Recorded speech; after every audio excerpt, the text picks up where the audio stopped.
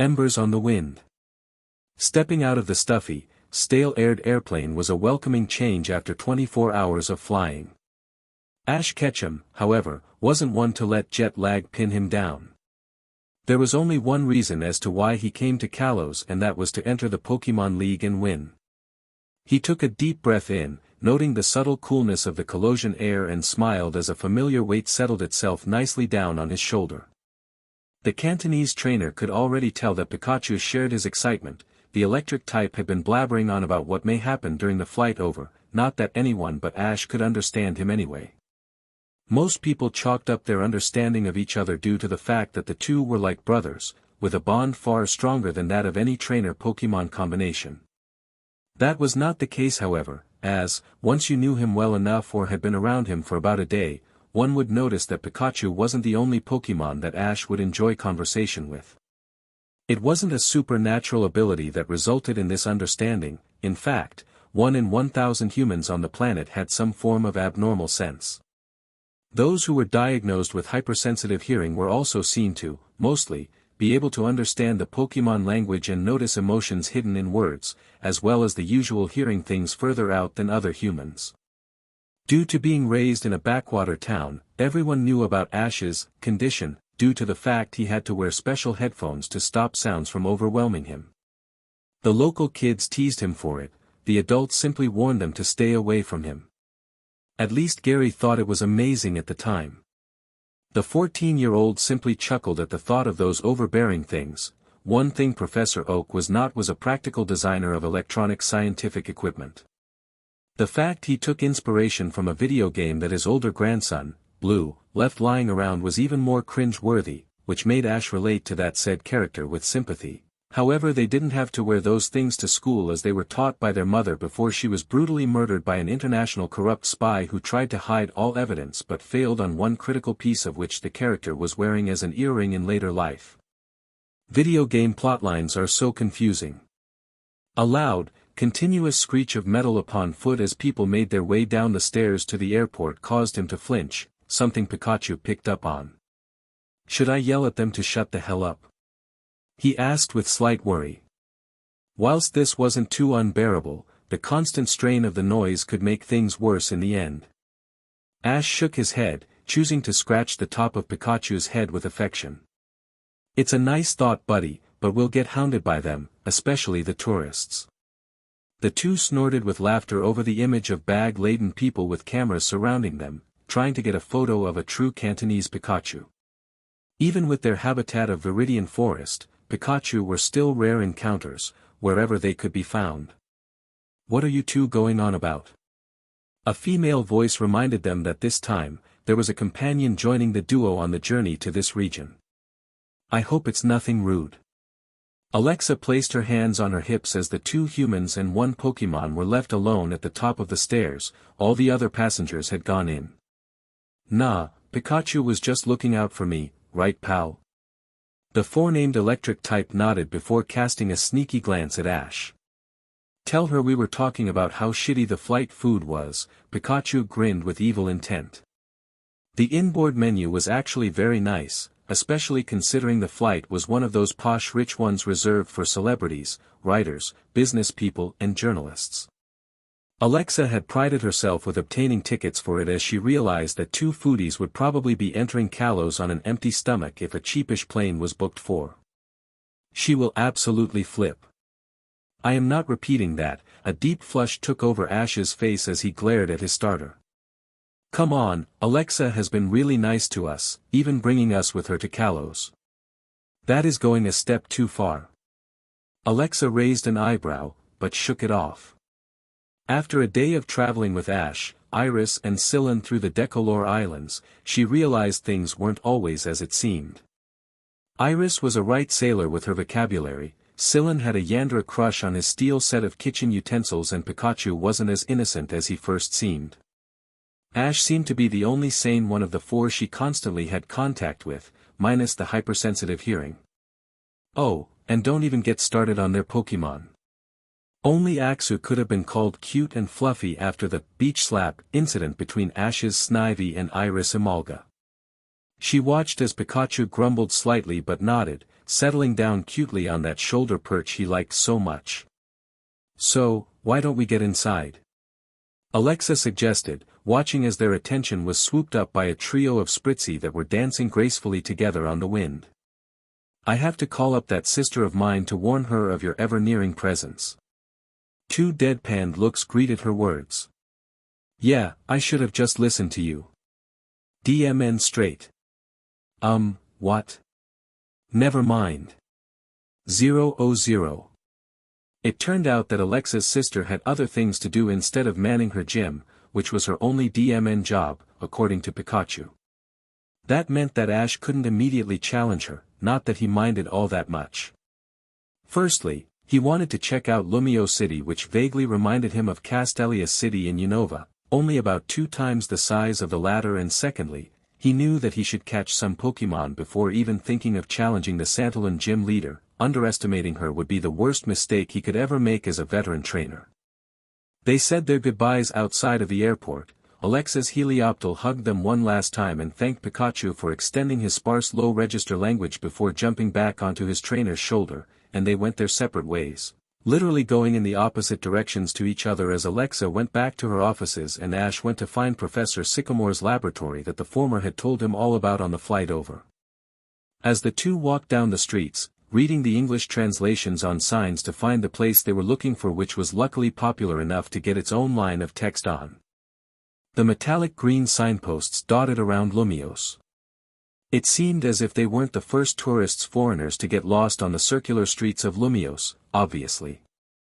Luckily, if the signs weren't enough, friendly locals happily pointed the way to the laboratory when asked politely, some of them having the stereotypical CC Kalosian accent that made young women, and some young men, swoon, on TV at least, anyway.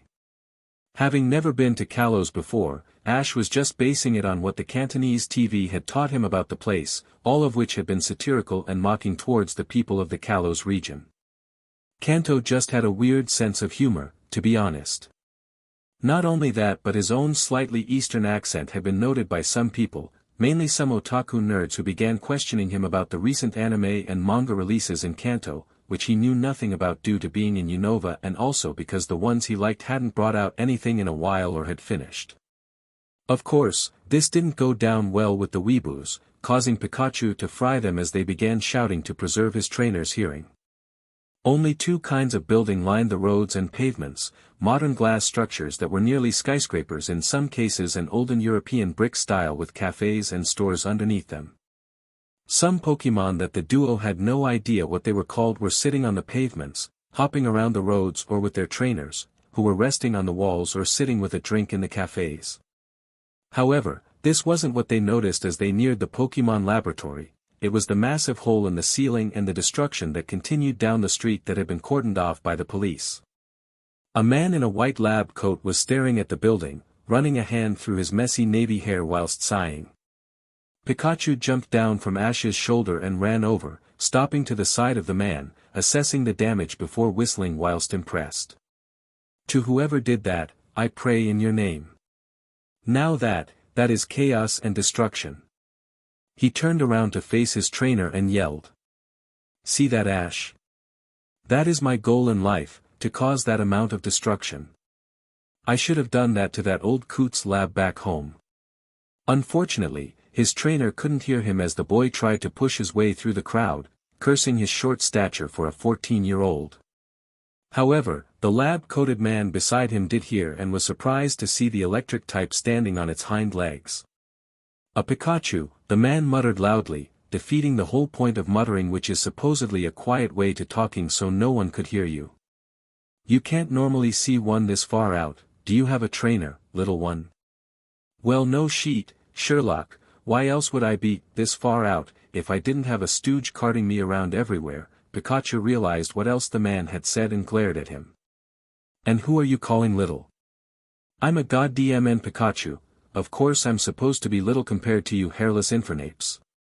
If you want to see a little human, then speak to my trainer. He's titchy for his age." "Huh? What's wrong?" "Well, I forgot most humans can't understand me." He turned to the crowd, noticing the red hat and black hair that he normally caught out of his peripheral vision, and grinned.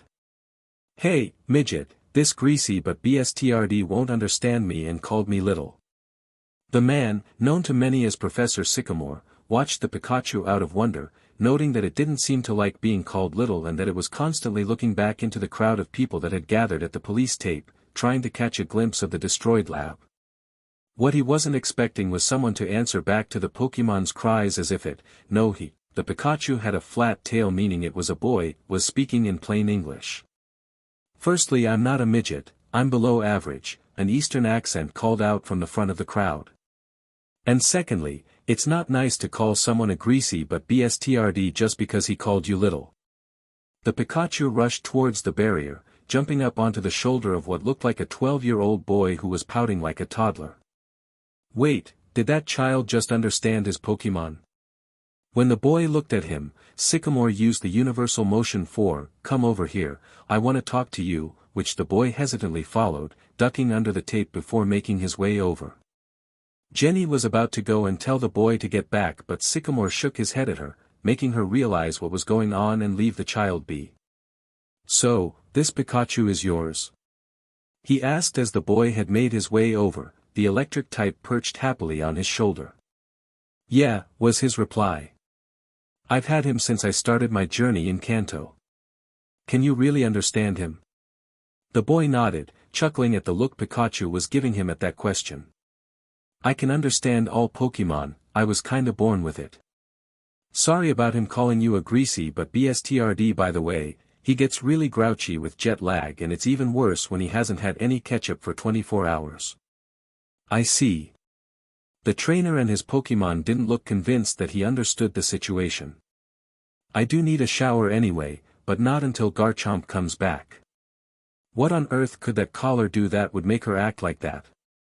She wouldn't suddenly go on a rampage for no reason. "Wait, Garchomp? Collar?"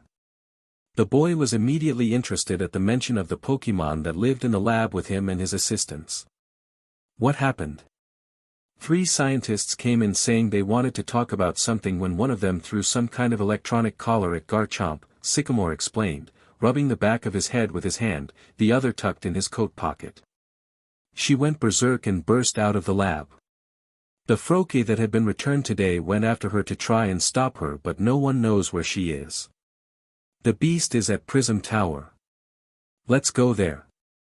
Someone hollered from the crowd right at that moment, causing the people to rush off in interest at the situation. Sycamore face-palmed and rolled his eyes. Of course, this is how accidents happen with human curiosity. Idiots, the lot of them. He sighed and turned back to the trainer. A raging Garchomp is nothing to take a laugh at. It was too late because the boy was gone. 0-0. Ash had to admit, this wasn't his best idea in the world, but yet, here he was, climbing up the side of Prism Tower to reach the top. Pikachu wasn't making any snide remarks because he felt the same way and would do anything to help another poor Pokemon out. Ignoring the height, he continued to climb up with the top in sight. 5 bars, 4, 3, 2, 1, he clambered over to the top ledge, shocked to find that he and Pikachu weren't the first ones there.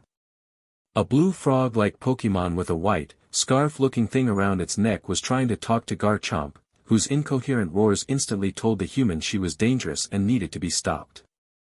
Ash's eyes fell onto the collar around her neck, realizing that it was the cause of all the trouble. "Yo, Frogman! You need some help." Pikachu called out to the other Pokemon, who turned around in surprise at not being alone. "My name is Froakie, not Frogman, and yes, it would be nice." The male Froakie's eyes glared at Pikachu's trainer suspiciously. "Just keep your owner away from Garchomp if you don't want him to get hurt." "Fine, I'll stay back here then." Froakie's eyes widened even further than before.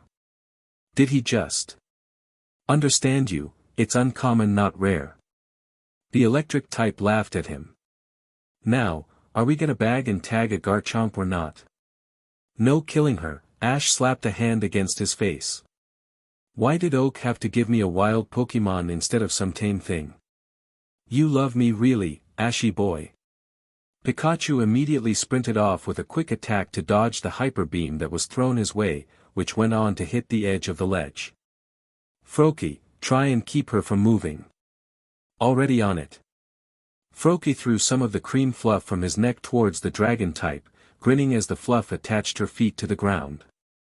A Froki's frubbles work just like glue to keep opponents from escaping. Yeah, well, she's still thrashing around so I can't get a good angle at the collar, Pikachu scowled, shaking his head before turning to his trainer. Up for doing something completely crazy? Already on it. Ash ran towards Garchomp, minding out for any attacks she sent flying in his direction and latched onto her neck, using his arms and legs to restrict her upper torso movement. Now. A quick iron tail formation began as Pikachu's tail glowed white before he jumped upwards and swung at the collar, cutting it in half. Garchomp's eyes returned to their normal coloring and she regained control of her actions. My head, why am I up here? She asked wearily. It's okay, somebody put a collar on you which sent you out of control. The police are going to get us down from here, okay? Whilst slightly shocked that a human could understand her, she nodded with a weak smile. Thank you so much, child. I owe you for what you've done. Her words were filled with gratitude. It's Pikachu and Froki you should be thanking, they worked together to save you. Ash pulled off his backpack and pulled out a citrus berry from inside. Just eat this and don't speak. You have to save your energy. Garchomp merely nodded as she took the fruit and devoured it within 2 bites. Once his backpack was back on, Ash stood up and away from Garchomp so the other Pokémon could check to see how she was doing. Time seemed to slow down from there as Froki hopped onto a weakened part of the ledge, which snapped off underneath his weight. Everyone looked on in horror as the water type began a short descent back to the ground which would surely kill him, and somewhere deep down, Ash could feel something welling up inside of him. He didn't even think, his body moved by itself as he rushed to the edge and jumped off after the falling Froki. Pikachu's screams followed Ash down the tower as he went into free-falling, arms out for catching the water type, which a few seconds later he managed to achieve. You idiot! Froki, trembling in fear, scolded wrapped up in the teenager's arms. Now we're both gonna die. No, you won't. Ash managed to twist so his back was facing the ground, proving his point. He wasn't going to let Froki die from this fall just because of what 3 people did to Garchomp. I may, but I was never really worth that much to anyone but my mother. What about her? Froki yelled above the roaring winds as the ground edged closer and closer still. She'll understand why I've done this eventually. The boy closed his eyes and smiled. I'd never let a Pokémon die on my watch. The starter's eyes widened, startled by the trainer that would happily sacrifice himself to let any Pokémon continue to thrive in the world. What was this feeling that was rising from his chest? Was it love? Froki realized it. He had finally found the trainer he had been waiting for, only to know that in seconds it would all be over for him. If only he wasn't so tightly held, then he could do something to save the boy from certain death, if only. The last seconds of falling flew by and they were about to hit the ground when a pair of arms wrapped themselves around the boy's knees and back before they were lifted back upwards again. Slowly, both human and Pokémon opened their eyes, to find that they were soaring around the tower in the arms of a Charizard. Memories of his own Charizard came flooding back to him, especially that one time when he was about to get impaled by crystal spikes below him as he fell. The Charizard circled around and slowly declined until it came to rest back down on the ground away from the crowd of onlookers. It gently put both Ash and Froki down, tipping its head curiously to make sure they were okay.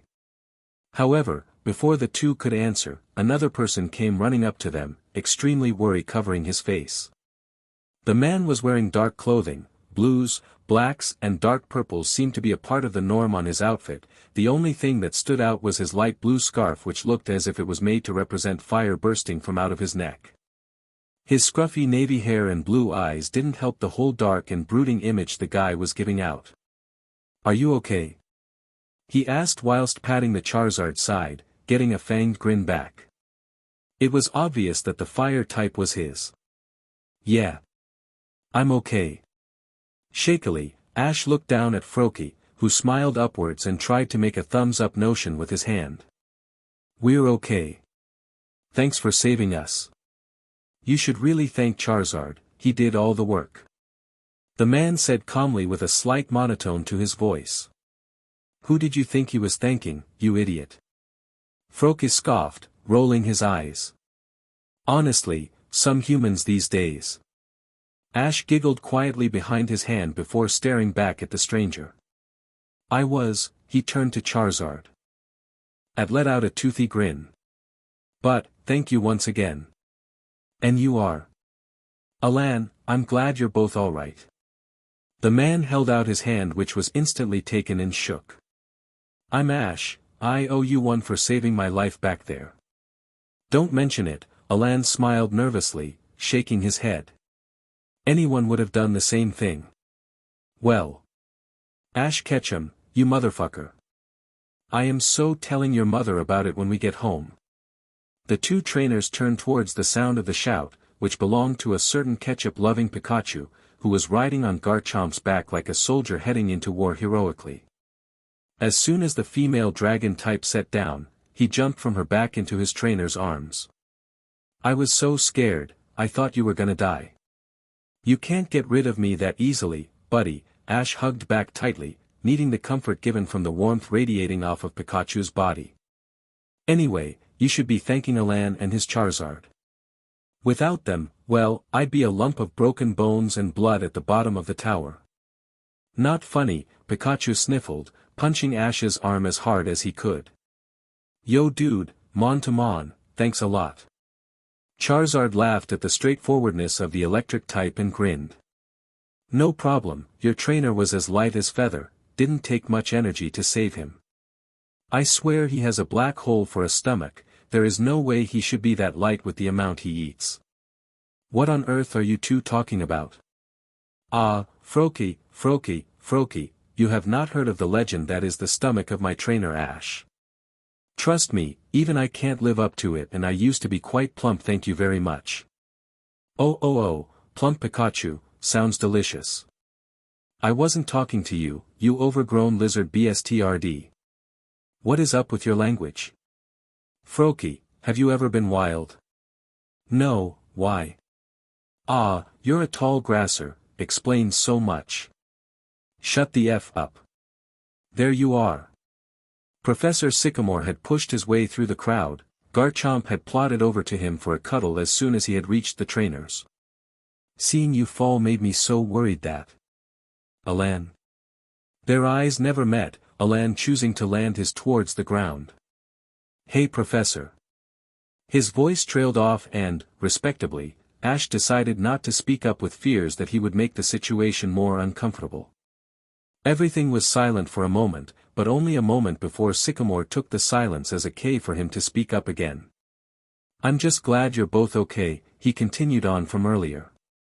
Anyway, I realized you don't have a place to sleep in tonight, so I am offering some spare rooms in my lab for you, and one for Alain if he wants it. I'm up for it, thanks Professor. Ash looked over to Alain, who seemed distant for a moment. He smiled suddenly and nodded. If it is okay with you, thanks. Sycamore nodded his head with a grin. Great, come on, it's late and we need to eat before bed. He began leading the two trainers and the Pokémon back to the lab, not before Ash had to yell at Pikachu to shut up as the electric type was droning on about what they were going to eat that night. 0:00. Day came by quickly and, once breakfast had ended, it was time to finally start traveling. The professor, Alain and Ash were standing at the bottom of the steps up to the lab, with the latter getting his Kalos region Pokédex. Just use that to get information on any Kalos region Pokémon, Sycamore explained lightly, knowing the boy had done it many times before. I've also had it synced up to your other Dex entries so you don't have to rescan Pokémon you've already met. Thank you for the bed and the Pokédex, Professor, the Kanto region trainer bowed in respect, before turning around to leave. I'll show you around, ugh. Something hit his face, causing him to stagger back a bit. Boom headshot. Pikachu burst into fits of laughter, only to be surprised as to who was behind it. Oh, nice one Froakie. Alain wasn't shocked to see Froakie sitting ahead of them, its Pokeball in front of it. The water type had slept in the crook of Ash's arm that night, smiling at the comfort its savior brought. He thought it was obvious from just that image that Froki wasn't having any other trainer. And, luckily, it seemed as if Ash had picked up on it as well. "Froki, do you want to come with me?" "Of course." All eyes were on Professor Sycamore, who began laughing heartily with a huge smile. "It looks as if Froki has finally settled on a trainer who can bring him up to new heights," he smiled and nodded. "It's fine with me, you can keep Froki." Ash picked up the pokeball and grinned as Froki hopped onto his other free shoulder. "Looks like Froki beat me to it," Alain sighed, causing the others to look at him in confusion. "Oh well, I can deal with being second." "What do you mean, Alain?" "Ash, if it's alright, can I travel with you?" the older trainer asked, looking over to his Charizard. "I believe that if I do, Charizard and I will be able to take on stronger opponents than searching on our own." "Sure." Ash's answer was instant and unhesitant. "I normally travel with others anyway." The chime of a clock in the distance alerted him to the fact that time was ticking on and he needed to get moving. "Thanks for everything, Professor, see you again soon." With that, he dashed off into the streets of Lumios whilst Alain was trying to play catch-up to the three. It seemed like this adventure was going to be even better than his last. International Flame. The walk to Santalon City had been quiet so far, with both humans and Pikachu just enjoying the path of beautiful nature that they were lucky enough to see for their own two eyes. Light streamed through gaps in the tree branches, adding brief spells of warmth that radiated down on their bodies. It was a nice feeling. Whilst this was going on, Alain was thinking about his new companion. From what he could tell already, Ash seemed to be a thoughtful and caring young man with a strong love for Pokemon, so much so that he would put his own life in danger over theirs. But, what he was actually thinking about was the things he didn't know, such as why Ash was in Kalos in the first place. This level of thoughtfulness made it look like he was staring into space, in some kind of trance. Of course, since he wasn't traveling alone anymore, it was picked up on by those around him. "Alain, are you okay?" The older male snapped himself back into reality and nodded, before asking his own question. "What is your goal in life?" Alain noted the slight look of confusion. And decided to rephrase himself. "What do you want to achieve by traveling here?" "Well, winning the Kalos League is step one," Ash smiled at Pikachu, who nodded determinedly along with the idea of finally becoming victors. "Then I want to go on to be a Pokemon Master, the League way by entering the Master League and winning, or at least coming in the top 3. The top 3? Alain wasn't entirely diverged in the paths that could be tread to obtain such a well-known title. Right, Ash stopped walking and began grinning excitedly at the thought of even reaching the Master League. It's held once every 5 years, and you have to be invited into it and have won an international league to gain entry. Because of how many entrants there are, and the time length between, the Master is decided from the top 3 battlers by past winners and the current champions by looking into their trainer backgrounds. Then, the 3 fight in a battle royal type situation to see who's the strongest. If the strongest and the chosen Master are the same person, they get the title, as simple as that. But, if there's a split, there's one last battle between the two for the ultimate title. And that's what I'm aiming for. The older trainer was impressed by how dedicated his companion was to his goal, even knowing a lot about the way to claim the title. Are there any other ways to be a master? Depends on what kind of master you want to be. A small blush covered Ash's face whilst his finger scratched his chin. Outstanding services to other trainers and Pokemon is one way, and there's also type-based mastery which involves gym leaders and the Elite Four. He went silent for a bit before speaking up. To be honest with you, I have been offered the title before for services but turned it down since I wanted to earn it, you know. You turned down the title of your dreams? Why? Alain was shocked. If Ash had been practically hand-given his goal on a silver platter, then why would he stick his nose up at it and continue using a different way? Because I didn't want to be known as a master who saves the world over and over again, the younger trainer replied with brutal honesty. I want to be known for my strength and ability to overcome disadvantageous situations in battles using the Pokémon that I love. I want to prove we're strong together and not just when a crisis is happening. Alain could relate to that. He wanted nothing more than to prove his own strength as well as gain strength to protect the people he loved and cared about. So, your turn, what's your goal? Charizard and I will become the strongest Mega Evolution pair in Kalos. Mega Evolution. Ash had never heard of such a thing before and it intrigued him, obviously because he already knew what evolution meant when put in the context of training in Pokémon. Never have NG heard of it.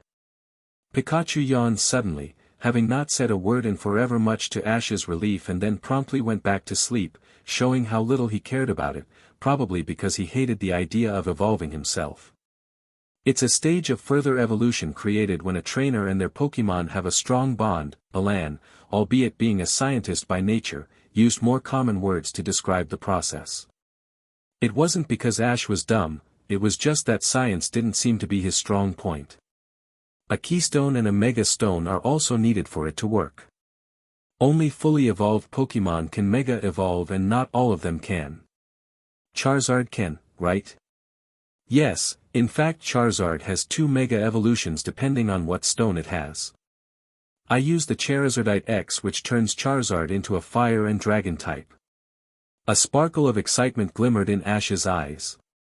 I wonder which one would suit my Charizard. Thinking about it, Alain's Charizard seemed more bulky with a favoring on the attack side of things compared to his more streamlined Charizard that was all about speed and special attack. He mostly knows special moves. You have a Charizard as well? Alain inquired with a raised eyebrow. Yeah, he traveled with me during the Unova adventure, but, before I came to Kalos there was an emergency with Charla at the Cherasift Valley and he went back there as quickly as he could. The 14-year-old chuckled in remembrance of the sonic boom that was caused due to Charizard hearing the news. Something to do with hatchlings, if I'm correct. I see. To be honest, Alain didn't understand completely, but it had something to do with Pokémon mating, which was something he didn't like interfering into all that much. However, before either of them could say anything, the bushes to the side of them rustled as an injured Pokémon stumbled out. It was cream-furred with large ears that had red fur poking out from the inside. Scratches littered its body and it seemed to be extremely dehydrated, panting with every step it took. That or it had been running for a while and was trying to regain air. As it collapsed in front of them, one of the 2 trainers snapped into action. Pikachu jumped down from Ash's shoulder as he ran up and knelt down beside the Pokémon, taking off his bag in an attempt to get to the pre-packed medical supplies. Oh, nasty. Pikachu commented, staring at a particularly large gash on its right hind leg. This one must have been on the wrong side of a fight with a knife-wielding psychopath. Or it was in a wild fight, Ash sighed as he pulled out a max potion and immediately went to spray some of it on the gash. This will sting, okay? But trust me, the pain will go away quickly. The Pokémon looked up at him with a defiant expression but nodded slowly. It was obvious that they had another tall grasser on their hands. With a press of a button, the spray touched the wound, causing the Pokémon to howl in agony. After 2 seconds, Ash put the powerful potion to the side and pulled out a fresh roll of bandages, wrapping them carefully around the leg to prevent any bacteria from getting in whilst healing. The rest of the potion was used on the smaller scratches, reducing them to nothing within seconds. Now that the Pokémon was healed and slightly calmer, Ash used the time to scan it in his Pokédex whilst Pikachu grabbed a citrus berry from his bag. A Fennekin, huh? It says this one is a girl. Fennekin are often given out to starting trainers alongside Froakie and Chespin. Alain looked over the Fennekin as she scoffed down the berry, showing her appreciation through a hearty burp. But I had no idea that they were also found in the wild. It's actually more common than you expect. Ash chuckled, then focusing his undivided attention on Fennekin. So how are you feeling now? A lot better now, thank you. She, despite sounding rough and violent, was rather well-mannered for a tall grasser. That's a relief, and you're welcome, by the way. Fennekin stared for a moment before smiling and shaking her head. You're one of those censors, aren't you? Explains why you can understand me. Suddenly her eyes widened in fear as she tried to push herself up to stand. We have to move. Whoa, whoa, whoa. Pikachu tried to push her back down so she could rest, frowning at her sudden fearful outburst.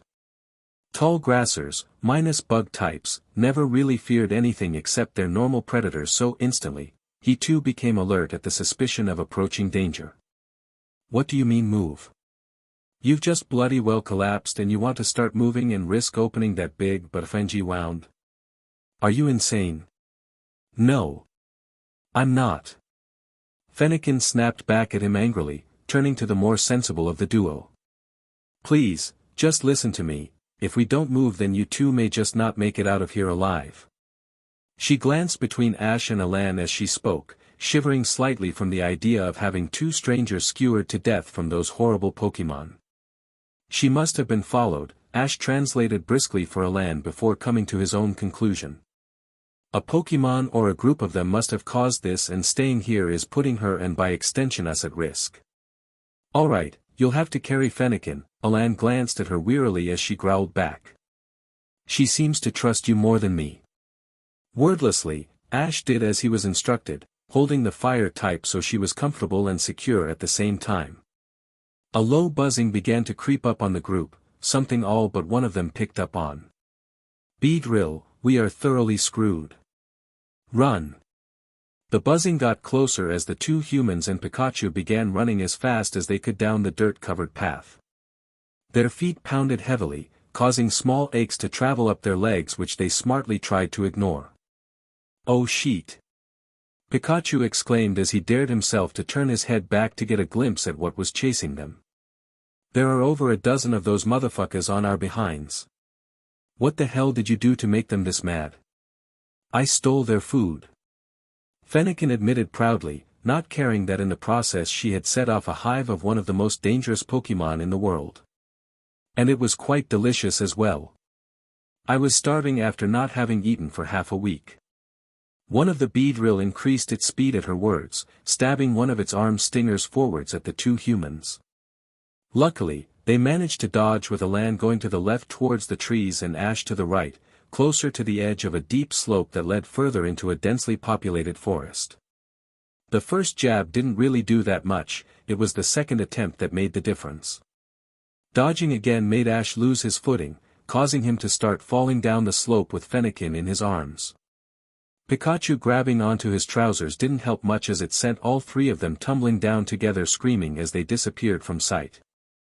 The Beedrill followed down after them, ignoring Alain's presence as irrelevant to their search for their food thief. After they were gone, Alain rushed over to the edge, noting the skid marks in the mud down the slope where his companion had fallen. Ash! Can you hear me? Where are you? The horror of not knowing if they were okay continued to build up inside of him as the seconds passed without a reply.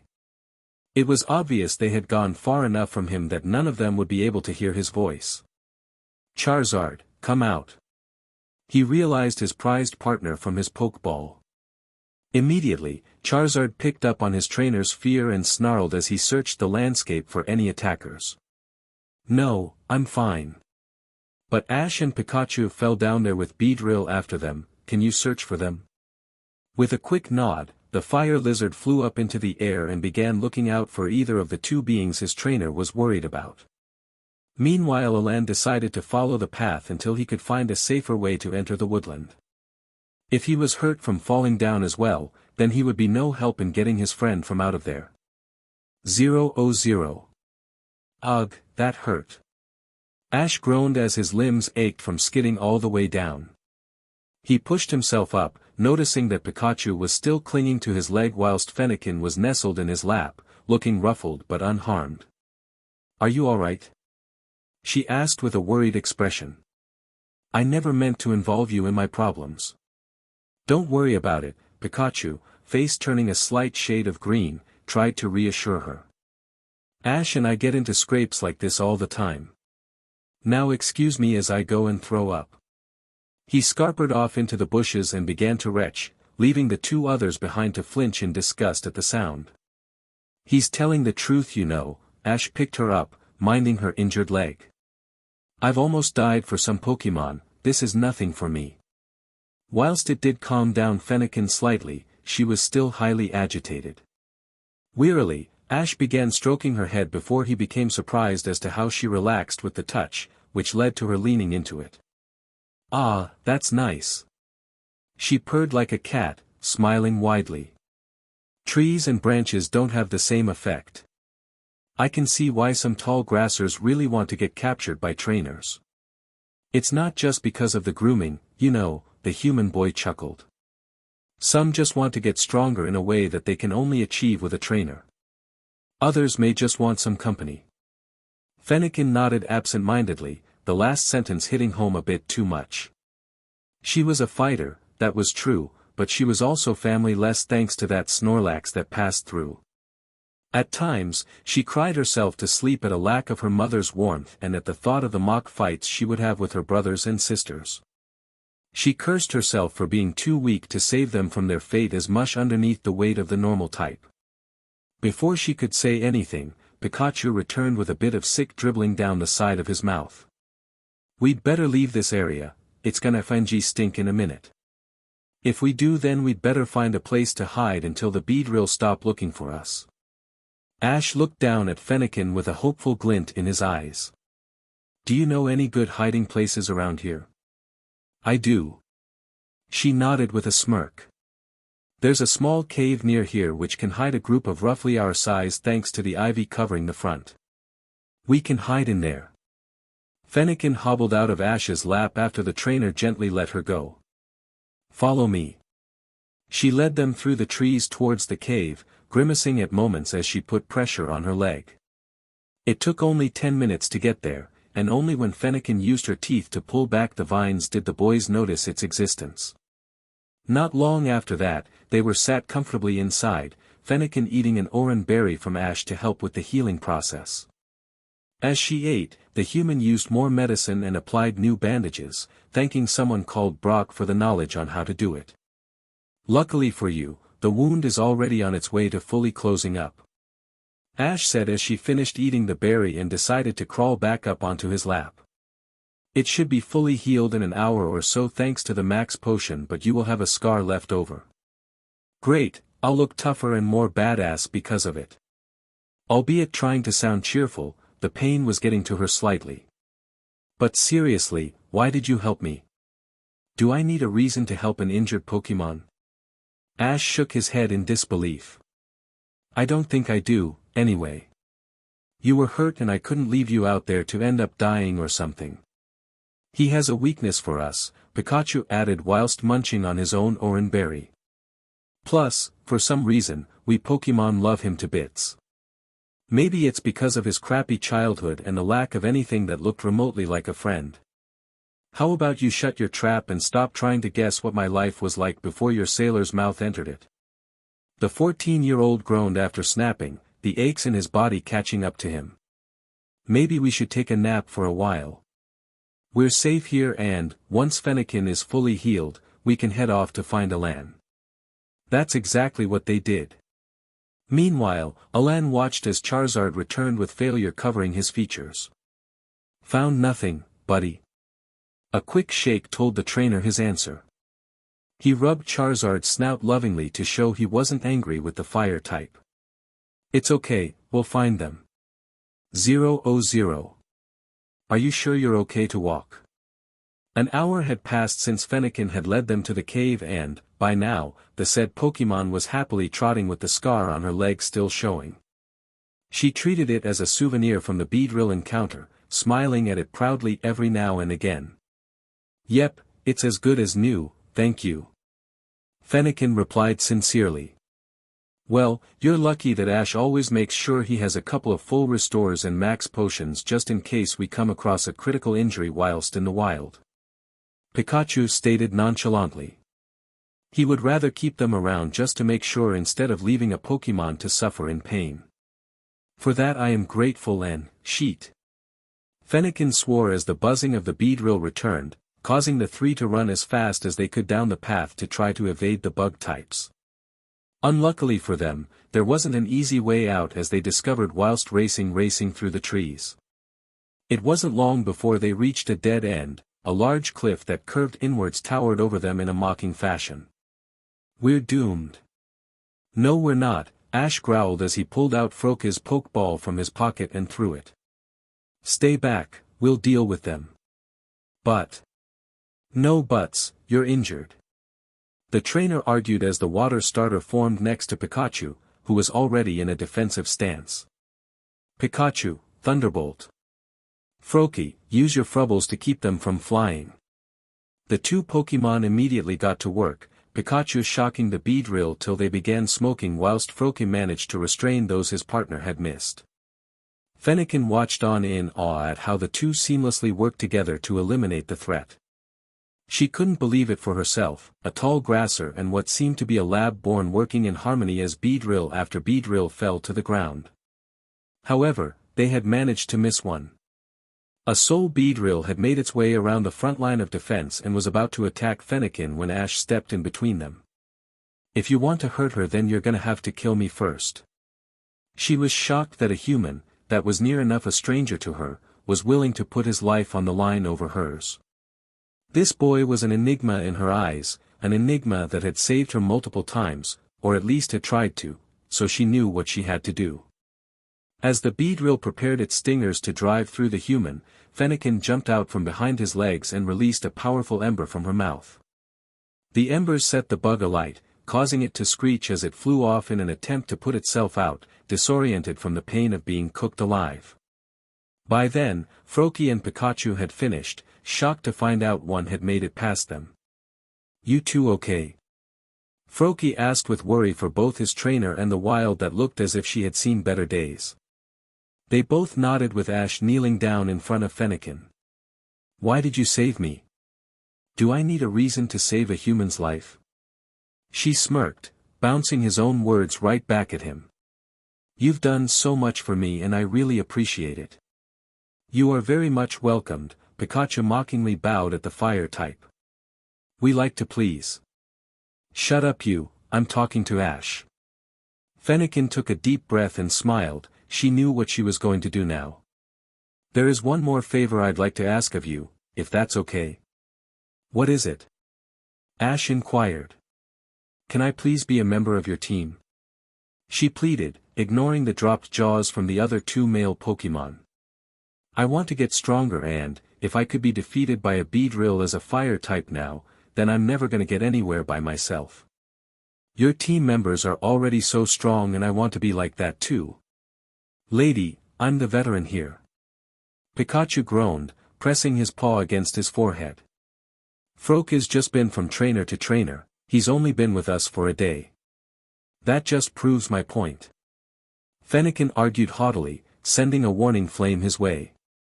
"If you two could work that efficiently together after one day, then he's doing something right. So please, at least consider it." She begged at the boy, awaiting rejection as a fear that she believed was coming right her way. However, a smile greeted her along with a new, unused pokeball. "If you are really that sure, then I would love you to come along." That was all she needed. Fennekin cried out in joy at her answer and tapped her head against the sphere device before being SCKED in. 3 shakes later and a ding signified her capture. "Looks like we have Fennekin as a partner guys." "Great, but we now have one small, brooding problem that is probably shitting himself with worry called Alain that we need to go and find," Pikachu remarked smugly. A loud roar overhead caught their attention as a familiar Charizard circled over them and began flying slowly in a westerly direction. "That or we follow his Charizard." "Oh, yeah. 000. There you are." Alain sighed in relief as a muddy, yet happily exhausted Ash walked up to him, grinning from ear to ear. "I was worried when you fell down that slope." "I'm okay and so is this one." The Cantonese trainer threw the pokeball in his hand up into the air. "Fennekin, come on out." The female tall grasser formed looking up at the others as Froakie and Pikachu hopped down from their trainer's shoulders. "Thank the deities that watch over me," another tall grasser. Pikachu smirked at Froakie. "Hear that lab frogman? Us tall grassers outnumber you 2 to 1. Before Froki could reply, Fennekin sharply butted in. I may be a roughhouse tall grasser, but my vocabulary is a lot more diverse than your sparse one. If anything, it's two non-swearers to your free-flowing mouth. Thanks for the vote of confidence. Laughter from above caused the electric type to growl upwards at a spluttering Ash. Hey! It's not funny. It is, you're finally getting a taste of your own medicine. Ash wiped a tear away from his eye, still laughing at that moment. I have longed for this day for years. Shut up. Don't tell him to shut up, Fennekin huffed at him haughtily. You aren't the boss of him. Well put. Froki agreed, which received a nod of approval from her. At least the two of us are respectful of kind and caring humans. An argument broke out then between Pikachu and his teammates, words being thrown loudly everywhere which caused Ash to put his hands on his ears and grimaced in slight, headache-causing, pain. Alain picked up on it and nodded to Charizard, who roared as loudly as he could to try and gain their attention. The three Pokémon stopped, realizing what they had done but scowled at Charizard, who hadn't helped matters much. Not to mention the group had attracted the attention of a female trainer, wearing a dark purple blouse and skirt, who was now walking their way. Sorry to interrupt whatever you were doing, but I noticed that mega stone on your Charizard. She flicked her blonde hair, revealing a giant earring which had a keystone on it. Are you up for a battle? Alain's eyes sparkled for a moment as he turned around with a grin, flashing his mega ring for the girl to see. Always, and you are. I'm Astrid. Alain, and I'm about to win this battle. Stronger than 2, is 3. As Astrid released her Absol, Ash had found a nearby rock to sit on which gave him a perfect view of what was going on. Fennekin pushed her way into his lap, sticking her tongue out at Pikachu, who hopped onto his shoulder instead with Froki choosing to sit beside his trainer politely without making a scene. The three Pokémon had been told to watch this battle closely for their own benefit. By now, Astrid's Absol had already sent a Megahorn in Charizard's direction after countering Flamethrower with Psycho Cut. Alain remained calm and collected as he yelled out his response. Charizard, grab it. Due to the bug typing of the attack, it didn't do much to Charizard as he grabbed it. The Absol managed to shake itself out of the hold, doing a backflip to avoid a close-range counter from the fire type. You're strong, but I know you can do better. He held up his mega ring with a smirk. Why don't we both show our full potential? Astrid placed her hands on her hips and raised her eyebrows jokingly. Quite the cocky one, aren't you? She held 2 fingers to her keystone earring. For beams of orange light burst from it, the stone glowing a radiance of colors. Absol's mega stone, which hung from its neck, reacted back, sending 4 blue beams of cackling energy back towards the ones made by the keystone until they connected and turned white. Absol, Mega Evolve. Absol was covered in a multicolored glow as its body began to change, wings grew out of its back, and its fringe horn grew longer. That, and its fur became more tousled. The light ended and a DNA-like vigil appeared in front of the Absol, which dissipated into a blast of wind that blew everything back whilst Absol roared. Holy sheet! Pikachu exclaimed when Fennekin whistled and Froki gasped. Absol found a way to be even more emo than before. Ash gently slapped his partner around the back of the head, all whilst trying to hold his own excitement deep down. So this was Mega Evolution, the power Alain had only recently told him about.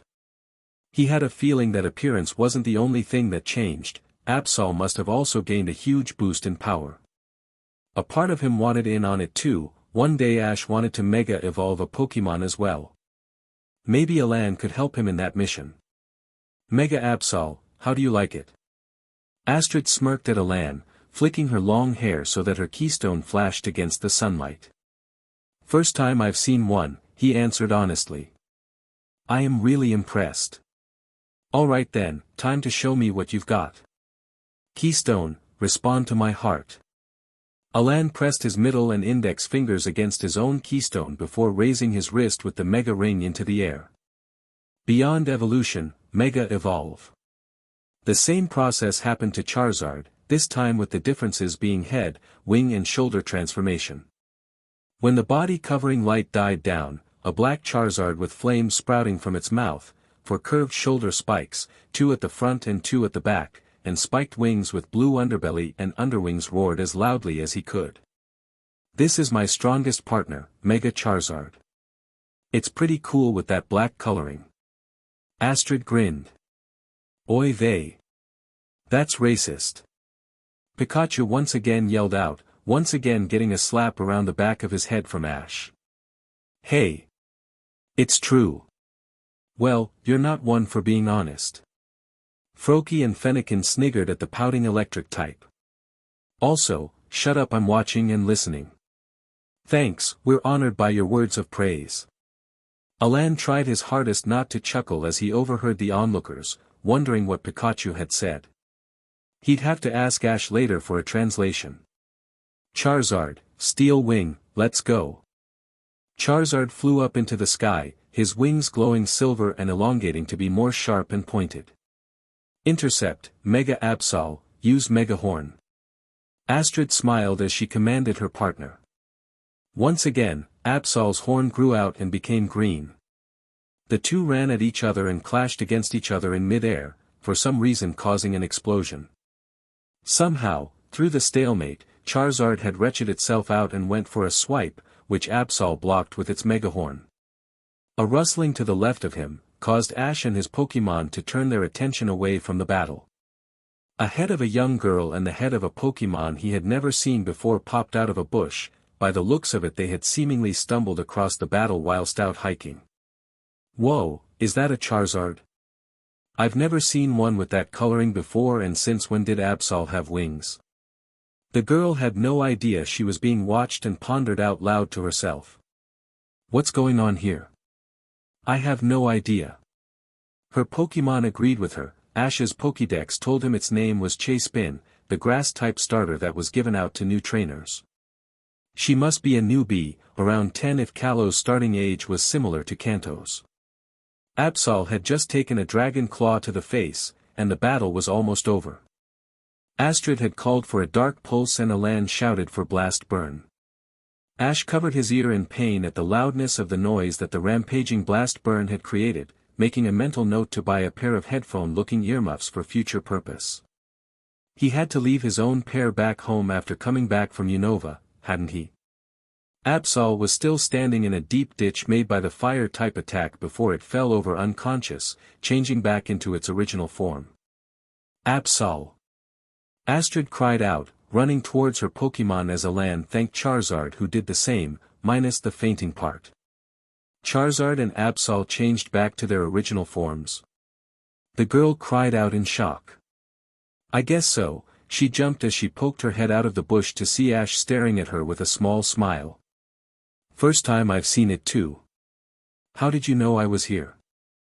The girl inquired, but before she could get her answer, Alain had finished speaking to Astrid and turned towards his companion. Ash, come on, let's go.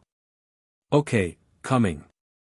Ash grabbed their backpacks and got off the rock he was sitting on, his Pokémon running on ahead. Nice meeting you. He ran off after Alain, leaving the girl behind in wonder. She wanted to get to the bottom of all of her questions, including those form-changing Pokémon and that boy. Sneakily, she began to follow them on their way, knowing this is the only way to get her answers. 000. After walking for a while, Alain had found a nice spot to rest in the shade by a river with clean water to drink. Froakie had hopped in for a swim as Pikachu was lapping up a nice drink. Fennekin was curled up on Ash's lap as he pulled out a brush to groom her fur with. Brock had always told him that grooming helped make your Pokémon friendlier towards you and, as such, did it himself. Plus, Fennekin had never been properly groomed before and as such, would benefit from it to get rid of any knots still tangling her fur together. They were strong all right. Alain spoke his thoughts, popping a toffee into his mouth to chew on from a paper bag. Mega Absol had been raised well. So that was Mega Evolution, huh? Ash absent-mindedly brushed Fennekin's fur as he talked to Alain, the fire fox loving the nice feeling of her first grooming session. It looked amazing, normally only shiny Charizards have a black coloring. That's Mega Charizard X for you. Alain threw a treat over to Charizard, who opened his mouth widely to catch and then chew on it. A perfect partner. With that, he rubbed his hand on Charizard's snout as the fire type grinned with pride. Ash looked at his own Pokémon before a rustling of clothing drew his attention to the rocks near to where they were sitting. He had a feeling and grinned as he called out to the girl and her chase bin hiding behind it. I can hear you, you know. Come on out, we don't bite. Alain looked up as a girl with pinkish, red hair and green clothing walked out, her Pokémon copying her sheepish movements. A part of him wondered how until he remembered Ash was a sensor, an auditory sensor nonetheless. Hi there. Her voice cracked as she spoke, showing her nerves. What do you want? Alain interrogated her coldly, shocking Ash who had never seen this side to Alain before now. Then again, he had only known Alain for a day or so. Alain. Pikachu sniggered as Ash whacked Alain one around the head, happy that someone other than him was on the receiving end on one of his reprehending slaps. Don't be rude. She was watching your battle and obviously has some questions for you, you baka. Alain frowned at the weird word but Ash ignored him as he continued talking. And don't think about battling her, she's a beginner and that chase spin wouldn't last 5 seconds against your Charizard even in a non-mega form. Whoa. The girl and her chase spin were impressed at how the other trainer had worked out their current situation. How did you know that? Well, I was once a beginner myself and, to be honest, your chase spin looks a bit shorter than the Pokédex's one which the entry described as being close to evolving, meaning that yours still has a way to go. Ash remembered the question from the battle site and grinned. As for your earlier question, I heard you in the bush so, that's how I knew you were there, just like when I heard you now. Heard me? How, that guy didn't. Her arms began waving wildly as she tried to make sense of what she had been told. Ash here is a auditory sensor. Alain spoke up, after swallowing another toffee. Seriously? Whoa. I mean, they aren't that rare due to the ratio but an auditory sensor.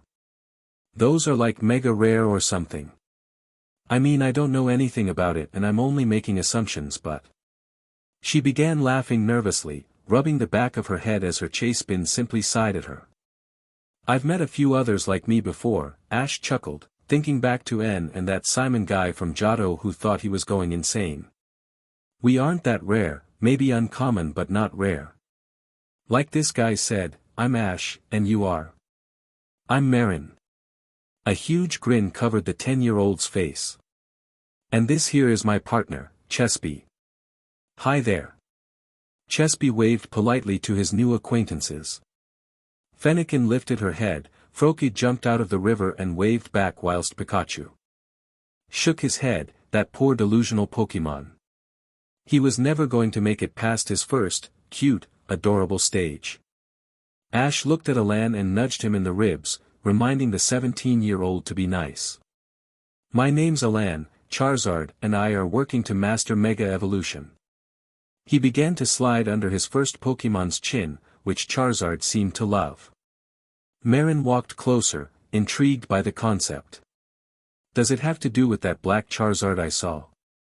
As Mairin spoke to Alain, Ash sent Pikachu a glare as he coughed the word racist under his breath.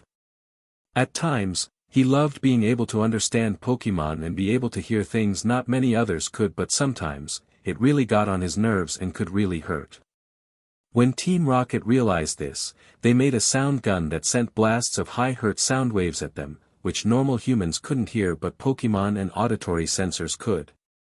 He shivered remembering the 4 days he spent in hospital recovering from that attack. Misty and Brock managed to get sweet revenge for him by beating the trio up using their Starmie and Onix.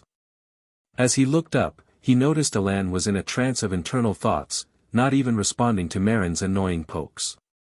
Alain, are you okay? Ash asked with worry, causing Alain to snap out of it. He got off up of his stone and stood on a rock further away. It's nothing, just remembering my days as Sycamore's assistant. He just realized what he had said as the 2 younger trainers gasped behind him. As in Professor Sycamore? Mairin inquired. Why would the professor let his assistant out on a journey? It's none of your business. Alain. Ash scolded, before softening his tone at the hunched shoulders. Mairin is just curious, that's all. You don't need to snap at her. You're right, Alain heard his hollow caster go off and pulled it out of his trouser pocket. Alain here. Your next destination. The voice-only caller answered, only being picked up by the intended recipient, and the sensor sat on the rock behind him. An image of a terrain appeared with a spot pinpointed. Understood, he ignored Mairin's call of his name and returned Charizard to his Pokeball. Ash, let's go. Alright, don't need to be grouchy about it. Ash returned Froakie and Fennekin with Pikachu taking his usual place on his shoulder. But I have more questions to ask.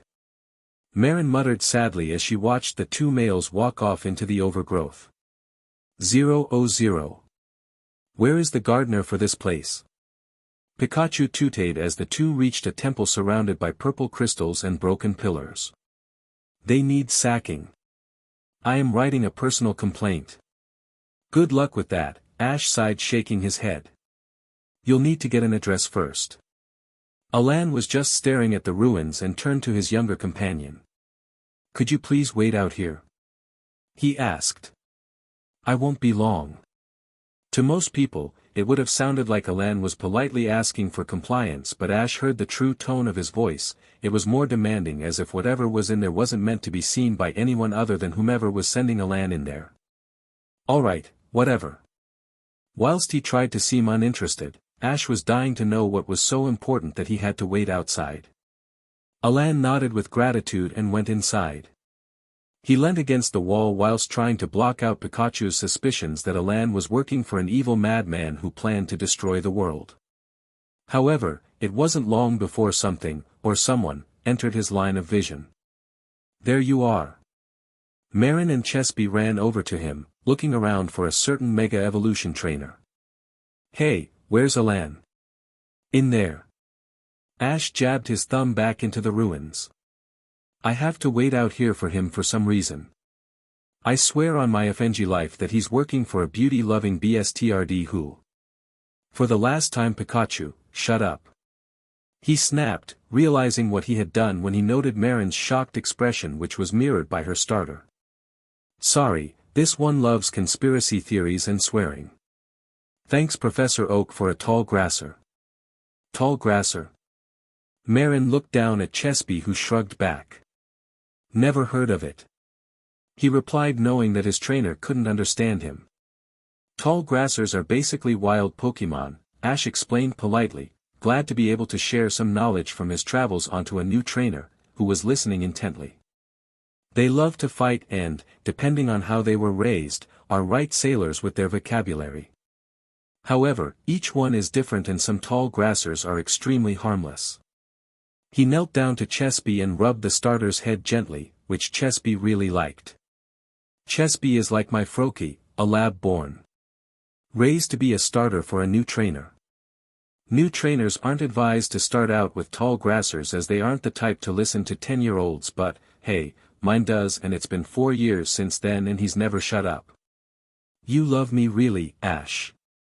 Pikachu battered his eyelashes together creepily, like a flirtatious girl. I do, and I hate it.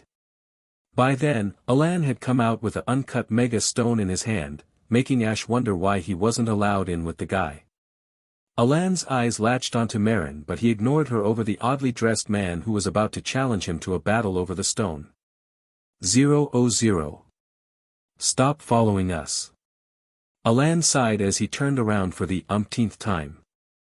After battling the crazy guy and his Mega Garchomp over the Mega Stone in his pocket, he had left on the road again with Ash, only to realize that the reason why his companion was chuckling was that the newbie was stalking them wherever they went.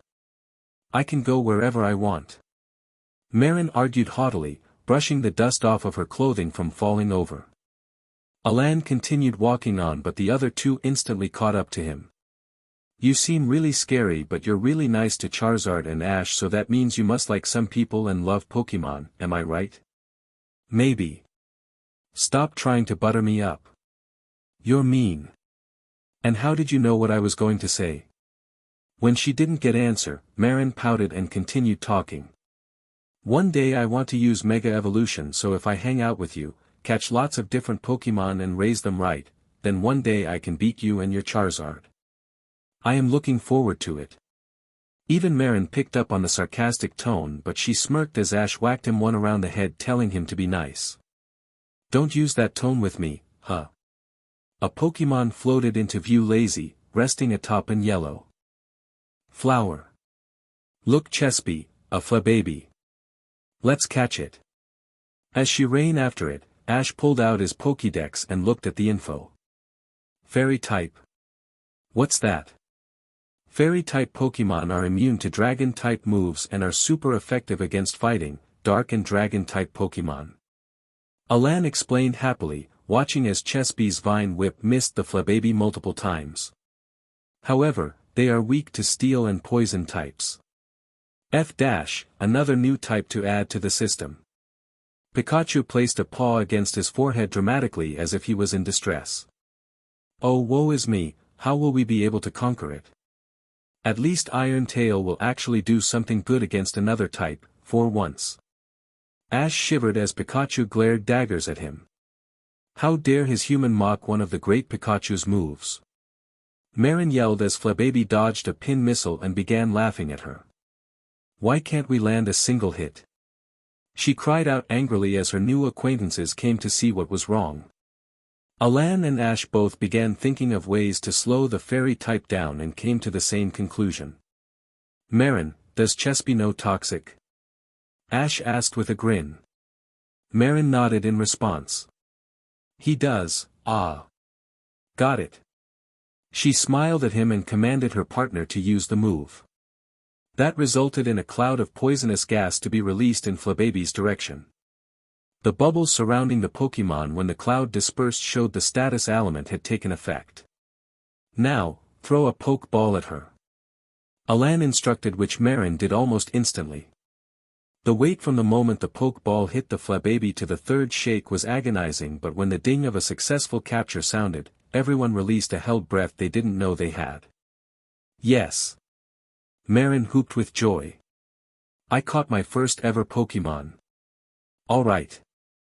Stop celebrating and heal that poison. Alain stated coldly, worried about Flababy's condition. All right. 0-0. Alain had lost, for the first time in ages he had lost. After getting Mairin to a Pokemon Center in a nearby town close to Lumiose, he had headed to the nearby restaurant to challenge Siebold, the head chef, to a Mega Evolution battle, only to lose spectacularly. Never underestimate an Elite Four member with a type advantage. Ash was worried about the silence that was hanging over them as they walked, so much so that even Pikachu didn't try to lighten up the mood. That was, until Mairin came barreling into him. Ash. Alain helped his friend up, ignoring the Pikachu that was rolling around laughing. Are you okay? I'm fine, the younger boy smiled. What about you, Mairin? I'm all right. She grinned back before turning to Alain. Now you listen to me. If I wanna obtain Mega Evolution, I've theorized that it's easier to travel with you to be able to obtain it and get stronger, so no matter what you say, I'm coming with you. I don't care either way, Alain shrugged his shoulders nonchalantly. Ash, are you alright with it?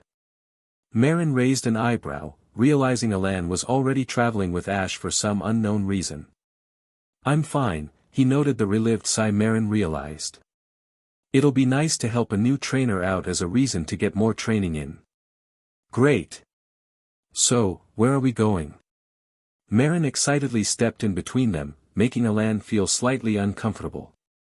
To Santalun for Ash's first Kalos gym battle. Alain replied quickly, which Mairin seemed shocked about. Wow, you're taking the gym route? That's awesome. You must be really strong. Ash chuckled and walked on ahead, stopping and blocking the path. Well, if you're coming along with us, Mairin, then that makes you a rival, in a way. What? Me? A rival? She waved her hands nervously. I have no idea of what I want to do as a trainer, let alone do gyms and. Not that, he shook his head and grinned. I want to obtain Mega Evolution as well. The other two gasped in shock, but it was Alain who decided to speak up. You do? Of course. Ash looked down at Pikachu, who had the same excited look as he did. Having a bond strong enough to make a new power is always interesting. I may not have any that can Mega Evolve on me now, but I'll just catch a new partner on my journey who can, and, if I don't, I could bring back one of my other Pokemon to take that place. He adjusted his hat slightly. Obtaining a Keystone and a Mega Stone could be useful for the future, as well as with gyms that may use Mega Evolution as well, and, like Mairin, I want to kick your behind in battle as well. If you are so sure. Alain was emotionless at first but smiled slightly a moment later. Then I'll help you if you want it. Thanks. What about me? Mairin pouted at the 17-year-old like a toddler. Oh, yeah, I'll help you too, Mairin. It seemed as if she was an afterthought, so a certain someone stepped in to make sure that the promise was kept. Swear on it, Alain. Ash was ready to scold him at the first signs to resistance. I'm not going to swear, Ash. That's rude. But I will. F-. Pikachu's sudden inclusion into the conversation caused everyone to jump, especially Ash and Chespy, who could understand him. Pikachu. You're setting a bad example for Chespy.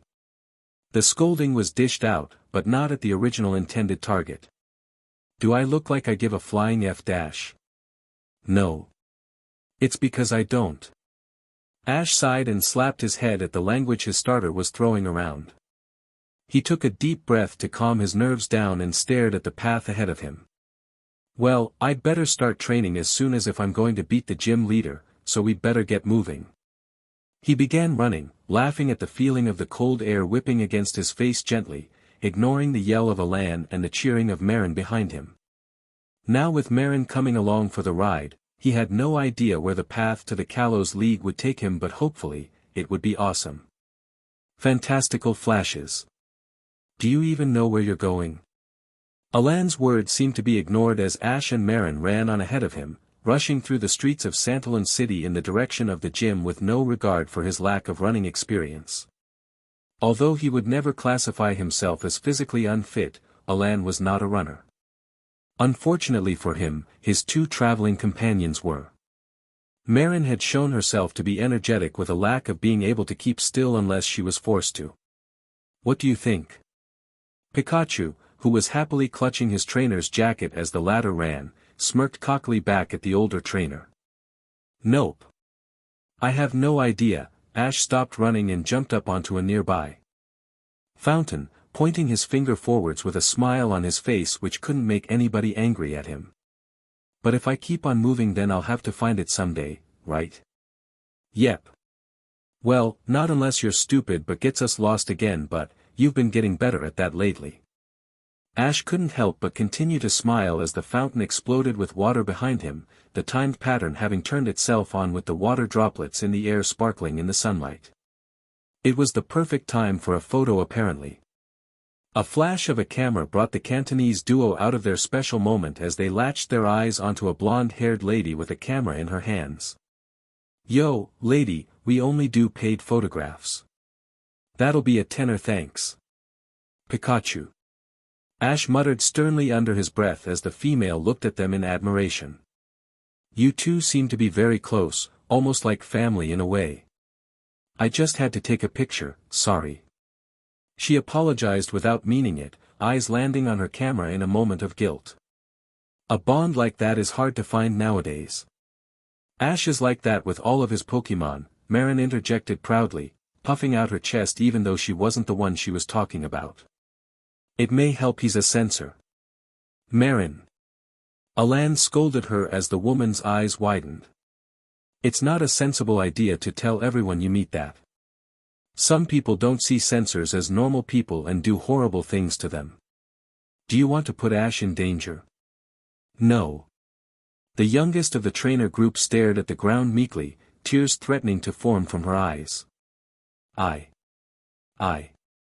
I'm sorry. I wasn't thinking. Alain. Leave her alone. Ash stepped up this time, glaring at him as he pulled Mairin into a hug. It's okay, you didn't know but now you do. Just think about it in the future, okay? Alain is as guilty as you are, he turned on Alain with a confident smirk. Remember when you met her down the lake? But she didn't seem to be anything scary. He was sweating buckets even though it was a cool day overall. Ash rolled his eyes and huffed.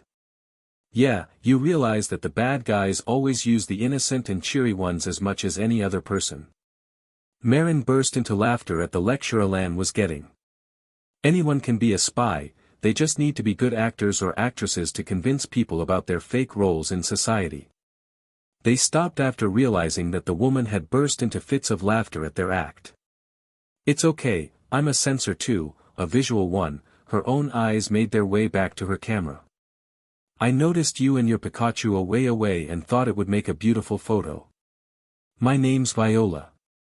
Everyone introduced themselves, which lead to Viola's next question. So what kind of censor are you? I told you mine, so it's only polite to answer back. How do we know you're not faking it? Alain inquired, still skeptical about this woman. That 5-day-old stain on your scarf is quite prominent to me. Viola smirked as Alain checked his scarf for the stain that he had washed out. To him his scarf looked normal. The color of blue is slightly darker than the rest of the scarf, and it seems by the flaky appearance that it's dried ketchup. Ketchup? Pikachu shouted suddenly at the idea of the delicious sugary treat. Where? Tell me or I'll steal your keystone, Alain. A well-timed slap to the back of the head brought the electric type out of his ketchup-induced madness. If you try to steal Alain's keystone, Mega Ring included or not, I will put you back into your Pokeball for a timeout. At the sight of Pikachu's horrified expression, Ash couldn't help but laugh. Yeah, I went there. Ash Ketchum, you motherfucker. Pikachu didn't know whether or not to be angry, surprised or extremely impressed. When did you grow a backbone? Auditory, huh?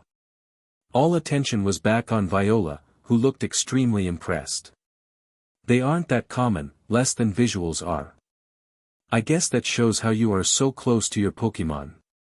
I'd be close to them even without the ability. Suddenly, the true purpose for being in Santalin re-entered his mind and, since Viola seemed to be a local, it made sense to ask her for assistance. Hey, Viola, do you know where the Santalin gym is? Her eyes sparkled for a while, but only for a short while, before she answered. Of course, just turn left ahead and you'll be there. Anyway, I have to go. She waved her hand and turned to leave. It was nice meeting you. With that, she left as the group decided to walk the rest of the way for Alain's sake. As she turned the corner, Viola smirked to herself, this challenger was going to be interesting. 000. Is this really it? Mairin asked, looking at the greenhouse-like structure of the Santalin gym, noting its lack of space compared to the larger greenhouse right behind it that seemed to be full of flowers. I guess so. Alain turned to Ash, who was more knowledgeable with Pokémon gyms than he was. Are they normally this small? No, gyms are usually huge due to the battlefields and extra areas. He frowned as he stared at the building. Maybe Kalos are different from the ones I'm used to in other regions. Ash took a deep breath and began smiling anyway. Well then, let's find out. He said as he pushed the doors open. Walking through the doors into what seemed to be a room from any Art Deco gallery, the group noted that there seemed to be nobody around. Pictures of multiple bug types, professionally captured and breathtaking to look at, hung from plain white walls and, apart from that, there was nothing in there to suggest a battlefield of any kind. Ash spoke his thoughts as he looked around. So, what do we do? Mairin began tapping lightly on the walls, trying to hear if any were hollow with secret passages behind them. This is the gym, right? It should be. Ash walked to the center of the square room, trying to figure out what on earth the puzzle behind this was. Maybe the leader is testing challengers by. All of a sudden, there was nothing holding him up and he fell down through a chute, screaming in shock all the way down with Pikachu parodying the Eric Cartman swearing scene from that South Park movie with Satan and some weird guy. He thought he was going to die until he landed with a bounce on some kind of ground that felt sticky to the touch. By trying to kill them, I should have guessed with my luck. Pikachu, upside down in her lap, groaned in agreement, his lunch almost regurgitating on him. Ash. Mairin called from up above. Are you okay? Yeah, I'm fine. He shouted back in a reply. There's something down here to catch you. There were a few minutes of silence before the two could hear a cheer and, a moment after that, felt someone land next to them whooping loudly with excitement. A moment after that and another person made their way down to join them. That was so cool. Mairin was already on her feet, stumbling on the material that was keeping them from falling further. I want to do it again. I'd rather not, Alain groaned at her, literally turning a shade of green from bouncing so heavily on the net. Taking a look around, Ash realized they were on a giant spider's web, quite fitting for a bug-type theme, hinting at the typing the gym leader specialized in, which branched out into some kind of maze. By the long observation he was getting from the maze-like structure, it seemed as if the goal was to reach the closed tent. Are any of you good at two-dimensional mazes? What, because you're too stupid to work it out for yourself? Pikachu hiccuped as if he was drunk, which didn't have any reasoning behind it, the electric type just wanted to sound drunk for some apparent reason. I'll ignore what you said about my lack of intelligence. Ash huffed, crossing his arms. I'll try it out. Alain said kindly, acting a lot more like he was the day Ash had met him. Pikachu began to laugh at his trainer, also commenting on his lack of a sense of something called direction, causing Ash to narrow his eyes and pout.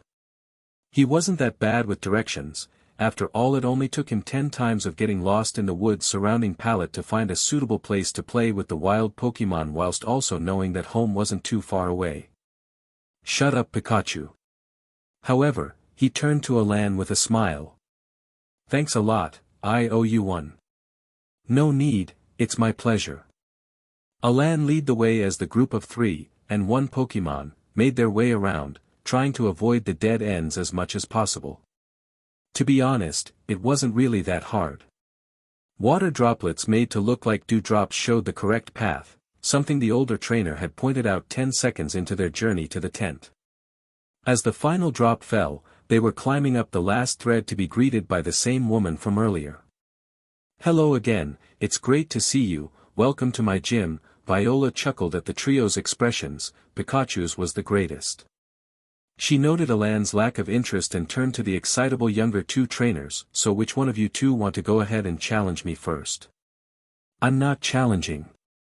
Mairin hastily spoke up, shaking her head sadly. Ash here is.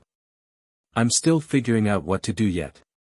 Don't worry about your future yet. Have a look around and think about whether it's the right thing for you before you choose to do something with full commitment. Viola gave the redhead a nice smile with closed eyes with a small, gentle parting of her lips. She then turned to her challenger with her confident grin returning. So just you taking me on today? Well, I'm ready when you are, Ash. I was born ready. 000. Just beyond the tent was a set of stairs that lead to the battlefield, which was the greenhouse from earlier that was just behind the gym. Flowers and trees lined borders at the sides of areas reserved for any spectators, and the hanging lights from above looked just like water droplets. Alain and Mairin took their place in the spectator zone whilst Ash and Viola took to the opposite sides of the field, a referee standing in place in their own spot, ready to serve the gym leader. My camera is posed and set for the perfect snapshot. Viola gently rested the said camera against her chest, reaching for her pokeball containing her first partner. Either I'm going to picture your stunning victory or crumpling defeat. Once more, are you ready? I am. Ash answered, hand clasped around the sphere from which his first choice would come from. He knew that Pikachu would be a bit too overkill at the moment due to his veteran status and, from what he had guessed, the gym would contain a part flying type. Sure, Pikachu would be good right now, but he was sure that both Froakie and Fennekin could win this for the team. This is a 2-on-2 match with no substitutions from either side. Viola studied her challenger for any sign of shock but noted there was nothing, just unwavering determination. She could tell this battle was going to be a good one. And, I have the choice whether or not to use more than the 4-move restriction that gym leaders may or may not follow according to the rules. Also, you get the first move. Got it? Got it. Alright, let's begin. She flung her first poke ball towards the center of the field. Surskit, close up. The blue, 4-legged water skater formed, swaying gently from left to right. Fennekin, let's do this. Throwing the poke ball into the air, a red light burst forth, bringing the female fire type out as she stared at her opponent. A Surskit, huh?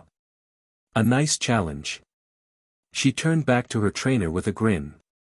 I hope you remembered those egg moves of mine. You know I did. Ash took a deep breath and grinned. It was time to do what he did best, kick but in a Pokemon battle. Fennekin, let's start off with Flame Charge.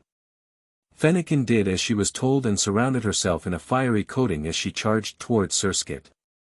Viola shook her head at the idea. Why was the boy using a fire-type move on a part water type? Surskit, dodge please. However, Fennekin was faster thanks to the added speed boost and sent Surskit flying. What?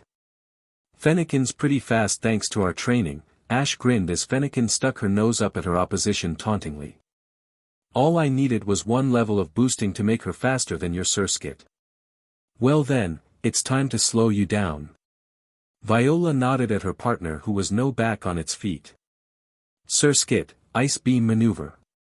Fennekin, dodge quickly. However, it was quickly revealed that the fire type wasn't the target of the move, the ground was. Soon the floor of the gym was covered in ice, which the poor Fennekin began to slip and slide on whilst Surskit seemed perfectly happy. Ash growled as he realized he had to do something quickly or else he would leave his partner out in the open for any attack, which is what Viola was planning. Quick attack. Surskit gracefully skated over the ice before increasing its speed, aiming for Fennekin who was hit multiple times in an onslaught of the attacks. That can't be good for Fennekin, right? Mairin worriedly asked Alain, who was clutching the barrier in front of him with worry. No, multiple attacks like that are slowly wearing her down. Ash has to do something quickly or else he's as good as handing Viola her first victory. He replied, gritting his teeth together as he got whirled up in the tension of the gym battle, seeing how trainers could enjoy these battles.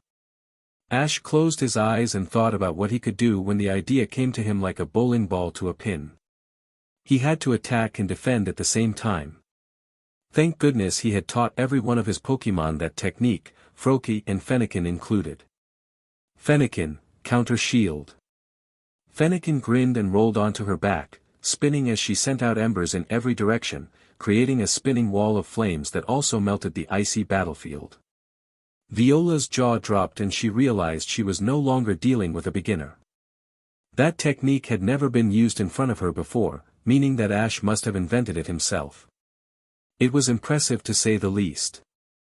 Surskit had tried to get as far away from it as it could, but a few, strong, stray embers hit it harshly, causing moderate damage. That was incredible. Viola said calmly, really impressed with her challenger. Thanks, Ash smiled back, before grinning proudly at Fennekin. Counter shield works wonders for us, doesn't it? Oh yes, Fennekin shook the dirt from the ground out of her soggy fur slightly, most of it sticking into the fur and made her muddy, not that Fennekin actually cared. The gym leader wasn't expecting that. How about we give you a taste of your own medicine, Viola? The blonde woman tipped her head in confusion at the rhetorical question. What were they talking about? Fennekin, hypnosis. The psychic waves instantly put the bug type to sleep, much to Viola's distress. This left Surskit open to what Ash believed would be the finisher of this part of the match. Alright, now. Ember Charge. Fennekin started up a flame charge again, this time twirling in the air and adding ember to add to the damage taken. The swirling jet of fire smashed into Surskit, sending it flying back into a wall and into a state of unconsciousness. Surskit is unable to battle, Fennekin wins. The referee announced, which caused Mairin to whoop happily at the fact her friend had already won a round. He beat it. He really did. She grinned, stopping as she noticed Alain's stern expression. Fennekin is exhausted and is still feeling the damage from all those quick attacks, he noted intelligently. She won't last much longer and Ash still doesn't know what her second Pokemon is. Viola returned her Surskit and thanked him quietly before turning to Ash. You're quite strong, but I don't think you can beat me. We'll see about that. If there was anything Ash hated, it was being undermined just because of appearance or age. In fact, some of the youngest trainers in the world were some of the best out there, taking up positions such as gym leader or frontier brain. Time to meet my other partner. Viola threw a pokeball with one hand on her camera. Vivillon, wide shot. A pink butterfly-like Pokemon formed in front of the challengers, fluttering up in the air happily. I'm sorry but you'll have to continue, okay? The rules of a lack of switch-out really bothered Ash. He would have liked to give Fennekin a rest before bringing her back out when she was ready. It's okay. I can at least hurt this flying bug somewhat. Great, counter shield, once more. Fennekin once again made a spinning shield, with Vivillon flying away from it, trying to dodge the rogue embers that flew out from it. Not happening again, Viola seemed a lot calmer than earlier. Vivillon used sleep powder. Fluttering its wings harshly, Vivillon sent spores towards the fire type. Some burnt up in the flames, some didn't, and those that didn't caused Fennekin to stop spinning and fall asleep. Fennekin, please wake up. Ash knew what Viola was doing as he had just done the same thing, she was trying to take the fire type out. But with Fennekin deep in her slumber, there was no way she was waking up any time soon. Vivillon, solar beam. With the level of sunlight from the greenhouse windows, the lack of attack meaning Vivillon could charge up in peace, and the damage that Fennekin had already sustained, one attack was all it took to end this round. Fennekin is unable to battle, Vivillon wins. Ash ran onto the field, taking Fennekin up into his arms. Don't worry about a thing, you did amazingly for your first battle, I am so proud of you. Have a nice rest. He recalled her to her Pokeball to rest with a promise he'd let her out once they had won. Fennekin tried, but Surskit had already taken its toll on her. Viola placed her hands on her hips. Now, let me see who you believe will take down my Vivillon. With pleasure. Froakie, I choose you. Immediately, the water type took a defensive stance as he formed on the battlefield, looking over Vivillon judgmentally. True, Ash hadn't used him in the battle yet officially other than training with each other, but Froakie wanted to prove to his new trainer that he wasn't useless and that he didn't want to leave him like all of the other trainers he had been forced with. Alright, jump up and grab Vivillon, and don't let go. Froakie followed his instructions, using his lower leg strength to fly upwards into the air, grabbing into the butterfly Pokemon's torso. Vivillon tried its hardest to shake him off, but he refused to let go, with the two just flailing around in the air. Vivillon, get Froakie off now with Psychic. Use Lick quickly. Before the blue glow could immobilize him, Froakie managed to lick his tongue over Vivillon's face, pulling a face at its yucky taste. Sparks danced across the bug-flying type's body as it threw its target at a downwards angle, with Froakie using his quick thinking to use his bubble move to slow down his descent. Without injury, Froakie landed gently, only to be hit in the back of the legs by a sneaky solar beam from Vivillon. This shouldn't be too. Whatever Viola was going to say died on her lips as she gasped in shock. How is Froakie still standing? In fact, the solar beam hadn't really seemed to have done all that much except anger the water-type starter. Not a direct hit, does a bit of damage but not enough to hurt him badly. The next course of action formed within Ash's head. It was time to use Froakie's speed to confuse that bug type. Double team, then quick attack. In a flash, multiple Froakie were littering the battlefield before all of them went after Vivillon using the priority move. No matter where Vivillon went to try and avoid the move, it would just fall into the direct path of another one. It didn't help that the multiple quick attacks caused a blinding white light, meaning that it couldn't see anything and Viola couldn't see it. Vivillon. Stay still. Viola instructed, panicking slightly. Once you've done that, spin and use solar beam to destroy all the copies and hit Froki. The bug nodded, stilled itself before focusing and spun on a pivot, firing the beam of light energy out into the mass of water-type copies, which dispersed upon impact. Unfortunately, Froki couldn't dodge in time and was hit head-on, making him lose all momentum from the quick attack and thus fall back to the ground.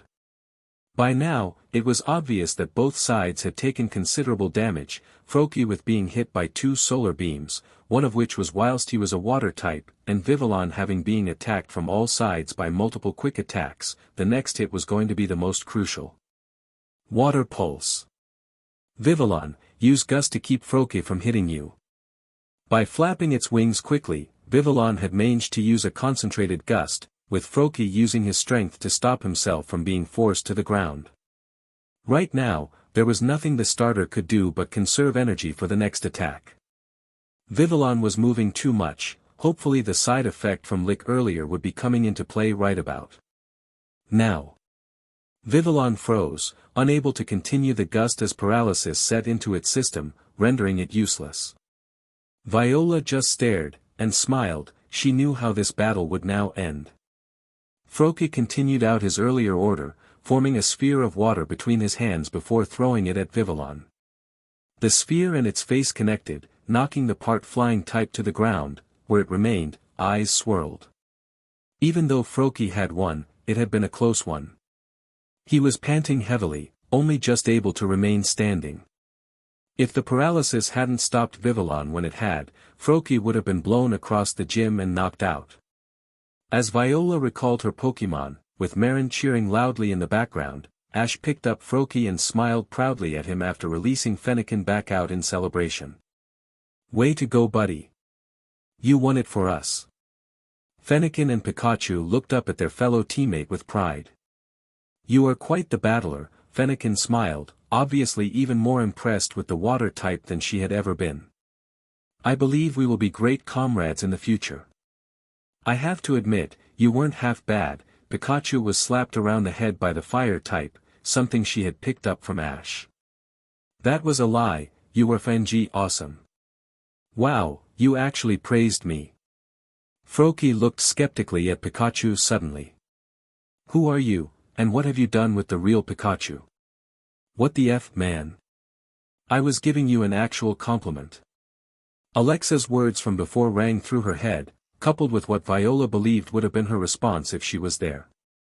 What did I tell you, Viola? You'd have a tough time getting around Ash's tactics. Well, I should have listened to you more then. Viola rolled her eyes at the mental image of her sister and called the referee over, who was holding a tray with a badge inside of it. Here, proof of beating me fair and square in a gym battle. This is the bug badge, cherish it as your first step to Kalos League participation.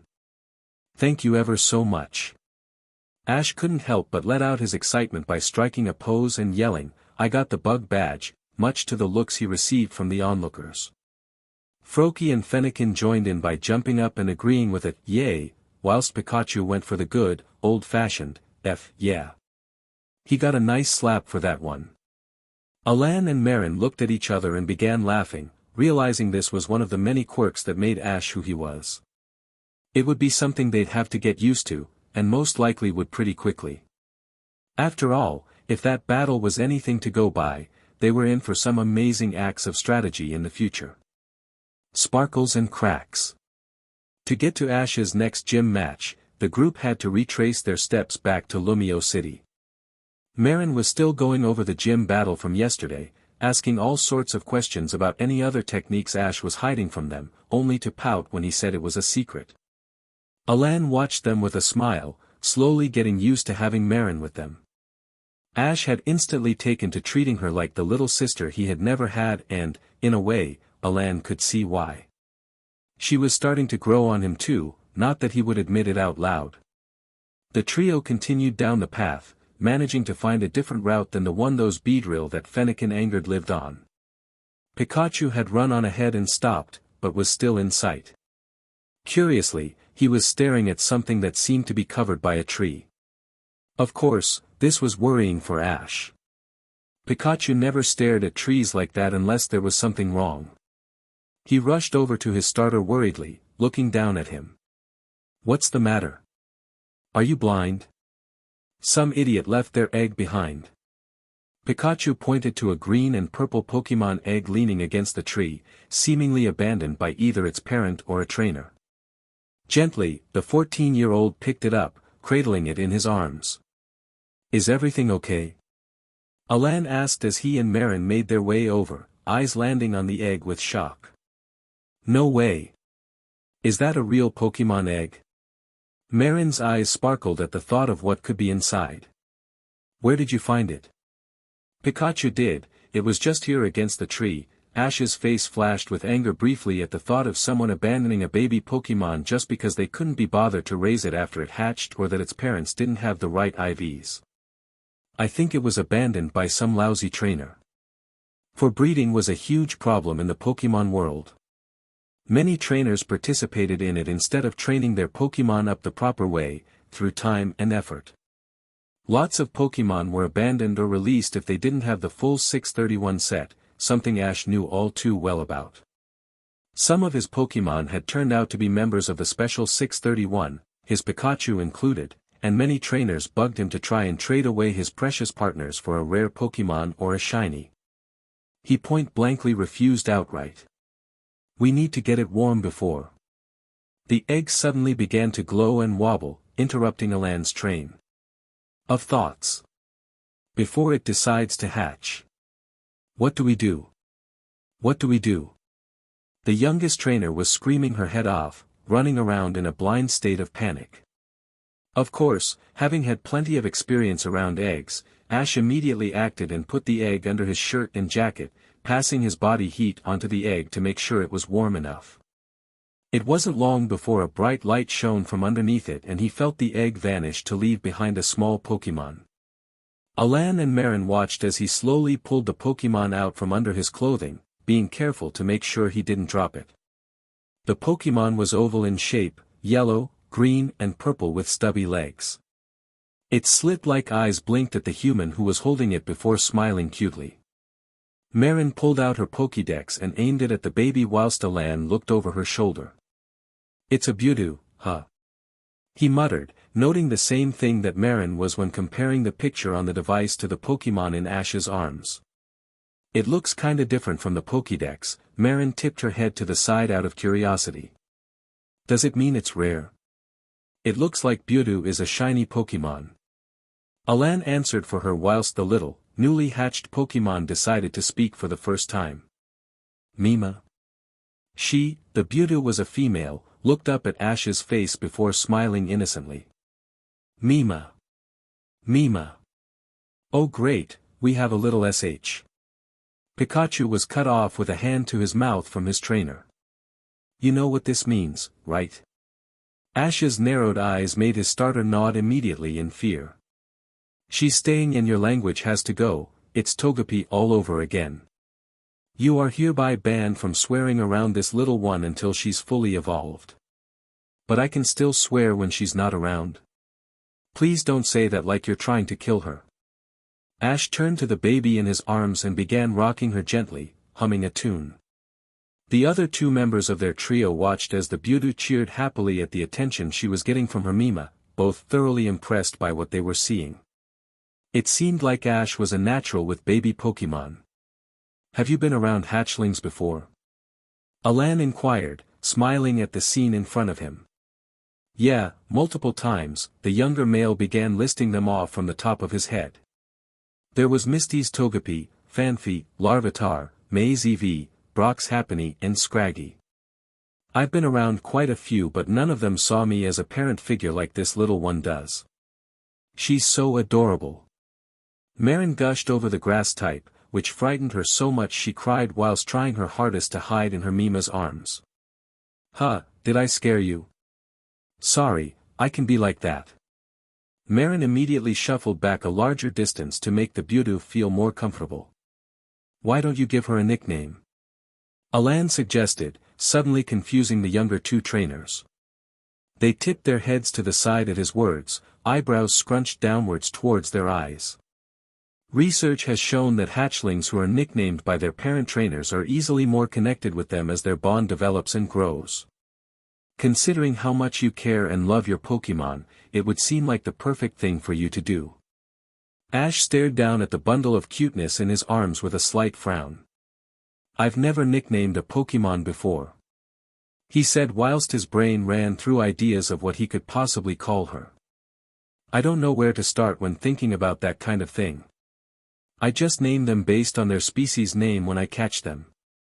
Mairin, the only nicknaming trainer of the bunch, took it upon herself to help the person she saw to be an older brother to her. Chespy and BB, it works, doesn't it? I'd rather not use her first evolution as a basis, Ash deadpanned, not seeing any good names that could come out from Budu. However, there were still the second and third evolutions to consider. Rosalia and Roseraid, both of them had rose in it, but, with her shiny coloring, it really wouldn't make any sense. Leah sounded a bit better, but then again, there was one name that was similar that he thought may work. How about Leia? What do you think about that? Mima. Love it, Mima. The now dubbed Leia chirped, smiling as cutely as ever. Leia is quite a pretty name, Alain nodded in agreement to the choice. Much better than just changing up the species name a bit so it's immediately recognizable. Whilst he muttered that part under his breath, he was still heard by Mairin, who began pouting angrily at him. Hey! I heard you. She huffed and pouted, trying to be intimidating when it only made her adorably cute. That wasn't nice. Plus, you're the uncreative one. Ash and I have nicknamed at least one of our Pokémon, yet I bet you haven't nicknamed any of yours. I just haven't seen the need to. They are fine with their species names. See? Hypocrite. A hypocrite is someone who calls another out over something they do as well. I'm just judgmental. Ugh. You're such a meanie. Why can't you be nice to anyone? I am nice, to whomever I want to be nice to. Alain. Ash, Leia and Pikachu watched the back and forth conversation argument as if it was a tennis match, heads turning from left to right continuously. During this time, he readjusted his hold on Leia so that it was like the same one Misty used for Togepi, most likely due to the fact the two Pokémon had the same kind of body shape. He waited for a few moments until he realized those two weren't going to stop arguing and groaned. Pikachu, shock M. With pleasure. A evil glint sparkled in Pikachu's eyes as he charged up a powerful thunderbolt and aimed it at the bickering Alain and Mairin. The two screamed in pain for a moment as electricity danced across their bodies, smoke rose from them after the attack had ended, their clothes charred slightly. What was that for? Mairin yelled angrily, using her hands to try and rectify her hair problem. You two were arguing and I didn't want you to upset Leia. Ash walked past them, turning his head around with a grin on his face. Anyway, aren't we supposed to be heading to Lumiose? Someone said she wanted to try the pastries and cakes there. You have a point there. Mairin's eyes began sparkling as she drooled thinking about those yummy pastries. I'm coming for you cakes. Alain just sighed and shook his head. Just what had he agreed to by traveling with these two overactive children? Oh right, insanity and a journey full of danger, that's what. 000. The trio continued. Walking with Ash talking to Leia constantly, due to the little one asking questions about everything she saw. Alain and Mairin even helped at times now that Leia was used to them after hours of knowing them. She clung to Ash expectantly but seemed to like Alain more than Mairin, actually having a name for him which made the 14-year-old blush slightly. She says your papa, Ash told Alain when he asked about that said name. It's common for baby Pokémon to dote on two people, the Mima and the papa. I guess she saw you second after me. No fair. Mairin sulked, hating the fact she wasn't loved that much by the adorable grass-type Shiny. If it makes you feel better, she calls you Auntie Mairin. Ash's words brought her out of Grumpyville and into Sunshine Town immediately. Yes. Hear that, Alain? I'm the aunt. That means I can spoil her rotten and there is nothing you can do about it. She cheered triumphantly, pushing a closed fist high into the air with joy. Whatever, Mairin, whatever. The two nonsensors continued to walk on, not hearing the rumbling of something huge and heavy coming their way. Ash panicked internally, knowing he couldn't alert Alain and Mairin fast enough with how quickly the rumbles were becoming louder, so, instead, he decided to do what he could do best. Wing it. Pikachu. Thunder wall. Pikachu did as he was told, mixing light screen and thunder together in the direction the noise was coming from. Alain immediately went on the defensive after hearing the command, drawing Charizard out into the open whilst Mairin blinked with confusion muddling her brain. They waited until a giant mecha rolled into their line of sight, stopping short of the blockade made by the Cantonese trainer and his Pikachu. At the sight of the mecha, Pikachu cursed consistently under his breath whilst Ash growled intimidatingly to show what would happen if the three who popped out from it did. He had enjoyed the lack of Team Rocket in Kalos and wasn't going to give it up yet, if ever. Music began blasting out of the mecha as rubber-covered arms swiped through the barrier with ease. This wasn't the usual motto Ash knew but a variant, no way. Two figures rose from the top of the mechanical disaster, defiantly not Jesse and James but the other two. Prepare for trouble. The blonde-haired woman in a black rocket uniform announced. Dot and make it double. Her partner added, flicking what he could of his teal hair. Here's our mission, so you better listen. They both pointed at the group of travelers, not caring that almost all of them were giving the rocket members deadpanned looks of pure inner hatred at their horrible motto. To infect the world with devastation. To blight all people in every nation. To denounce the goodness of truth and love. To extend our wrath to the stars above. Cassidy. And Butch, of course. We're Team Rocket, circling Earth all day and night. Surrender to us now or you will surely lose the fight. The two members stood proudly up on their perch, having posed their entire way through the motto, pissing off the already angry trainers who were talking to each other about leaving the area until they were noticed. Hey! You were supposed to be listening to us. Cassidy huffed, her feathers ruffled at the thought of twerps not sticking around to enjoy the wonders of a Team Rocket motto, the true Team Rocket motto and not the crap that those two idiots had cooked up. Twerps like you don't give us the respect we deserve nowadays. I didn't know you guys deserved respect, Ash overdramatically reacted with shock and horror. You must be so underrated. Totally. Who are you two again? Pikachu added, which the former speaker translated for his friends, which caused them all to burst out laughing at the expense of the duo, who didn't react to it, instead focusing on something much more important than twerp opinions. Hey, Cassidy. Isn't that Jesse and James Twerp, the one with those hearing superpowers? Butch asked his partner who nodded in reply. And isn't that a shiny Pokemon in his arms? It is. Cassidy's eyes glinted maliciously as a plan came into her mind. Ever since Jesse and James had found out the Pikachu they were trying to steal belonged to an auditory sensor due to being around the twerp group whilst an extremely loud noise was in the vicinity, causing them to overhear the conversation between the two older twerps, they had openly told everyone else at the headquarters that fact. Giovanni, the boss of the organization, had no need for a dumb Pikachu but hearing the sensor status of its owner intrigued him. Of course, he had only just given them the mission after the failure in Unova over Operation Tempest. The brainwashing machine worked well whilst it lasted, seriously though the scientists had done a job well done if they had managed to give Jesse and James a high level of competence. Operation Tempest was a highly paid-for affair and had set the organization back a few million, however the boss had met the censor during that time and deemed him worth the organization's attention, sending his more competent members to track him down and bring the boy back to Kanto. Look, whoever you are, Alain's left hand edged nearer to his mega ring, just in case he needed to set the concoction made of metal and wires on fire. Leave if you know what's good for you.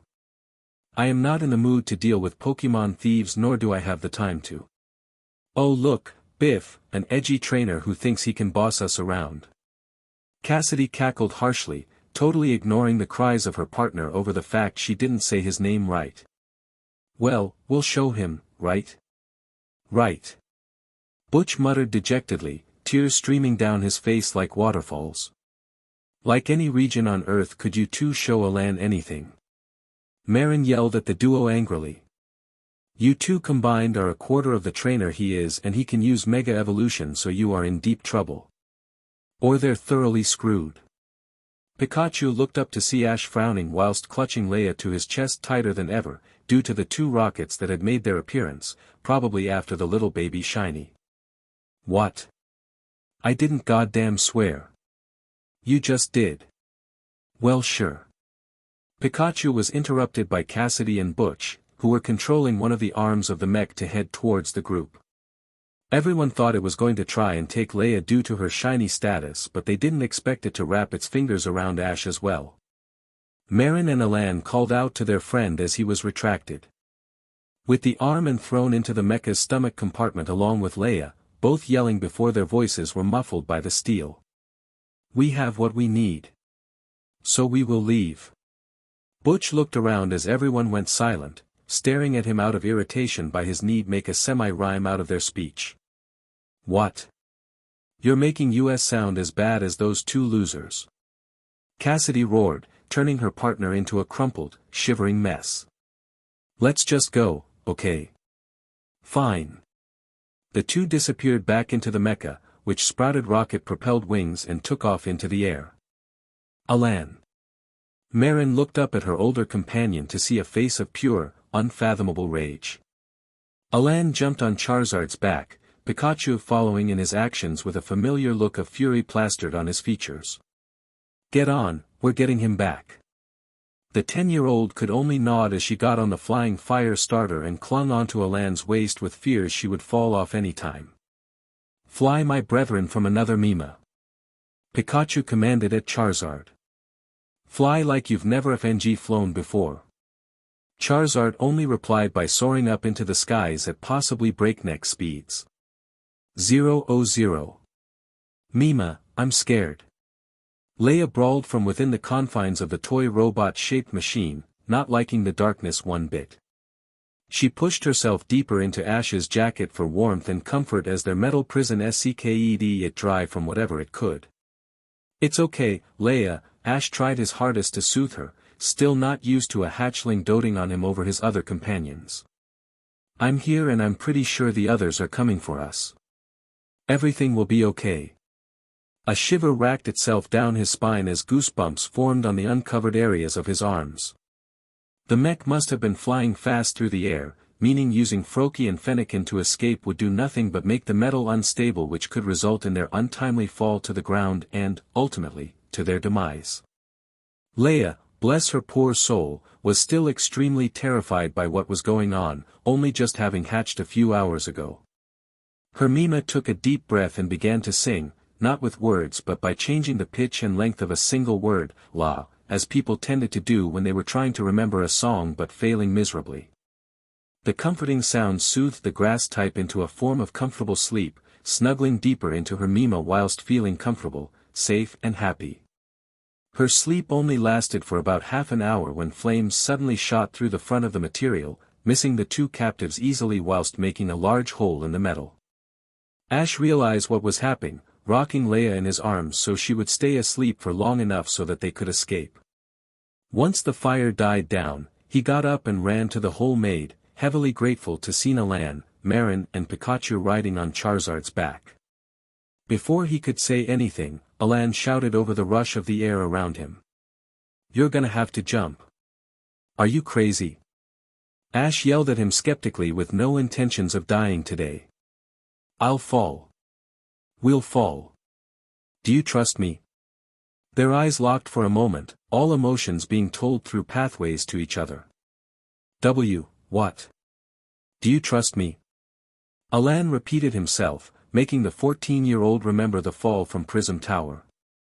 Charizard had caught him then and, hopefully would catch him now. Why, yes. Ash jumped, rising through the air for a moment, one arm reaching out for his friends whilst the other clutched onto Leia. Gravity soon took into effect and he began to plummet when Charizard swooped into a dive and caught him, the trainer landing in front of Alain on his stomach, just before the wings. Pikachu, perched atop of the fire lizard's head, gave his trainer a relieved grin before smirking. You totally look like a rescued damsel right now. Remind me to bin all the ketchup sachets in my bag for that cheek. NOO. Not my victory addictive juice. By now, the rocket duo had noticed their captives were gone and had turned around to face the trainers on the Charizard. Give that sensor and the shiny back now. Cassidy screeched through a speaker on the outside of the bot. You don't know when to quit, do you? Alain sighed as he gave his partner a grin. Charizard, blast burn. Here's a fun fact for you. Fire, if hot enough, can burn through metal and rubber. Another fun fact, the entire mechanic monstrosity was made out of metal and rubber. So what do you think happened to the mecha thanks to a set-off Mega Evolution trainer and his overpowered fire lizard? If your answer was, burn the thing to pieces so that the mechanics explode and send the duo into a blast-off, then you are correct and deserve a free cookie. We're blasting off like those idiot losers. They exclaimed as they flew through the air and disappeared with a twinkle in the sky. Wow, that was something. Mairin remarked, with everyone else nodding in agreement at her evaluation. 0-0. Once everyone had been lowered to the ground safely thanks to Charizard Express, the fire lizard was recalled to the comfort of his Pokeball whilst the two humans made sure that Ash and Leia were perfectly fine. Don't worry about me, the 14-year-old said nervously, not used to the attention he was getting. Leia, are you okay? I'm okay. Mima was really brave. Leia cheered with joy within the lax grasp of her parental figure. I want to be just like Mima one day. I want to be strong and brave as well. Now there's a surprise. Pikachu muttered with a roll of his eyes, remembering how his trainer had obtained most of his Pokémon. I was waiting for the right moment to do this. Ash pulled an empty Pokeball from out of his pocket and held it gently near Leia so that she could do it herself. Do you want to be a part of my team? Of course. She hit her head on the middle white sphere and was SCKED into the object. 3 shakes later and a ding signaled a successful capture. Before he could celebrate, the Pokeball opened with Leia forming in Ash's left-hand hold. She quickly cuddled into him whilst shivering. I don't like it in there. I like it out here with Mima. Let me stay out here, Mima. You can stay outside your Pokeball if you want to, Leia, he smirked at his starter, who was still objecting to the baby's inclusion to their plans for the Pokemon League. A certain someone doesn't like it either, but he may have to if he misbehaves around you. No. Not the Pokeball. Pikachu began groveling at his trainer's feet, crying like Butch had earlier. I'll do anything, I swear. Just please keep that contraction of death away from me. Pikachu doesn't like his Pokeball much, does he? Alain noted whilst Mairin chuckled at the drama queen reaction. No, not really. Ash remembered his first day of being a trainer. He would shock me if I even brought that thing out at one point, but he soon realized that as a bad idea. The 3 humans and 1 Pokemon, whose name didn't begin with the letter P, began to laugh as Ash told the tales of Pikachu's hatred for his Pokeball whilst the said electric type began to swear under his breath at the situation. He was banned from having ketchup for a week. A true power. So many food stores, so little time. Mairin grinned as she pushed her face up against the glass windows of the bakeries and cafes around Lumiose. I really want to try them all. This isn't our last visit to Lumiose, Mairin, Ash smiled at her kindly, readjusting Leia in his arms as he spoke. I need to come back to obtain the Lumiose gym badge, what we can't do today we can do then, okay? The younger trainer looked hesitant but nodded in response. Okay, hey, where's Alain? She had just noticed their companion's disappearance due to her face being squished by a wall of transparent glass. He said he had to do something important, the older trainer answered, staring out to the distant buildings in the city for no apparent reason. Until he's done, we're free to go wherever we want. Mairin, at first, was a bit worried, but when she realized that meant no grouchy MC baggy pants for the next few hours, she jumped up in joy and whooped loudly. Leia stared at her actions curiously whilst Pikachu sniggered.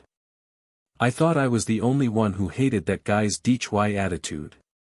He jumped over to Mairin's shoulder and held out his paw for a high five. Put it there, Coos. Mairin, albeit not having her friend's rare gift of being able to understand Pokémon, realized what Pikachu was trying to convey and didn't leave him hanging. Mima, why don't they like Papa? Leia asked with an innocent expression, staring up at her surrogate mother. Well, he doesn't have the best of attitudes towards others. Ash chuckled nervously as he tried to explain without triggering Pikachu into going on a rude tangent. And he's not that nice to Aunt Mairin, but Pikachu just hates everyone, so there's that. I do not hate everyone, Pikachu huffed with a pout at his trainer's words. I just hate most people. No, seriously, he is not good daddy material, I'll say that. But I saw him after Mima, so he's Papa.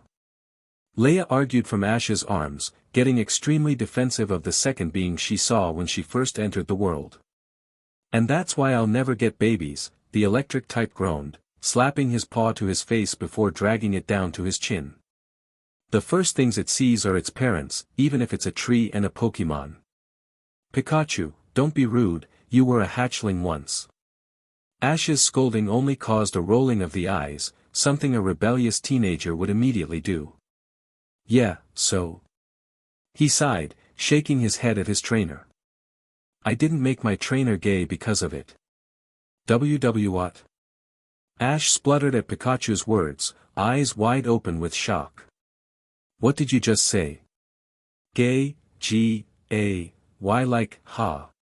G-A-Y, Pikachu copied the actions of the quoted meme to a T, rising on his hind legs with his paws at his mouth. It's like she thinks you and Edgelord are a couple or something. Mima, what does gay mean? It was at this point, Ash slapped Pikachu around the back of the head with a furious expression on his face, yet there was no sign of any blushing.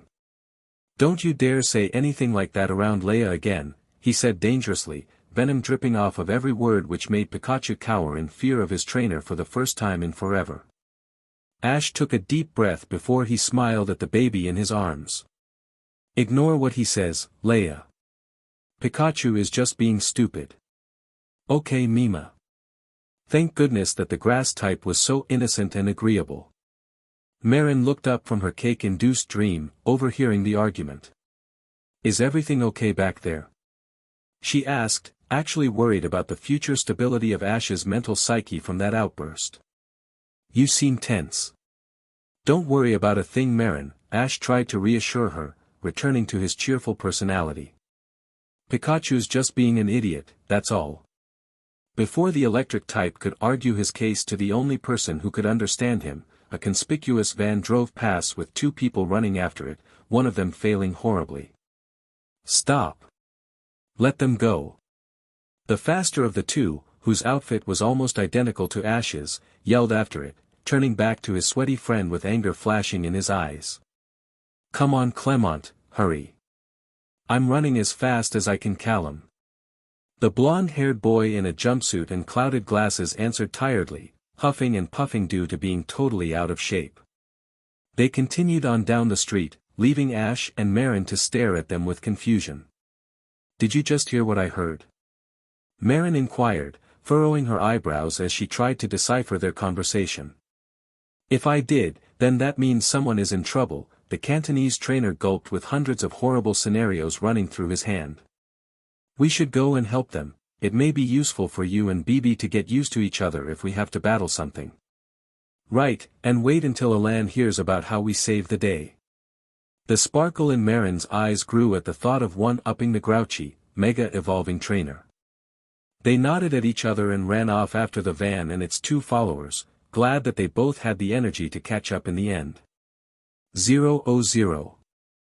Alain was sat at the cafe impatiently, awaiting the arrival of his boss to hand over the mega stone he had obtained days prior under orders. He was worried at what Ash and Mairin were doing and if the two had found themselves in a heap of trouble, especially since the attempted kidnapping yesterday on Ash by those Team Rocket members. What if they show up again today? That meant that the two younger trainers were on their own with no way for him to help them if anything went wrong. Looking at the clock on the wall, he sighed, stating to himself that he would leave if his boss didn't arrive within the next 10 minutes. He stirred his coffee slowly before taking a long sip, savoring the slightly bitter taste as he waited. However, he didn't have to wait long as the man he was waiting for had arrived, standing out from the crowd with a large mane of orange hair and a professional black suit. The man, Lysandra, noticed his employee and took the seat opposite him with a gentle smile on his face. "Hello Alain, how have you been?" Lysandra began to make small talk, hoping to make this meeting as inconspicuous as he possibly could. Not too bad, Alain had already realized his boss' intentions and continued the two-way conversion. "And you?" "Very well thanks." Lysandra had called over a waiter and asked for a coffee himself, ignoring the looks of admiration all of the girls in the cafe were giving him over his good looks. "So, have you got it? Here." The younger trainer opened his bag by his feet and handed over the mega stone, orange with pink and blue swirling inside. "If it is what you say it is, does that mean you want to obtain mega evolution as well?" "Garridos is my partner and I want to test our bonds, is that too much to ask?" The boss sweetly smiled, placing his chin on top of his hands. "Anyway, I need to talk to you about something. I've heard you're traveling with 2 other trainers, is that right?" "Yes, Mairin and Ash." Alain raised an eyebrow at the out-of-left-field question but rolled with it anyway. "Why?" "I just want to know why you've taken on people all of a sudden." Lysandra chuckled at the teenager's skepticism. "So, what are they like?" "Mairin's okay, a newbie at best, she's a bit annoying as well." Alain ignored the stern glare he was being given and moved on. "Ash, well, he's already an established trainer, really good if his gym battle against Viola proved anything." "I see," the lion-haired man muttered, eyes closing for some reason as he went deep into thought. "I guess they both want to obtain the power of mega evolution, right? They want to work hard to get it but, I don't see Mairin using mega evolution just yet, she's new at the whole trainer business." Alain answered honestly, using his applied knowledge from his days of being Professor Sycamore's apprentice. "And Ash?" "More than capable, he just needs to obtain a keystone and mega stone. He's already proven he has strong bonds with all of his Pokémon, not just the ones on him now." I see. Lysandra turned his head to look out of the window. "I'd like to meet those 2 one day. They're exploring Lumio so you won't see them now." Alain, took another sip from his coffee as his boss one arrived. "However, I bet you have another mission for me." "Yes, it's to do with the megalith in Hoenn," Lysandra replied, frowning suddenly. "But if your friend is taking the gym route he'd have no chance to take a break and I'm sure Ash wouldn't mind, as long as we make sure he's ahead of schedule for the league." The boss nodded at the response given to him. "Great, because that's where I want you to go next from Coumarine City. I'm sure your friend will be happy to have at least 3 badges before your little trip." 000. Meanwhile, Ash and Mairin had caught up with the van and the boys and were hiding behind a bush as they fought a giant Meowth machine. Yes, that's right, those 3 idiots were back. Of course, because of Alain's overprotectiveness of the 2, they remained hidden with all of their Pokémon out just in case they needed to jump out and fight back. Mairin couldn't help but notice that Ash was staring at one of the girls who had been rescued alongside the professor, the one with long, sandy hair and a pink hat. She didn't mention anything about it, but Pikachu did and it was so rude that he was hit on the head. However, the boy from earlier, Callum, had fallen with his own chase spin at the machine was about to turn them into a fruit kebab whilst running on the internal battery. Having had enough of hiding, Ash jumped out with Pikachu, Fennekin and Froakie by his side gaining the idiot's attention. The twerp. Jessie stared through the screen at the 14-year-old who was standing before them. "I guess we found him. I wonder why we haven't seen him yet," James added, turning to his teammates. "I mean we did come to this region to stalk him for his Pikachu. That powerhouse may be a right swearer, but he's powerful all right." Meowth realized something and looked at his 2 humans. "Did we install any of those soundwave devices onto this thing?" "No, I didn't expect the twerp today." "Well, we're doomed. By now, Mairin had decided to join in, and the two trainers, plus 5 usable Pokemon and 1 hatchling, had formed a wall between Team Rocket and the other trainers with Professor Sycamore. "Be careful, you two." Being the only one who seemed to know them, Sycamore cried out in fear at the two trainers' safety. "We need to get past the armor to the internal battery where Pikachu can shock it," Ash explained his plan to Mairin. "Do you think you could help me with that? What do you have in mind?" Mairin smirked, wanting to pound down another group of Team Rocket members after what happened yesterday. "I'll have Fennekin and Froakie use a constant mix of ember and water pulse to heat up and cool down the metal until you can use Chespi's pin missile to destroy the weakened metal," he began, grinning with a scary look on his face. "And then we destroy it. I'm with you on that." "Alright, you two heard me, Fennekin and Froakie, attack." The fire and water starters immediately followed Ash's instructions, firing their stab attacks at the machine on and off to make sure that the metal was weakened. Despite Team Rocket's best efforts, the consistent molten state of the metal to its normal form caused its structure to falter and, as such, a single pin missile ripped the thing apart like it was butter. "We're going to be blasting off, aren't we?" The trio finished each other's thoughts as they expected the worst. "Pikachu, Thunderbolt. Goodbye, brainless half-wits." Pikachu was surrounded by an electrical charge which he then aimed at the internal battery, resulting in a stunning explosion that sent the trio, and their machine parts, flying through the air. "Hope to see you never." Once everything had calmed down, the other 5 people involved made their way over to their 2 saviors, well, all but 2. The girl from earlier had flung herself at Callum. "Thanks for saving me again, just like you did at the summer camp when we were little." Mairin noticed Ash's right eye twitched suddenly and his whole demeanor changed as he retracted himself into focusing on Leia. "No problem, Serena, happy to help." The two kissed, causing Clemont to cover the younger blonde girl's eyes, who seemed to be his sister as she complained at him. "Can you two do it somewhere private, and not in front of Bonnie?" Clemont was sporting a visible blush on his cheeks, obviously not used to seeing such affection. "Oops, sorry," Serena apologized, her hands clutching at her boyfriend's arms. "I just got swept up in the moment." She trailed off when she noticed the other 2 trainers. "Oh, and thank you for destroying that robot, and you are." Mairin noted that Ash had gone mysteriously quiet, so decided to speak up for the both of them. "My name's Mairin and this is my friend Ash, we're traveling together. I wondered if you two would meet after you had left the lab." Sycamore smiled down to the beginner. "I'm glad you found someone who could help make you a better trainer." "Yeah, Ash and Alain have been big helps." "Well, Ash anyway." She noticed that the professor froze suddenly upon the ladder, missing Mail's name, and began to wonder what was up with everyone today. "So, what happened?" "Well, those Team Rocket members abducted me for my research on Mega Evolution, but Serena and Bonnie were caught trying to help me out," he explained as the girls waved with their respective names. "Clemont and Callum came to our rescue and you two came to their rescue." It was nothing," Mairin wafted her hand up and down, trying to show how it wasn't really a bother to be there to save the day. "Those 2 aren't as difficult as the duo of rockets we met yesterday, right Ash?" "Ha!" The raven-haired trainer looked up, blinking at the sudden announcement of his name. "What?" "I was talking about that Cassidy and Buff duo from yesterday, weren't you even listening?" Mairin pouted at Ash's lack of attention, acting like a toddler in a tantrum with a pout and everything. "More like Cassidy and Beach, am I right or am I right?" Pikachu grinned, to which Froakie sniggered, Fennekin burst out laughing, like Callum's Chase-Pin and Mairin's BB, whilst Leia and Chespy tipped their heads in confusion before he got a swift knock to the head.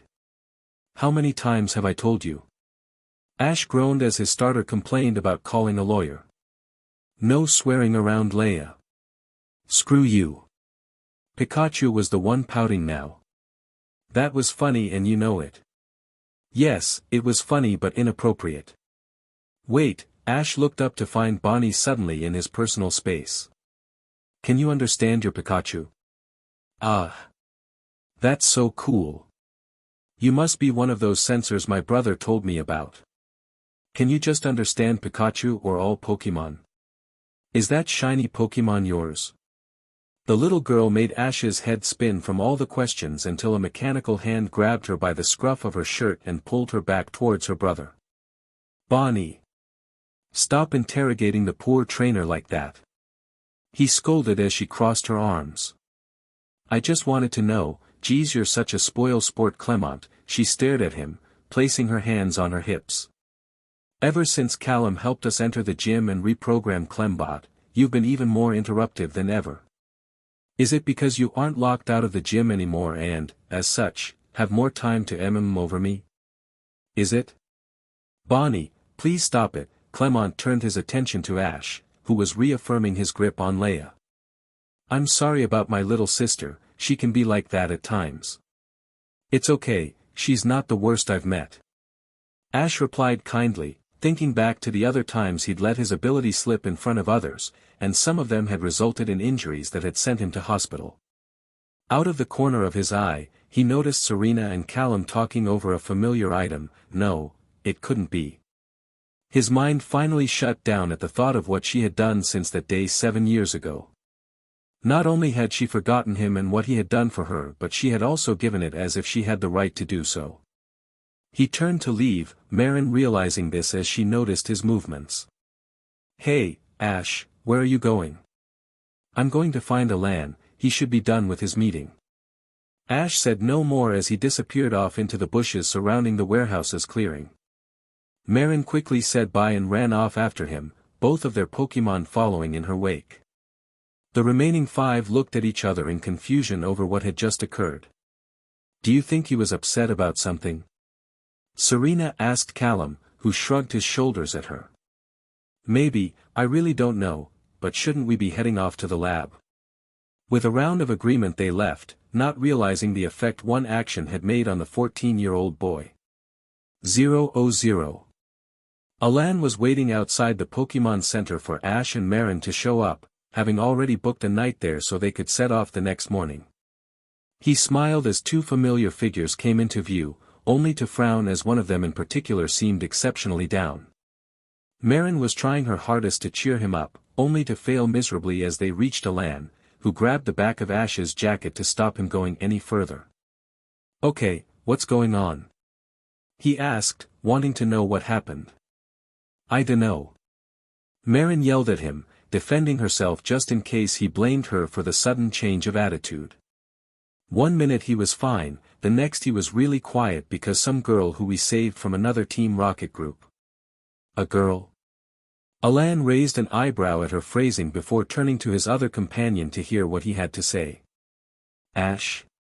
What's going on? She had no right. A tear rolled down his cheek, causing the 2 Kalosians to gasp at the sudden sign of emotional distress. She had no right to give it away and to a stranger as well. Who, that Serena girl? Mairin inquired, getting a sobbing nod as her answer. What did she have no right to do? What did she do? That handkerchief, it was mine. Ash continued to cry quietly, hiccuping to the huge gulps of air he had been taking in between crying fits. It's the only thing I have left of my father. The younger trainer gasped whilst Alain began growling angrily, that Serena, whoever she was going to pay. She must have thought Callum was me because she didn't remember me from the summer camp where I saved her life.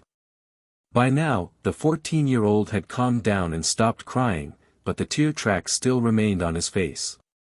And now he has the last thing my father gave to me before he died. Mairin cuddled her friend, squishing a sniffling Leia in the process, whilst Pikachu swore thundery vengeance on the girl in the pink hat. Alain just watched, not knowing what to say or do. Like Ash, he had never known his father, or his mother, which is why he was raised by Professor Sycamore from a young age. The older man being such a fatherly figure was one of the reasons why Alain wanted to keep him safe and thus why he was staying away from the man now more than ever, to protect him from danger. Although he wasn't the hugging type, Alain joined in, the 3 friends interlocked by deepening and connecting bonds that were only strengthening over time. Listen, the next time we see Serena, Alain said softly, telling his plan to his emotionally controlled friends. You can tell her about it and, if you can, prove that handkerchief is yours and get it back from Callum, okay? No need to murder anyone over it. I'm still highly tempted by the murder option. Pikachu muttered coldly before a glare from Ash quietened him down. Are you okay? I will be, thanks guys. Ash smiled, the others glad he was returning to his happy, normal self. Don't mention it, Mairin grinned back as she turned to Alain. So, are we going to get dinner and gorge ourselves until we fall asleep or what? Please, don't. We will. Mairin grabbed her friend's arms and dragged them into the Pokémon Center for a night of rest and comfort before traveling again the next day.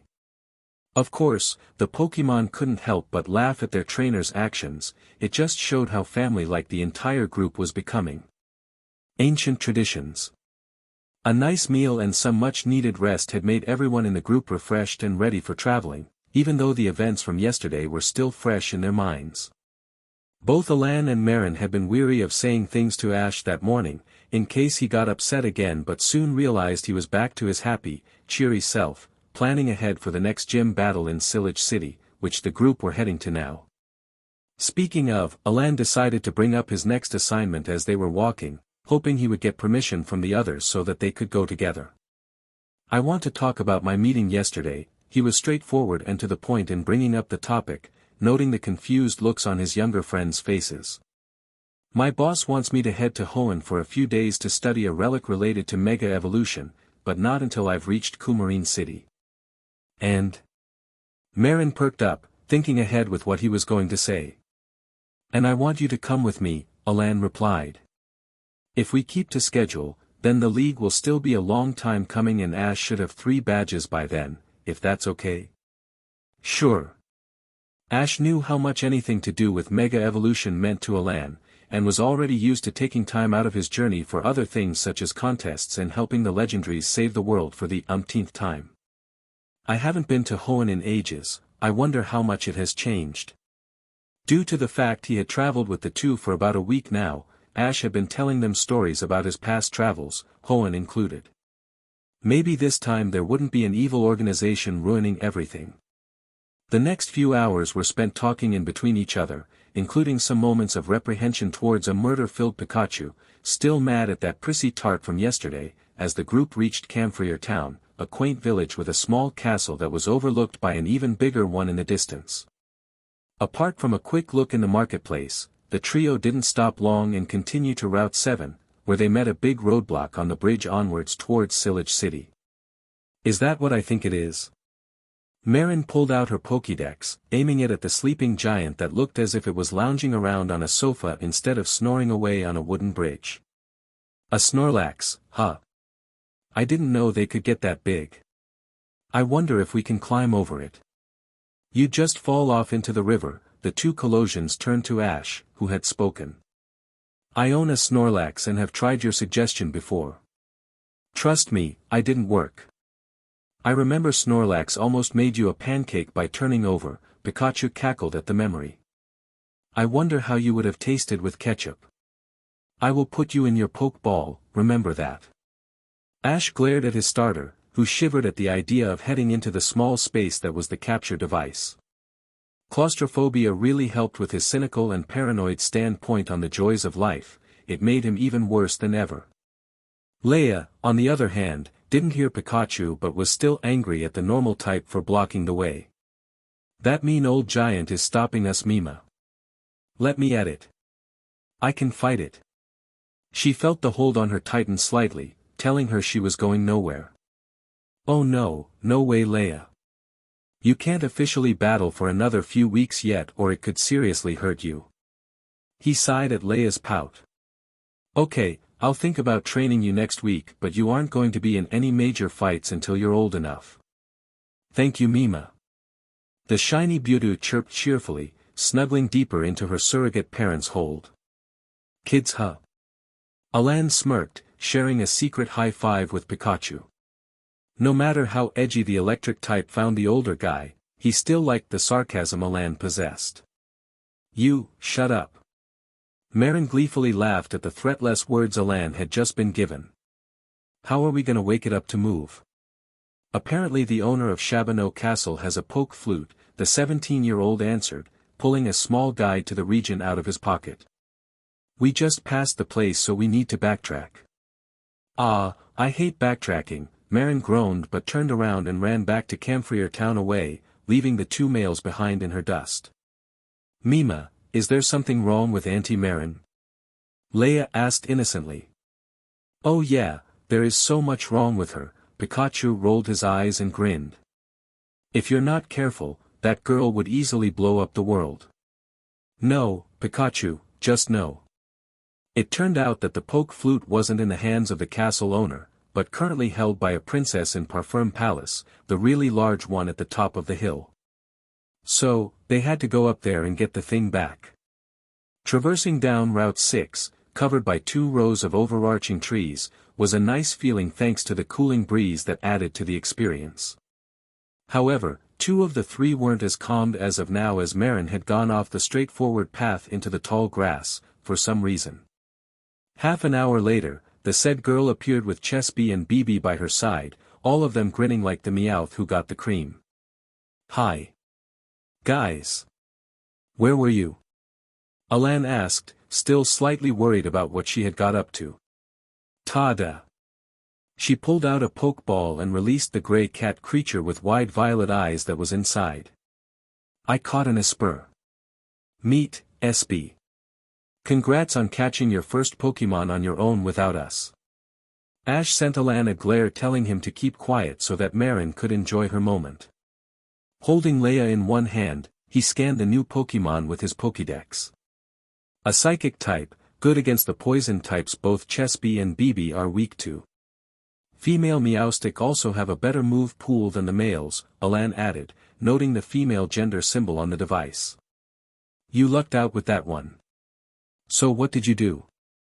The humans and their Pokemon continued to walk down the path towards Parfum Palace. Had Chesby used Toxic and Bibi use Fairy Wind and threw a Pokeball at Espy, Mairin answered proudly, puffing out her chest as the group exited the tree-lined path, coming to a stop in front of a ginormous castle that anyone would be proud to call their home. Wowzers! That's huge! That's what she said. Pikachu gave Ash an innocent look when his trainer glared at him angrily. What? You know what you said and I will put you in your Pokeball for a timeout. The 13-year-old ignored Pikachu from there, smiling at his little bundle of cuteness that was resting snugly in his arms. Pikachu tried to protest but realized he wasn't getting any attention so groaned angrily. That little grass type was taking almost all of Ash's attention and as the designated mascot starter, he didn't like it. Of course, he was ignored as the group made their way to the gate, hoping that someone would be there to open it so they could engage in a civil conversation with the princess who took the poke flute. What they weren't expecting was an underwear-wearing Clemont to run out of the doors and to barrel into Ash. The 2 boys fell down, however Leia remained safe in her surrogate parents' arms, but were helped up as they recovered. Holy SH, sugar honey iced tea, Pikachu burst into a continuous, loud laugh which was almost shared by Mairin. Did someone try and strip you in there? Are you okay? Alain asked Ash, who nodded and redirected the question to the blushing gym leader of Lumiose. I'm fine, hopefully Ali won't notice that I'm gone, he shivered at the thought of the demanding, pampered princess. Since my sister and friends exchanged me for the poke flute, the Snorlax trouble should be reverted by now. Wait, you're telling us that Lord sent us up here, knowing full well that someone else was getting his flute for him? Mairin pouted and huffed angrily. The nerve of that guy. He did that to you. Clemont quickly remembered the reason why he was in such a hurry. I've got to get going, if that madwoman finds me I'm in trouble. It was nice meeting you. He rushed past as far as his unathletic legs could carry him, disappearing into Route 6 back to Sapphiria town. Well, that solves the Snorlax problem. Alain really didn't know what to think at that moment. It's still light so should we continue on? Yeah, Ash had been busy covering Leia's eyes from the undergarments. From your guidebook, it said there was a Pokemon Center on Route 7 so we should be fine. 000. The next morning wasn't as drastic as the one before, with everyone trying to avoid imagining what the poor inventor, that had literally bumped into them, had experienced in the confines of Parfum Palace. It also made the three say a huge nope to ever visiting there again. Mairin was the only one who actually benefited from their trip, having Ash translate questions and answers for her whilst she got to know both BB and SB on a more personal level. However, today was going to be spent at a very special facility, one of which would allow a certain someone to train for his next gym battle. The Battle Chateau. Mairin had expressed interest in it as well, so they had agreed to spend the day there, so both younger trainers could use the place to their maximum potential. Upon entering the doors, they were greeted by the sight of a man conversing with a familiar photographer. Oh! Viola, with a red, fancy cloak over her usual outfit, smiled at the trio. If it isn't you three. I'm guessing you came here to gain ranks in nobility, right? Nobility? Mairin tipped her head to the side in confusion. Yes, it's the way this place works, Alain sighed and shook his head at her. First there's Baron or Baroness, then it's Viscount Viscountess, after that it's Marquis Marchioness, then Earl Countess, next Duke Duchess and finally Grand Duke or Grand Duchess depending on gender. Each win obtains a point which leads up to an upgrade in rank. First-time entrants are given the title of Baron, 5 points grants Viscount, 30 grants Earl, 98 grants Marquis and 295 grants Duke. I believe 500 points accumulates to the title of Grand Duke, am I right? Professionally summed up, the man nodded with a bow. I am Hennessy, the owner of this establishment. However, you failed to mention that higher-ranked members can challenge lower-rank members with a promise of a large amount of points if the lower rank wins. Hennessy turned to Viola, who had taken off her cloak and had handed it to one of the maids. Do you know these young people, Lady Viola? Yes, Ash defeated me for his gym battle, it was one of the best I've had so far. She smiled proudly at the memory. And I think Mairin may want in on the fun too. They both have my seal of approval. If you approve then so do I, Hennessy turned back to the trainers. As newcomers to the Battle Chateau, I hereby grant Lady Mairin and Lord Ash the titles of Baroness and Baron respectfully. 2 white cloaks were brought out and fitted onto the trainers, who marveled at the luxuriousness they held. May I hope our establishment meets your battle requirements. I'm a duchess at the moment, so when you two get stronger up, I can battle you again in a rematch. Viola nodded at Hennessy and left swiftly, heading back to her gym presumably. I'm gonna find someone to fight. Mairin rushed off with no idea where she could find her opponents, causing the others to sweat drop at her approach. I'm gonna make sure she doesn't destroy the place, Alain told Ash worriedly, sweat dripping down his face at the thought of how much Mairin's destruction could cost. The answer was too much. Are you okay with finding opponents on your own? Yeah, I'm fine with that, Ash chuckled as he waved Alain off. Good luck with Mairin.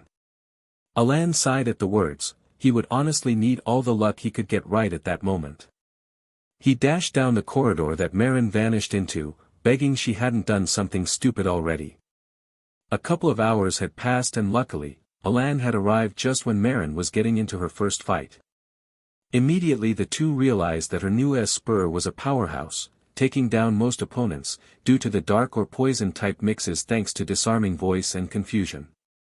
Although she had lost some, Mairin actually was quite good at battling, even incorporating some of Ash's techniques to clinch her the victory. In those 2 hours, she had obtained 10 points by winning against 10 barons, meaning that she was wearing a blue cloak when they next talked to Hennessy. I'm a Viscountess. That's better than you title-wise already.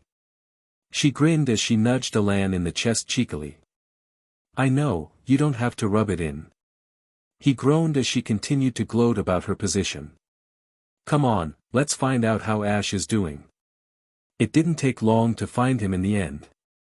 They returned to the hallway, noting the amount of white, blue, green, yellow and red cloaked people standing around, watching something happen with an applaud, something Mairin experienced earlier when she had gained her Viscountess cloak.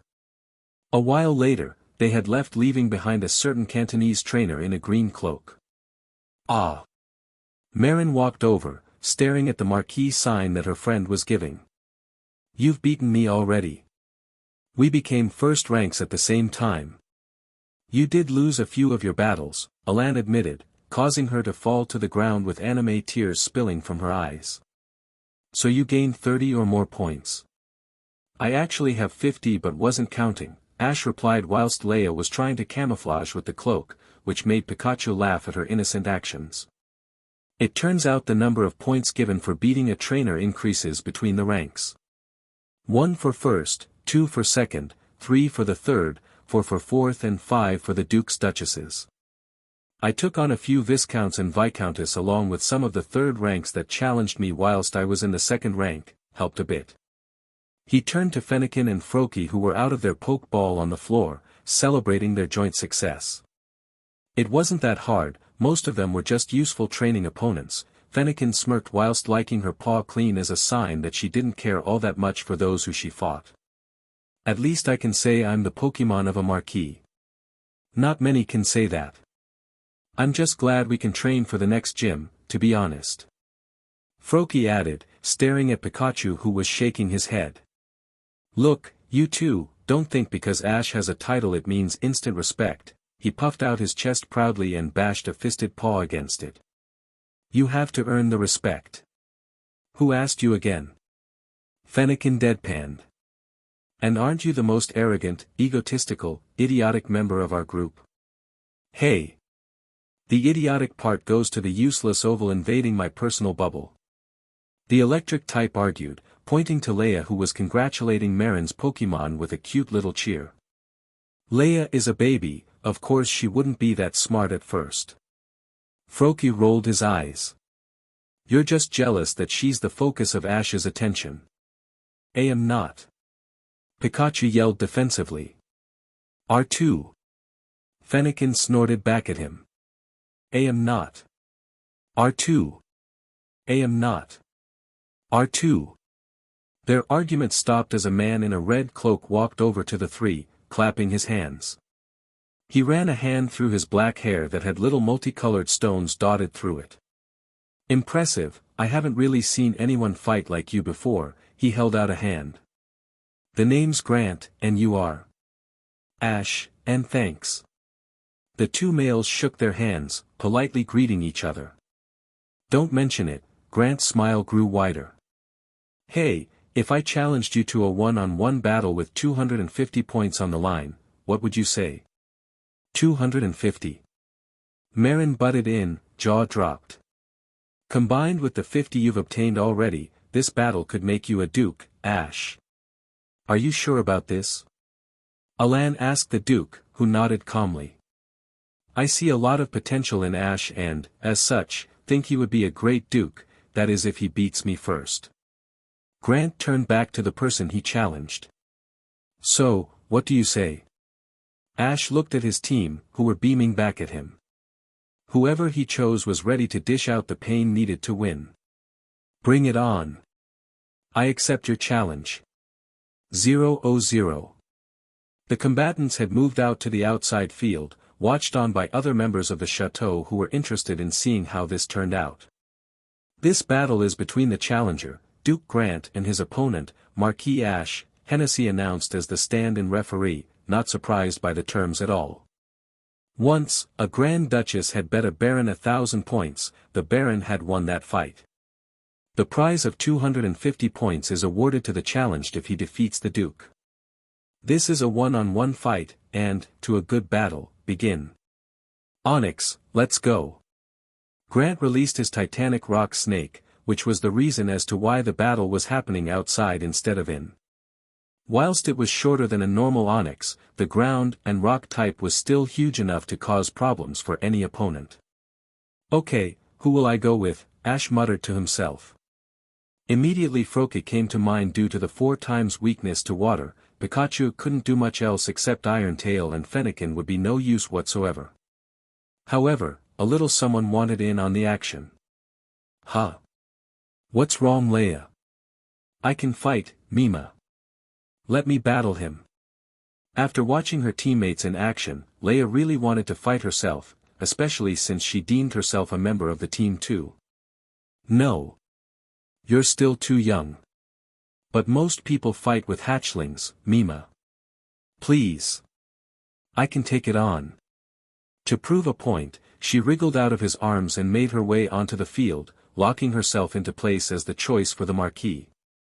Oh God, she's gonna get killed.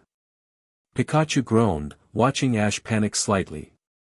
The trainer calmed himself down and pulled out his Pokédex on her, eyes widening to find out she had a lot of good moves already.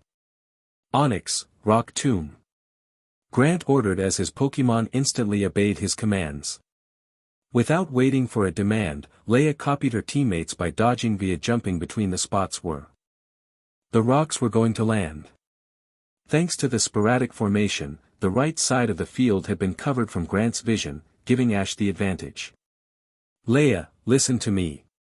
Spikes then pin missile and aim for in between the rocks. The shiny Buta nodded, forming a circle of spikes around her which she flung over to the opposite side before doing the same with the pin missiles. Those missiles that didn't hit Onix remained like needles on the ground, meaning that the rock snake would have to be cautious when moving around the already damaged field. You thought you've beaten us just by keeping us still, huh? Grant smirked before he tooted. Onix, show them flash cannon. Leia, dodge. A beam of silver light tore through the field, disintegrating the rocks stuck in the landscape, leaving nowhere to run. Immediately Ash thought this was over. There was no way Leia would have survived that until the dust cleared down to show she was still standing, only just. What, but how? Way to go, Leia. The grass type trilled at the praise, but winced from the pain caused from taking a direct hit.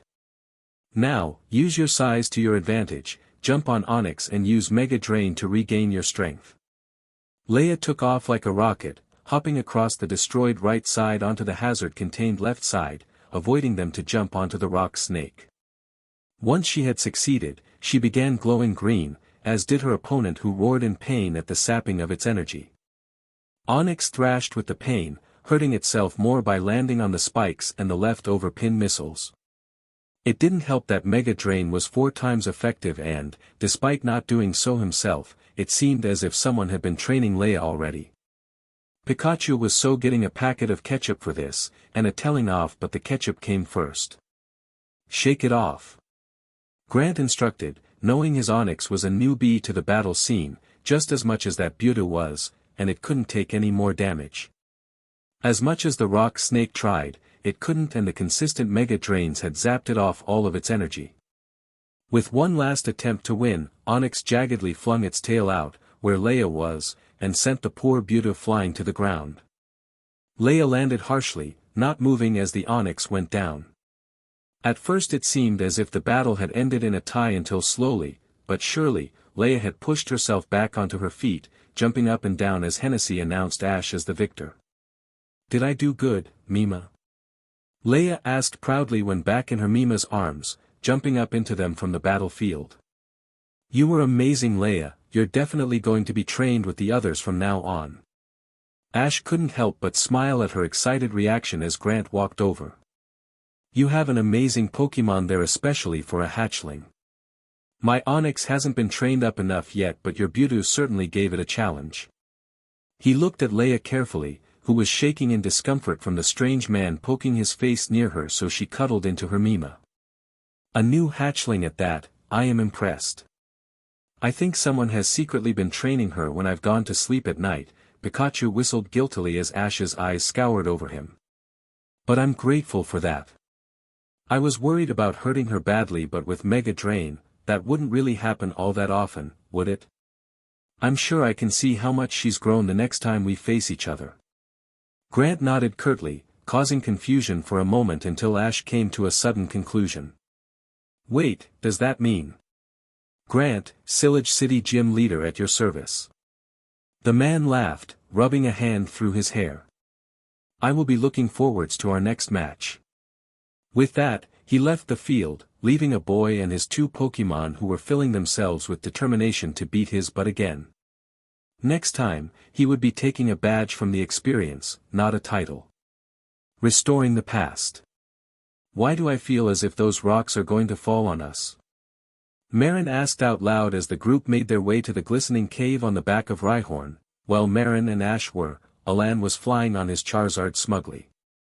Managing to survive the Zubat Connection Cave, they had run all the way to Ambret Town to get treatment for the bites they had acquired. Leia managed to get it easy due to her Mima placing her inside his jacket.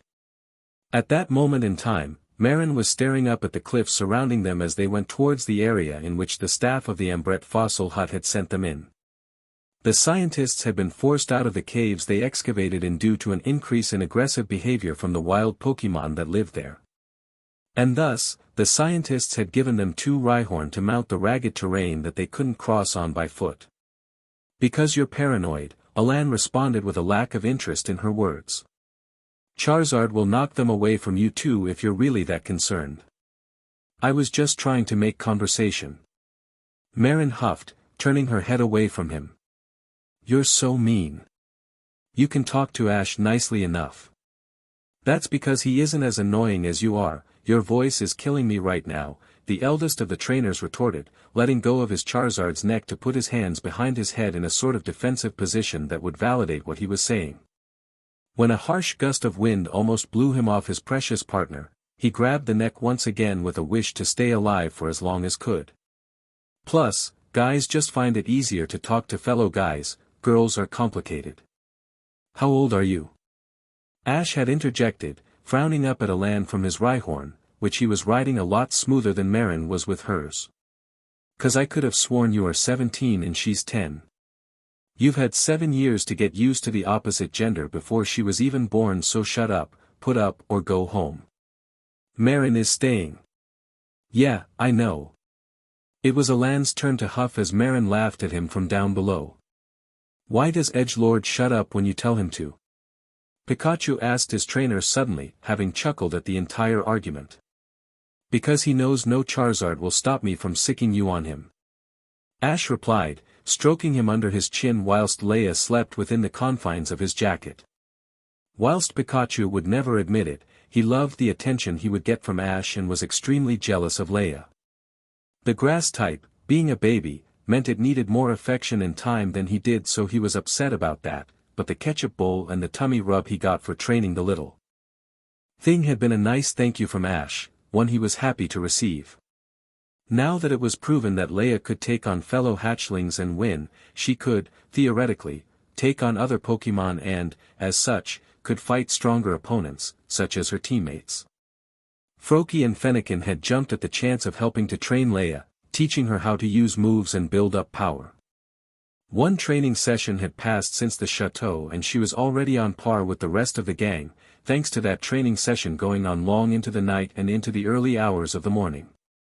Due to Budew being classified as a baby Pokémon, it meant Leia wouldn't take long to evolve. Soon enough, she would be a Rosalia and able to fight for herself properly. However, it would take until she was a Roserade to stop her from wanting to be carried everywhere by her Mima, as the line were highly dependent on their parents until the passing of a shiny stone as the sign of entering adulthood. Of course, Ash didn't have a shiny stone, but he vowed to find one for Leia when he had explained evolution to her one time. She had been enthralled with the idea and wanted to reach her final form whenever possible. That may take a while, but still, it was nice to see that she was so enthusiastic at the idea of becoming stronger and reaching her final stage. Look! There it is! Mairin's voice cried out as she pointed to a cave entrance in the near distance, showing that the group was close to their destined location. A few plods of the Rhyhorn later and all 3 were on land once again, Alain having landed and returned Charizard to his Pokeball as he wouldn't fit inside the narrow passageways of the glistening cave. So, we're here to find out what is causing the disturbances, right? That's the plan. Alain was trying to be polite to her, finding it easier as each day progressed. He just guessed that it meant he was getting used to her. I'll go first, then Mairin, and finally Ash up behind, okay? We can't go in as a line due to the narrow passage. Fine by me. Oh yeah, we're at the back where we can be ambushed. Pikachu rolled his eyes at his trainer's acceptance to the positioning. Remember that we have 2 idiots on our tail that want you for your ability, they could literally spring from the darkness and grab you up, and then what will happen to me? Think of me, Ash. Think of me. Stop it, Pikachu. Ash rolled his eyes at his starter. As if that's going to happen. 000. To be honest, an ambush wasn't something that he had expected, but yet there he was, being carried off by a Kangaskhan whilst the others were fighting Onyx, Lunatone, Solrock, and even some Cubone and Rhyhorn. Upon entry into the cave, a bunch of Pokémon had jumped on them, all making a noise about some thieves ruining their habitats or something along those lines. Ash, being the only one who could make sense of what they were saying, was singled out as a censor and grabbed by one of the Kangaskhan before either Alain, Mairin, or Pikachu, who had been thrown from his shoulder harshly onto the rocky floor, could react.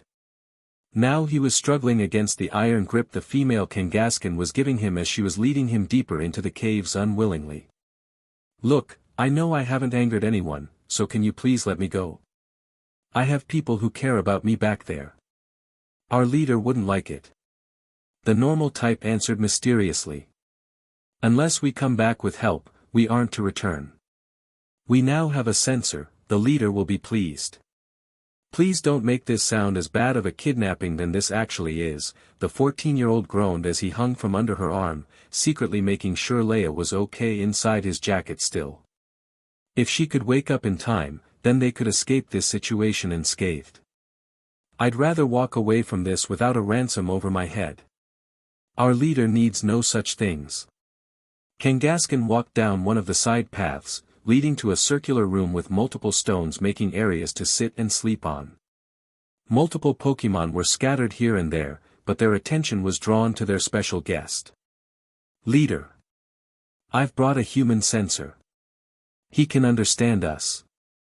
Good work. Surprisingly, a cream Pokémon with a black jaw as some kind of hair stepped forwards. It seemed as if this Mawile was their leader. It was unsurprising, in all honesty, as Mawile were powerful attackers as steel types and, according to Alain, was now a fairy type, which made it immune to two different types, poison and dragon. If taught agility, they could also be fast, hard hitters. It was no wonder that one would lead a natural group of Pokémon. He doesn't look like much, does he? Her words made Ash huff angrily. Oh thanks, pick on the human your troop kidnapped, I see how it is. Mawile visibly recoiled at his mouthy response but ended up grinning in the end. Got a mouth on him, ain't he? She laughed heartily, which could have been interpreted as a good sign. Put him down, would you, soldier? We're supposed to be a hospitable bunch to most humans, not some sort of criminal organization of Pokémon. The Kangaskhan took those orders literally and dropped the boy where she stood. Leia went flying out of Ash's jacket, having been caught by Mawile. She peered around groggily, realizing her Mima wasn't there to hug her. Where's my Mima? Leia asked the Pokémon holding her, who frowned down in confusion. Mima? What are you talking about, soldier? We have no Mimas here. The steel and fairy type was confused as to why a non-rock steel ground normal type was in their ranks but accepted it anyway. Anyone could be a defender of the glistening cave. Mima! Leia cried, thrashing to get out of Mawile's hold and, once she had done so, made her way over to Ash, who was clutching his sore stomach tenderly. Mima, did these bad Pokémon hurt you? I'll knock them all out. As the leader of the little Pokémon gang blinked in wonder at what she was seeing, the human smiled gently down at the Pokémon who had chosen him as her parent. It's okay, Leia, I'm fine even if my dignity isn't intact. Seriously, I need to stop getting myself in these situations. Leader. The Pokémon from the ambush rushed in fearfully, looking back at the entrance as they all cowered behind her. Those other humans with the censor are angry, really angry. Listen up, we don't have long, so I'll stay and deal with the angry humans. Mawile boomed around the room, ignoring the cries from the others at her decision. All of you hide until the crisis is averted. Do I make myself clear? They all nodded in response, allowing her to shoo them off. As the last Pokémon had vanished, a very set-off Alain, Mairin and Pikachu had arrived, bursting in with rage on their faces. However, that rage soon turned into confusion as all they were greeted with was their friend and a Mawile. Where did they all go? Mairin inquired as she remembered an entire group of the creatures attacked them, not one small one. Pikachu, already sporting a bump on his head, walked up to the Mawile growling. Okay, fess up or I bolt ya, and I've bolted legendaries before and they've felt it to the next morning. Even though he was being extremely threatening, she didn't even flinch, raising an eyebrow even at his actions. What the hell was that about? If your home was in danger, then would you not do anything to save it, soldier? Mawile yelled back, smirking to herself as he faltered. We tried to get help from the human trainers, but no one could understand us, so we needed a sensor. Mawile, you do know only auditory sensors can understand Pokemon, right? Ash's words caused her to freeze suddenly, which made Pikachu laugh loudly at her slight stupidity. And last I checked, there was around 7,000 of us across the world. It would be highly unlikely that one would show up in these caves. What most wild Pokemon do is steal items from trainers and lead them to the area where the problem is. I never thought of that. She stuttered, looking down at the ground guiltily. That didn't last long before she looked up at him with a grin. Nice one, Private. The next time something bad happens, I'll use that approach. Seriously, those two motto-spouting weirdos have been worse than those fossil-loving scientists, and they take members of the Corps as well. Alain noticed the tensing of the two from Kanto and called out on it. What did that Pokemon say? He was, however, ignored as Pikachu continued to converse with her. Do they have green and yellow hair, plus are they wearing black uniforms with a red R on the front? Pikachu asked nervously, his worry getting worse when the steel type nodded. Why, yes. They were. They were also talking about a mission to do with a sensor. I guess since you know them, it must mean they were talking about your one. She didn't hear the electric type groan, or at least pretended to. This is why we should have been more aware of Jesse and James. Pikachu screeched to the heavens, pulling at his ears dramatically. They blabbered to their boss and now you're on their hit list. They aren't trying to kill me, Pikachu. You know what I mean. I'm sad to say that I do. Ash turned to his friends and translated what he had found out. Mairin seemed indifferent, but Alain was still furious for what had happened a week ago. Alain, you doing okay over there, buddy? They will pay. He rushed off back down the caves on his own, causing Mairin to groan and Ash to facepalm. Pikachu's right, Alain's an edgelord. He turned to Mairin, who smiled back at him in understanding. Looks like we may need to save him from running head first into trouble. Maybe he'll appreciate me more if we do. In Mairin's imagination, she was receiving a pat on the back and words of praise when, in reality, Pikachu was kicking her leg to get her moving again. Let's go.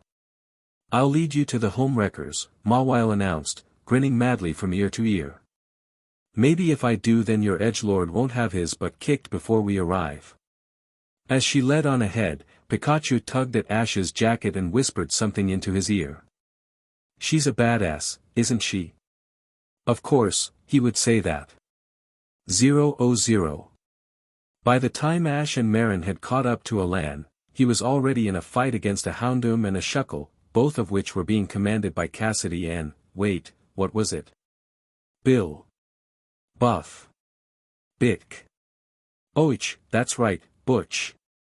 Sorry, I forgot his name for some reason. In front of Alain was not his Charizard, but a Bisharp.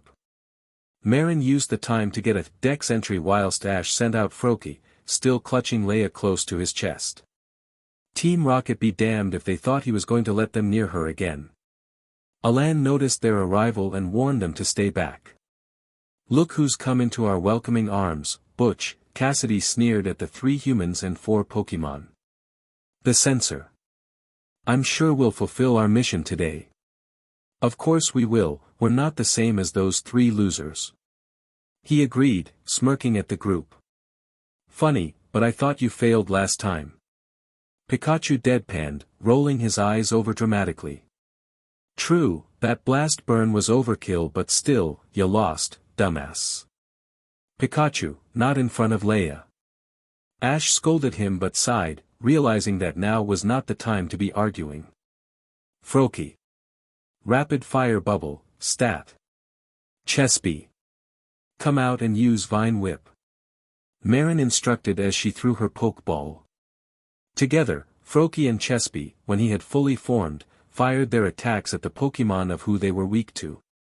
Water versus fire, grass versus rock, at least Shuckle had the part bug type to keep it mildly safe.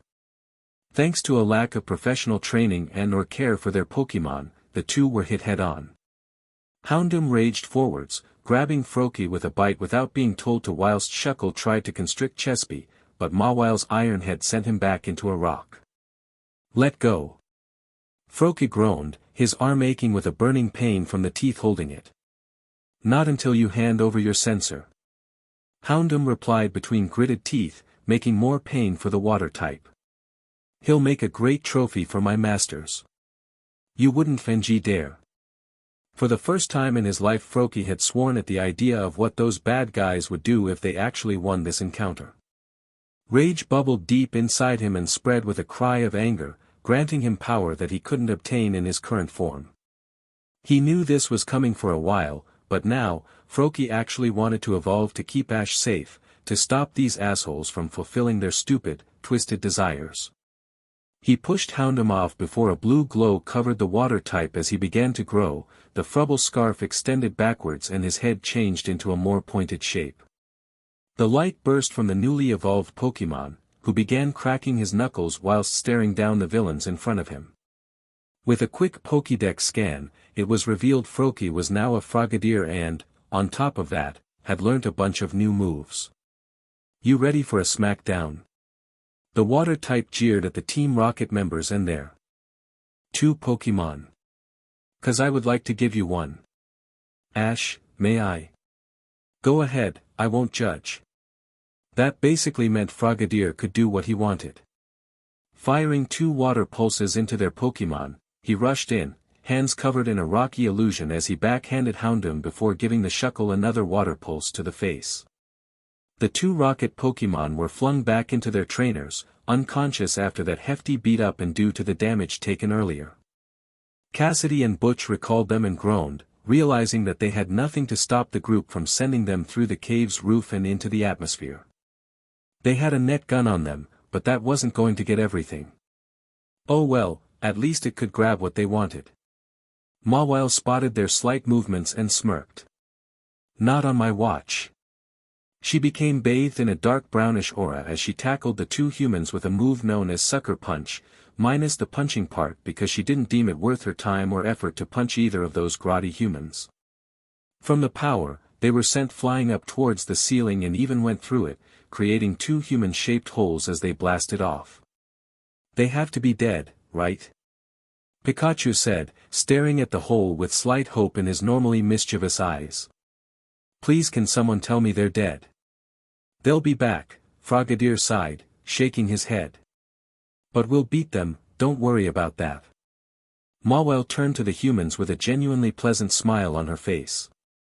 Thanks so much, now all we have to do is deal with the scientists, but that's no big deal, she chortled at the ideas that sprung up in her head. We can just steal their stuff or something. That'll show them not to drill whilst we're trying to sleep. Speaking of fossils, I have something for you, soldier. She pointed at Mairin, who listened to the English translation first. Oh, what is it? Mairin asked, tipping her head to one side cutely. Bring the sail fossil. Mawile called out as the Pokemon returned to her side now that the intruders were gone. A cub one ran forwards with the aforementioned fossil and gave it to the leader, who handed it over to Mairin. Just take it to those science dweebs and they can restore it into a Pokemon for you, apparently. You did well today, and I don't like Baggy Pants McEdgelord over there, so I'm giving this to you. I'm sure that Ash won't mind, right? Not at all, Mairin does deserve another Pokemon. After all, Ash pulled Frogadier into a hug as he spoke. This one evolved today and I'm already happy enough from that. Ah, shucks.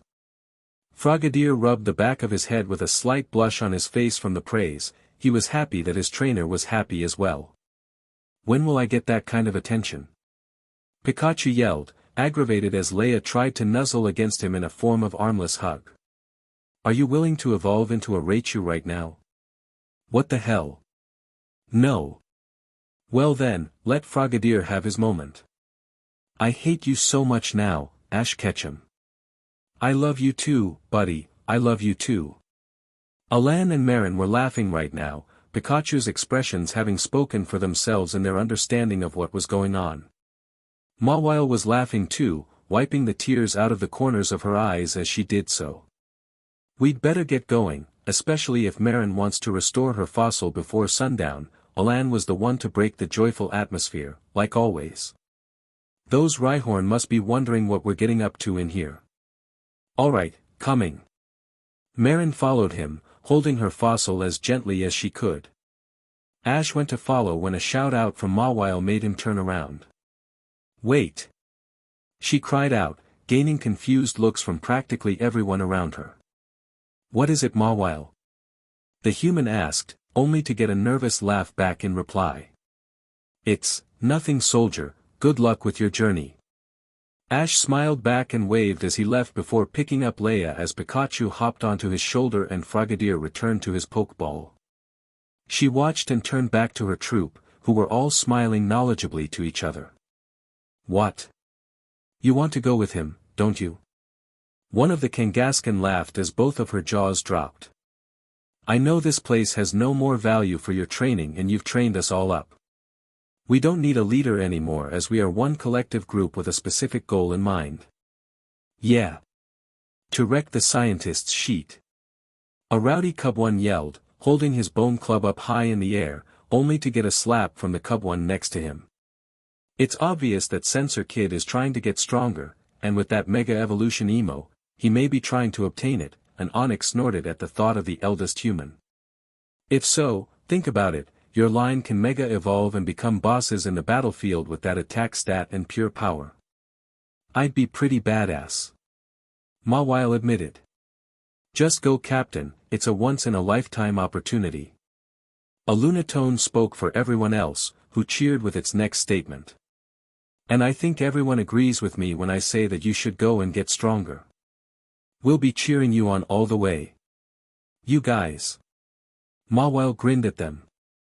Alright, losers, give those scientists hell for me.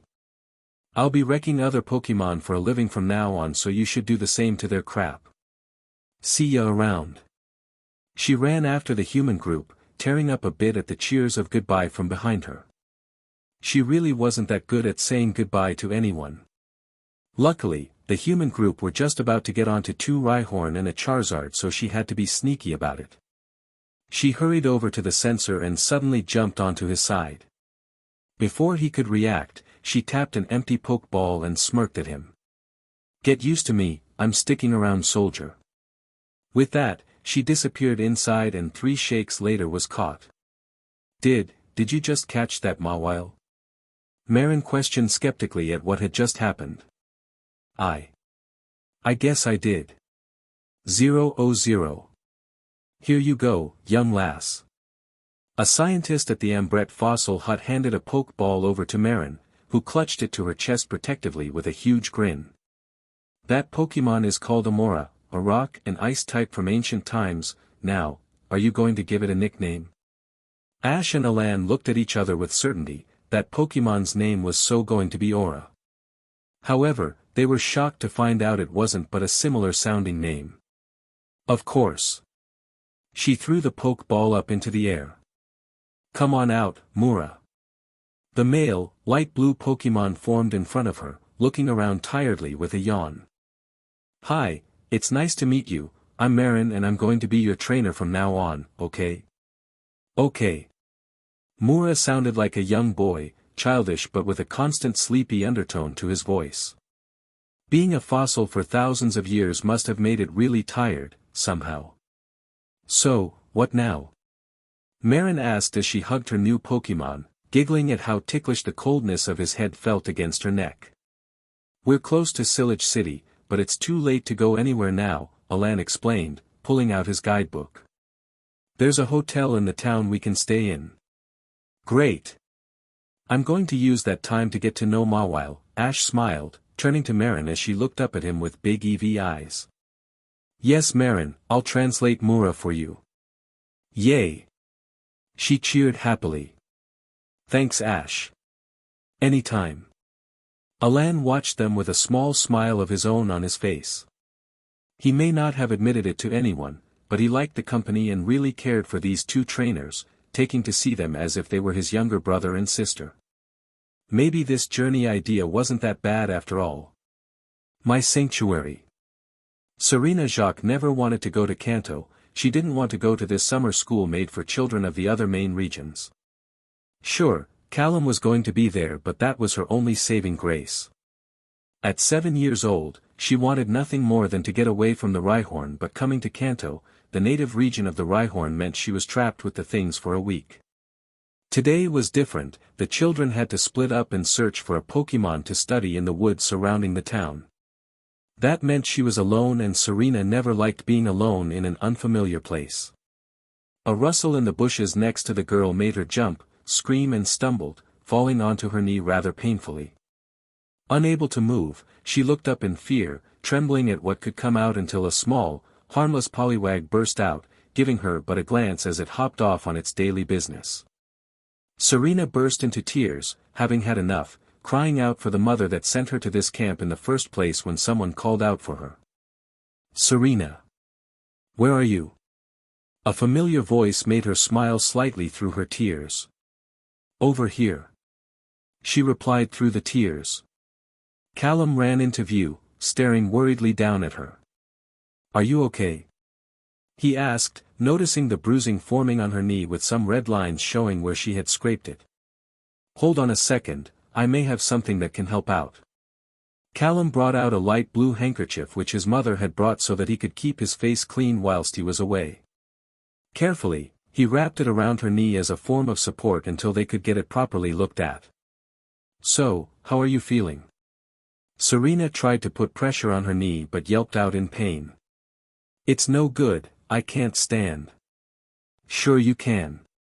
Callum held out a hand for her to hold, which she took and it allowed him to pull her up into a standing position, in the process hugging her slightly. See, you're up. Now let's head back in. A rumbling roar from afar caused the two children to freeze where they stood, trembling at the thought of what that belonged to. It seemed as if that Poliwag had caused some trouble as a Poliwrath came bursting into the area, ticked off by the smaller evolution for nicking its food when it saw the children. Now angry Pokémon rarely calm down and think things through from another perspective, i.e. they realize that the humans had nothing to do with the food thief. However, angry tall grassers never calm down quickly and instantly assume things, such as this Poliwrath assuming that those two children were also a part of the thievery so it went to get its revenge by sending an ice beam their way. Callum managed to pull Serena out of the way as the frozen beam covered the trunk of the tree they were standing in front of in ice. The two children screamed and ran, the boy having to pull the girl along as her knee was screaming out for her to stop. They didn't know where they were going but they continuously ran, avoiding certain danger if they stopped. The constant stream of attacks from the fully evolved water type told them that. Half an hour later, they had managed to lose the Poliwrath and the two were panting for fresh air, leaning against another tree, this one not frozen by an ice beam to the face. Of course, not being from the area, they didn't know where in Palette they were, which wasn't good. At least Oak would send out a rescue squad when everyone realized they were missing, however that may take ages so that meant waiting. Serena sat down at the base of the tree, wincing as her knee burned from the running, on top of falling on it. Thank you, she said to her friend from Vanaville after she had regained most of her oxygen supply. For helping me and saving us. No problem, Callum replied, still huffing and puffing. Now all we need to work out is where we are and how to get back to the professor. Jikin shitsu wa sonoyoni modate masuga, a voice saying something from out of nowhere made the two jump, especially since it was in a language that they couldn't understand since they were from Kalos. Anata wa dokutsu ni tsunagaru gake no chikaku no mura no higashigawa ni imesu. Callum and Serena looked up to see a boy of their age sitting in the branch above them, covered in dirt with a grin on his face. His black hair was wilder than anything the pristinely kept Callum had ever seen, and he was sure the boy's yellow top and blue shorts had been stitched up multiple times. That wasn't what caught his attention, however, it was the metallic headphones on his head with two wires sticking up from the sides. It was obvious he wasn't listening to music. "Excuse me?" The more confident of the two Kalosians asked with a raised eyebrow. "Sorry, forgot the summer camp was on." The boy jumped down from his perch, ignoring Serena's scream as he landed perfectly on his feet like a gymnast. "What I said was, the lab is that way. You're on the east side of the village near the cliffs that lead to Cinnabar Island. It seemed that this boy was one of the Pallet Town natives, one of the people who spoke Cantonese as their first language, and it showed with his eastern accent when switching to English. "You sure? Positive?" The boy grinned again, still able to hear them with those earplug-like headphones he was wearing. "But be careful, you're near the cliffs so you could fall if you're not careful, trust me on that one." "Alright, thanks for that." Callum helped Serena up and the two walked away with the boy staring at them. They didn't notice the butterfree that floated down to him and began talking. They certainly didn't notice that the boy was talking back to it. They rushed towards the town, not knowing they were heading north instead of west, drawing them closer to the cliffs they had been warned about. Of course, that was where the polyrath from earlier had found them. Callum stood in front of Serena to protect her, only pushing her closer to the edge than he was. The two children continuously stepped backwards as the water type advanced until one of Serena's feet connected with nothing and the lack of balance caused her to fall backwards. Grabbing onto the nearest thing she could, which was Callum, she fell, taking her friend with her. Callum's handkerchief unraveled and flew off as the children connected with the cliff face on their way down. Cuts and bruises littered their skin from impact, and sure enough, the pain became too much. As Serena began to lose consciousness, she heard a voice call out something as a soothing feeling covered her body and she fell deeper into the darkness. 000. Ash never really thought much about tourists when he was 7, presumably because his mother kept him away from anyone but the local citizens of the town thanks to his sensor ability. Because of said ability, he preferred to speak with Pokemon over kids his age thanks to the teasing and the fact that he had to constantly wear those giant-as soundwave mufflers Professor Oak made for him, which looked like something out of a science fiction film. At that moment in time, he was enjoying the sun whilst conversing with a butterfree that he had met whilst lost when it was raining. The conversation was interrupted by two kids that had appeared at the base of the tree, talking to each other. Ash had never seen them before, so assumed they could just have moved in or something from another area of Kanto. His mother had told him they were getting new neighbors soon. So, he assumed they could just have moved in or something from another area of Kanto. His mother had told him they were getting new neighbors soon. As soon as he heard the word professor, he was sure they wanted to head to the lab. It quickly turned out that they had no knowledge of Cantonese, so he realized they must have been a part of that summer camp the professor was holding for the kids of another regional birth to help them with learning about other species they may not have come across. Pallet Town kids weren't allowed in, so the kids either stayed at home or took to the forests, something Ash did a lot just to talk with the Pokemon that lived there. He told the two where to go and they left, with Butterfree floating down next to him. "I'm worried about them," she frowned at the retreating children. "That girl was hurt and they could easily get into trouble along the way." "You're right."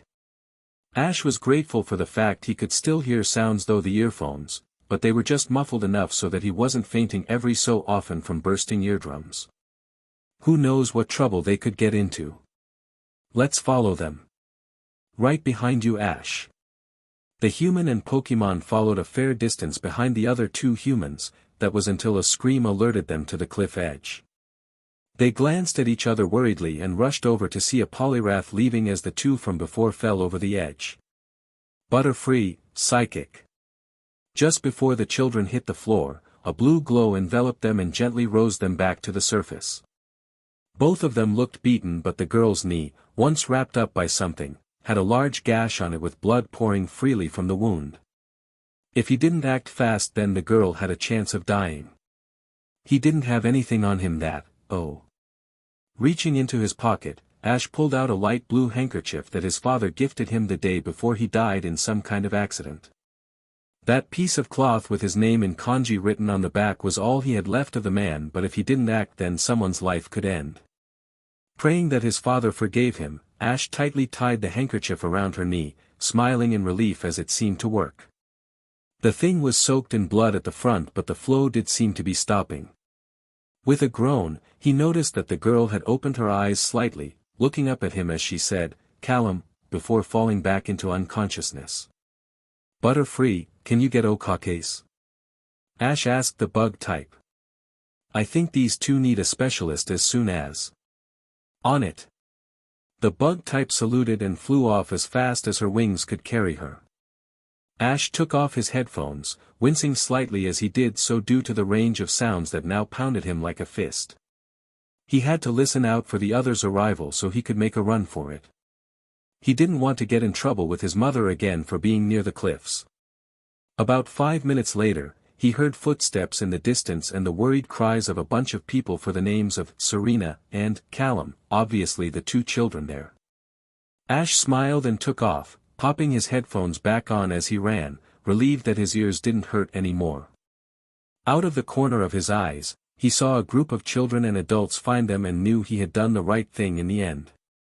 However, no one would ever realize what he had done for those two, and neither would realize that the handkerchief around Serena's leg was not the one that had been lost to the wind but a memento of a life that couldn't be saved for one that could. 000. Word had spread around the little town like wildfire about the event that happened once someone caught a glimpse of the children being loaded onto an ambulance outside of Oak's lab. Gary, due to the fact he was living at the lab with his grandfather, heard of the incident and immediately knew that a Butterfree couldn't have done all of that alone. Someone had to tie the handkerchief around the girl's knee, someone had to, and Gary thought he knew who did. He rushed up to their secret spot, the hill which gave a glorious view over the sea and the horizon out to the rest of the world. As he suspected, Ash was watching the sunset, smiling whilst in thought. The boy was so out of it, he didn't even notice his friend sit down next to him until Gary had to tap his shoulder. "Oh, hi." Ash's attention soon returned to the scene in front of him. "Hi back." Gary rolled his eye and knocked a finger against the headphones. "You can take them off now." "Really, never noticed." It was Ash's turn to roll his eyes and he took them off, smiling as his natural ability took over and the world became a wonder of sound and music. "The sunset is so beautiful, huh?" "Yeah." The two boys sat in silence for a while before Gary spoke up once again. "Don't lie to me, Ash, you helped out those two from the summer camp today." "How did you guess?" Gary was surprised that one of his friends wasn't shocked by his deduction but mildly amused. "Butterfree aren't that good at wrapping up wounds with your handkerchief." The brown-haired male punched his friend lightly on the shoulder, who mockingly cried out like a wounded soldier and began rolling around in the grass. "Oh come on, you're not a baby." "But, why did you practically give her your old man's handkerchief?" "I didn't want to." Ash huffed indignantly before turning his focus to a stray strand of grass. "It was all I had on me at the time and, well, I didn't want someone to die because I wasn't going to give them something to stop the blood flow. Plus, your grandpa can find the kanji and give it back to me once the hospital is done with it." "Yeah, true." Gary couldn't help but grin at his censor friend beside him. "You really saved 2 lives, you know. If Gramps knew it was you he'd forever be in debt to you." "Well, that's why I don't want him to know, plus it makes us even." The boy picked up the headphones from his lap and sighed at them. "He made these to help me after the 10th loud noise sent me to hospital." "I guess so." They didn't speak for a while, watching the sky turn orange, purple and pink with the setting of the sun. That friendship wasn't meant to last, however. As time wore on, Gary became more self-centered, agreeing with the other students that Ash's ability was freakish and their taunting rivalry was born. Without the grandson of Professor by his side, Ash was constantly picked on in school with the headphones on due to the crowds of people there. Delia, Ash's mother, decided to pull him out and teach him the rest of the year herself after having had enough of her son coming home with a bleeding nose or a black eye. That rivalry continued on for the next 3 years until Ash and Gary were 11 when the former beat the latter at the Silver Conference in Johto, something Ash had been extremely proud of. Gary went off to be a researcher and Ash continued training, but the two had once again regained their friendship, which was reaffirmed in Sinnoh after the incident with Hunter J. The night after they had spilt off, Ash couldn't help but grin. The only person who actually saw him as a human growing up was once again on his side, not mocking him from a side, all because he was the 1 in 1,000 born with the abilities of a censor. If it had been any of the other censor types, minus touch, Ash would have been able to get away with it, but, because of his power coming from his hearing, there was no way around it. Neither Brock nor Dawn could stop the yells of happiness that night, nor would they have. It seemed that Ash was finally completely happy and, as his friends, they were happy for his own joy. 000. Of course, Ash had practically forgotten about that event until he was given Misty's own handkerchief after they had split up at Cerulean, leading towards their respective paths to the future. From then on in he couldn't help but wonder where his father's handkerchief was and if Oak had ever been given it back. Asking the professor ended with a resounding no, and that the girl had taken it with her to Kalos. Whilst deeply saddened by the loss of such a personal item, Ash knew he could try and find her in Kalos when he wanted to, planning on going to Hoenn next, which lead back to Kanto, then Sinnoh, and finally Unova before the Kalos region became his next destination thanks to Alexa. He realized this was the chance he could finally get his treasured item back, that was until he saw it in the hands of that boy. At first, he was extremely angry at the girl for giving it away, even after she had seen him whilst he was saving her life, but then, overnight he remembered that she had called him by her companion's name and, as such, would possibly think he was the one who saved her, meaning that he must have had a handkerchief that was exactly the same as his. Sure, they may have been the same, but Ash was sure they didn't understand Cantonese in either kanji or ramaji, the two written forms, and as such could prove it was his. If only he could work up the attitude to go and talk to them without bursting into tears or getting angry on the spot. The 14-year-old was known for being a hothead, able to burst with anger at the slightest thing if provoked. Food was one of those things, but family, Pokemon or human, was a top priority, especially with his father having died when he was young. Anyone who dared mock his dad ended up in agony from the beat-up they would get. Knowing how to karate punch and kick someone in the face was useful. He sighed thinking about how he was going to ask for the precious item back after dinner. Mawile, the newest member of the team, was sparring with Pikachu, who was getting his butt thoroughly kicked by the steel and fairy type. He was no longer the most experienced member of the group, and it showed with Mawile's diverse move pool. Frogadier and Fennekin were yelling at the electric type to get a grip. Alain's entire team was out, revealing a male Unpheasant, Bisharp, Weevil, Charizard, Tyranitar, and a Metagross, all of which seemed to be extremely well trained, whilst Marin's Chespy, Bibi, Espy, and Mura were running around chasing each other. Only Leia stayed by his side, sleeping in his arms, unaware of the carnage going on around her. Gently, he cuddled her closer as his insecurities caught up to him. What if he never got his father's gift back? Would his dad hate him from above or wherever he was at that moment in time? It pained him to think about it. He didn't even know that the tears were rolling down his eyes until they hit Leia on the head, who looked up to her crying Mima with worry. "What's the matter, Mima?"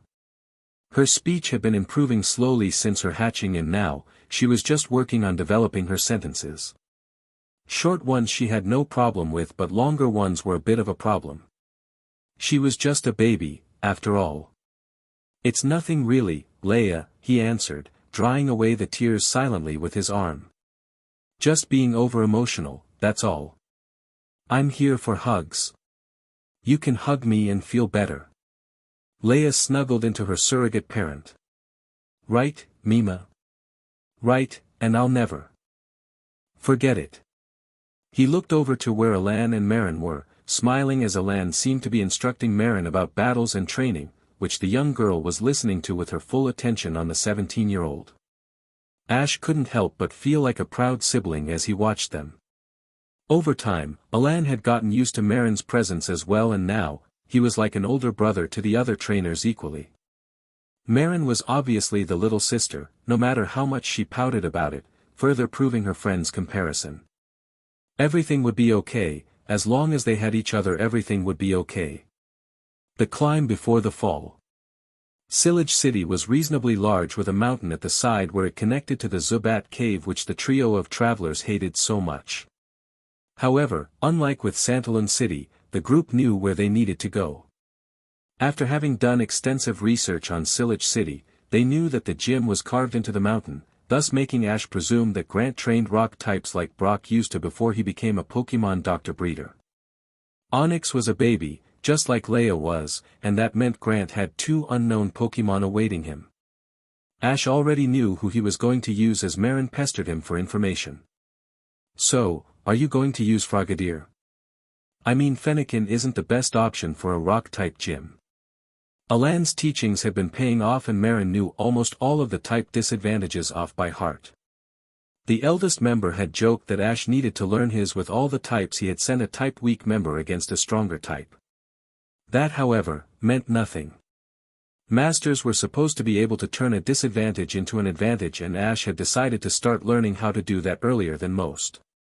I know but I'm not using either Frogadier or Fennekin today, they battled in my last gym match. Ash replied, smiling down at Leia who was bursting with excitement to see her first gym battle. The young shiny Beaudoo had been instructed to watch alongside Alain and Mairin so she could pick up things that would help with her own training. So that means you're using Mawile and Pikachu? Alain raised an eyebrow. But those 2 are your strongest and this is the second gym. I don't know what Pokemon Grant has, the Cantonese censor admitted, noting Pikachu's creepy grin beside him. The electric type was obviously thinking of how he was going to kick butt, with a shiver. But if they are anything like his Onyx then I need to be cautious, also, neither have battled in a Kalos gym yet and I want to give everyone a fair chance. Once Leia's up to it and soon, I think, she'll battle as well. It had been noted by Ash that both his little Beaudoo and Fennekin were both close to evolution. Fennekin's ear tufts had turned a brighter red and white fur had started showing around her neck. Baby Pokemon were known for evolving quickly, almost as quick as bug types, and it showed with how much bigger Leia was getting. Once she was Rosalia size, and no, it wasn't like the Pokédex incorrectly stated as 0.3 meters, they were at most 0.6 dependent of how much sunlight they had obtained and since Leia had been constantly out of her Pokeball, she would be a larger Rosalia but still small enough to be carried until a shiny stone had been obtained. Sounds like a good plan, Alain nodded in agreement to the explanation. Mawile is part steel so already has an advantage, and doesn't Pikachu know a steel-type move, Iron Tail? Yep, and a few other super effectives. It was common knowledge that Pokemon did indeed know more than just 4 measly moves, they knew all of them. Only advanced trainers could ever command and remember all the moves their Pokemon has ever learnt and, as such, normally stuck to the same 4-move limit that most gym leaders were restricted under by the Pokemon League rules. Even when he was starting out, Ash wanted to not restrict his Pokemon's move pools and took the time out of his life to read and remember each and every one. It didn't help that evolution brought about a bunch of new moves that a Pokemon instantly learned but, sometimes, couldn't perfect without trainer help, something the 14-year-old knew from experience. Both himself and Alain had agreed to help Mairin with this as well, considering her want to remember every move her Pokemon knew. That led to training sessions between Mairin's Pokemon and Ash's, due to the fact that Alain's were all fully evolved and too powerful for her to face at that moment. She was still just a beginner, after all. The group arrived in front of the entrance to the gym, noticing its basic front compared to the art gallery of Viola's place. The only thing that made them know that it was even something more than a cave was the League symbol bolted above the entranceway. The last one had a web maze. Mairin tried to peer further in but didn't find anything to hint to what the challenge was inside. So, what do you think this one is? Rock climbing, obviously. Alain rolled his eyes at her naivety, they had already established it was a rock-type gym a few days ago. But I can't climb. The 10-year-old girl began freaking out, pulling at her hat with fear. I'm never going to be able to watch the match. Don't worry, Ash gave her a calming smile. The climbing part is presumably for the challenger, all others may have to climb steps or take an elevator or something. Not everyone can climb and a gym cannot be discriminatory to anybody who sets foot in it. They walked down the passageway into the gym and, like Alain had said, a giant mountain-like structure with holes for climbing, dug into the rock surface, greeted them. Somebody was already on the structure, climbing randomly around the thing until his eyes locked on down to the three people below him. "Why hello down there?" Grant called out with a grin. "Here for a gym battle?" "You bet." Ash yelled back up with a grin. "And I'm going to kick your butt in the process, old man." Pikachu added with a smug smile, internally excited at his first major battle since entering the Kalos region. "Great. The field is up here, so, when you're ready, climb up." Grant turned to face the other two. "There is a lift to the side if you don't want to join Ash." The forenamed boy looked down at his grass type. "Now Leia, you're gonna have to go with either Alain or Mairin. Who do you want to go with?" Leia tipped her head to one side before nudging towards Alain. "Tall, dark and emo." Pikachu tried to continue his sarcasm without bursting into fits of laughter but couldn't help himself. "Great choice, little one, but don't forget to put gothic makeup on to really seal the deal." Pikachu. Ash couldn't help but laugh, whispering what he had said to Mairin, who burst out loudly. Alain raised an eyebrow but took the baby Pokemon anyway, heading with Mairin towards the elevator. Alone, Ash turned towards the wall with a grin on his face. "I bet you I can make it up there before Alain and Mairin." "I bet you can't." 1,000 Pokéyen at stake. Pikachu noticed the fire in his friend's eyes, one that he would regret betting against. "You have to give me it too." Ash rubbed his hands together and turned his hat backwards. "You're on. 000. I should have known. F-. It had taken Ash under 30 seconds to climb to the top, and it had taken 45 for Mairin and Alain to appear on the outside of the battlefield, shocked to see that they had been beaten. "How the heck did you get up here so quick?" Alain asked whilst Grant just watched the group from his side of the court. "Pikachu bet me money, I wasn't losing 1,000 Pokéyen for ketchup." Pikachu swore at Ash's simple reply, really wanting that sugary, tomato-y goodness. "Now then, the true battle can start." Grant stepped forwards as a referee took their place. "This will be 2-on-2, I'll be forced into the 4-move rule and you can substitute if you so wish." He looked down at his opponent. "Are you ready?" "Ready as I'll ever be." The two males took their places, noting the referee's cue to start. "Amora, let's do this." "Pikachu, I choose you." Yeah. "My turn, beaches." Pikachu jumped from his trainer's shoulder onto the field staring down the rock and ice type evilly. "Hey there, looking good, like you've been hitting, not tanking." "Don't worry, I have 2 moves that help your 4 times weakness, okay love? Don't spoil our plan." Ash groaned, rolling his eyes at his starter. Of course, Pikachu would use his mouth freely, not that the Amora cared as it silently glared back.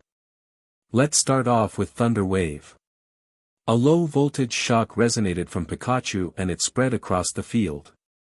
Without order, Amora tried to dodge but was hit and sparks flew from its body. "Nice setup, and since your Pikachu is an electric type, I can't paralyze back," Grant started to smirk. "But I can freeze you, however." "Amora, Frost Breath."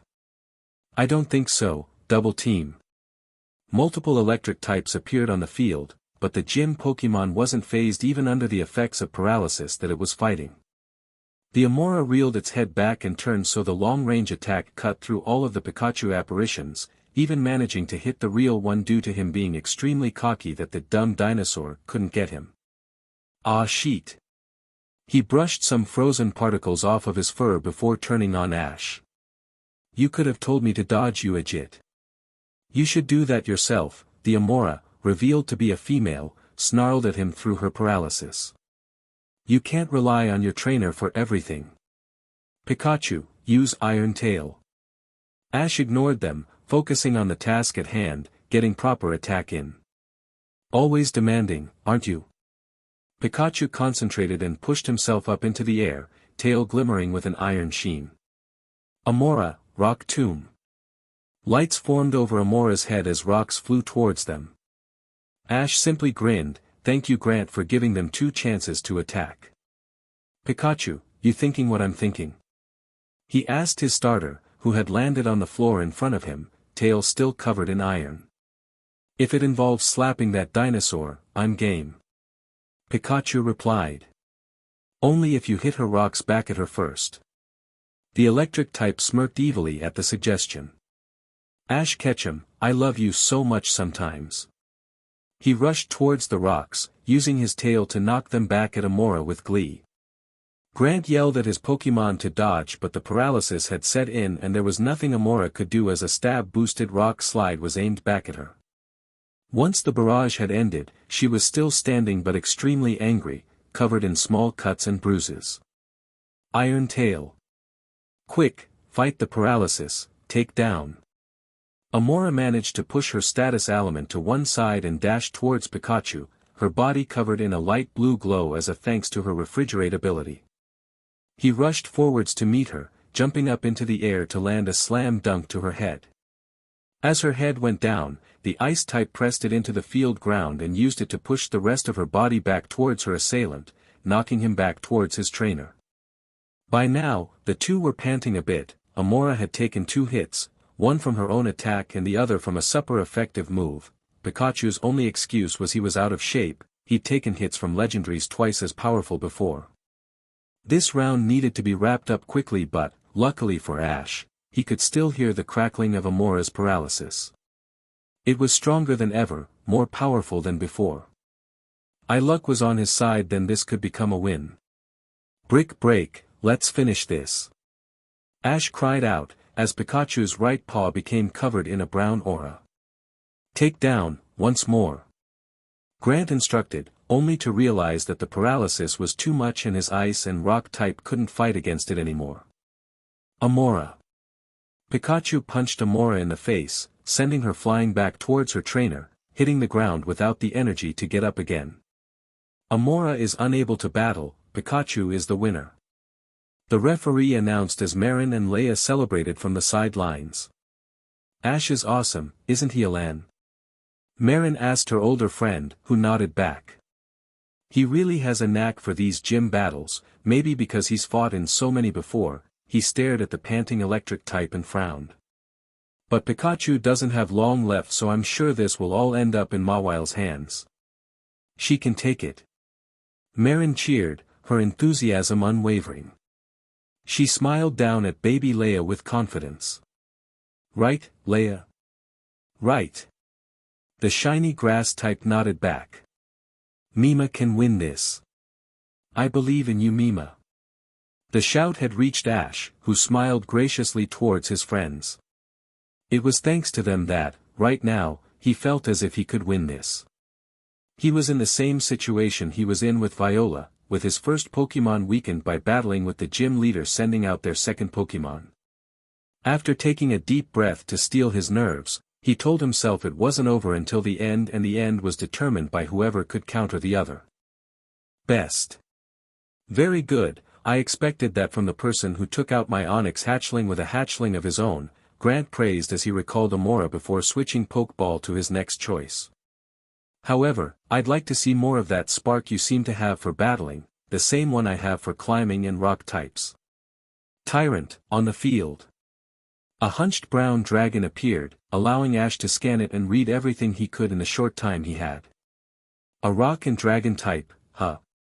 Mawile would be immediately great against him, but then again, it depended if Pikachu wanted to continue battling. Pikachu. No, Mawile can take that one, he's hideous. Hey! The male tyrant yelled across the field. Is for Ponyta, now shut up. Pikachu ran back towards his trainer, whining as he did so. Now, call the substitution already, I'm tired. Fine, Ash rolled his eyes but smiled anyway. You'll get less ketchup but you'll still get some.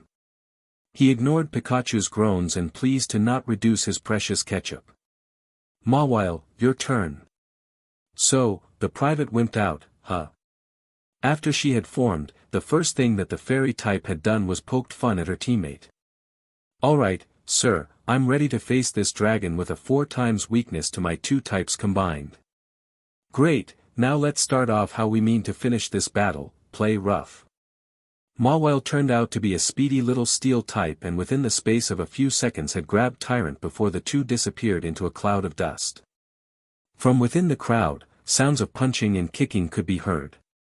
Knock Mawile back, Grant yelled, knowing he was at a severe disadvantage with only 4 moves on his side, one of which didn't even affect his opponent at all. Rock Tomb.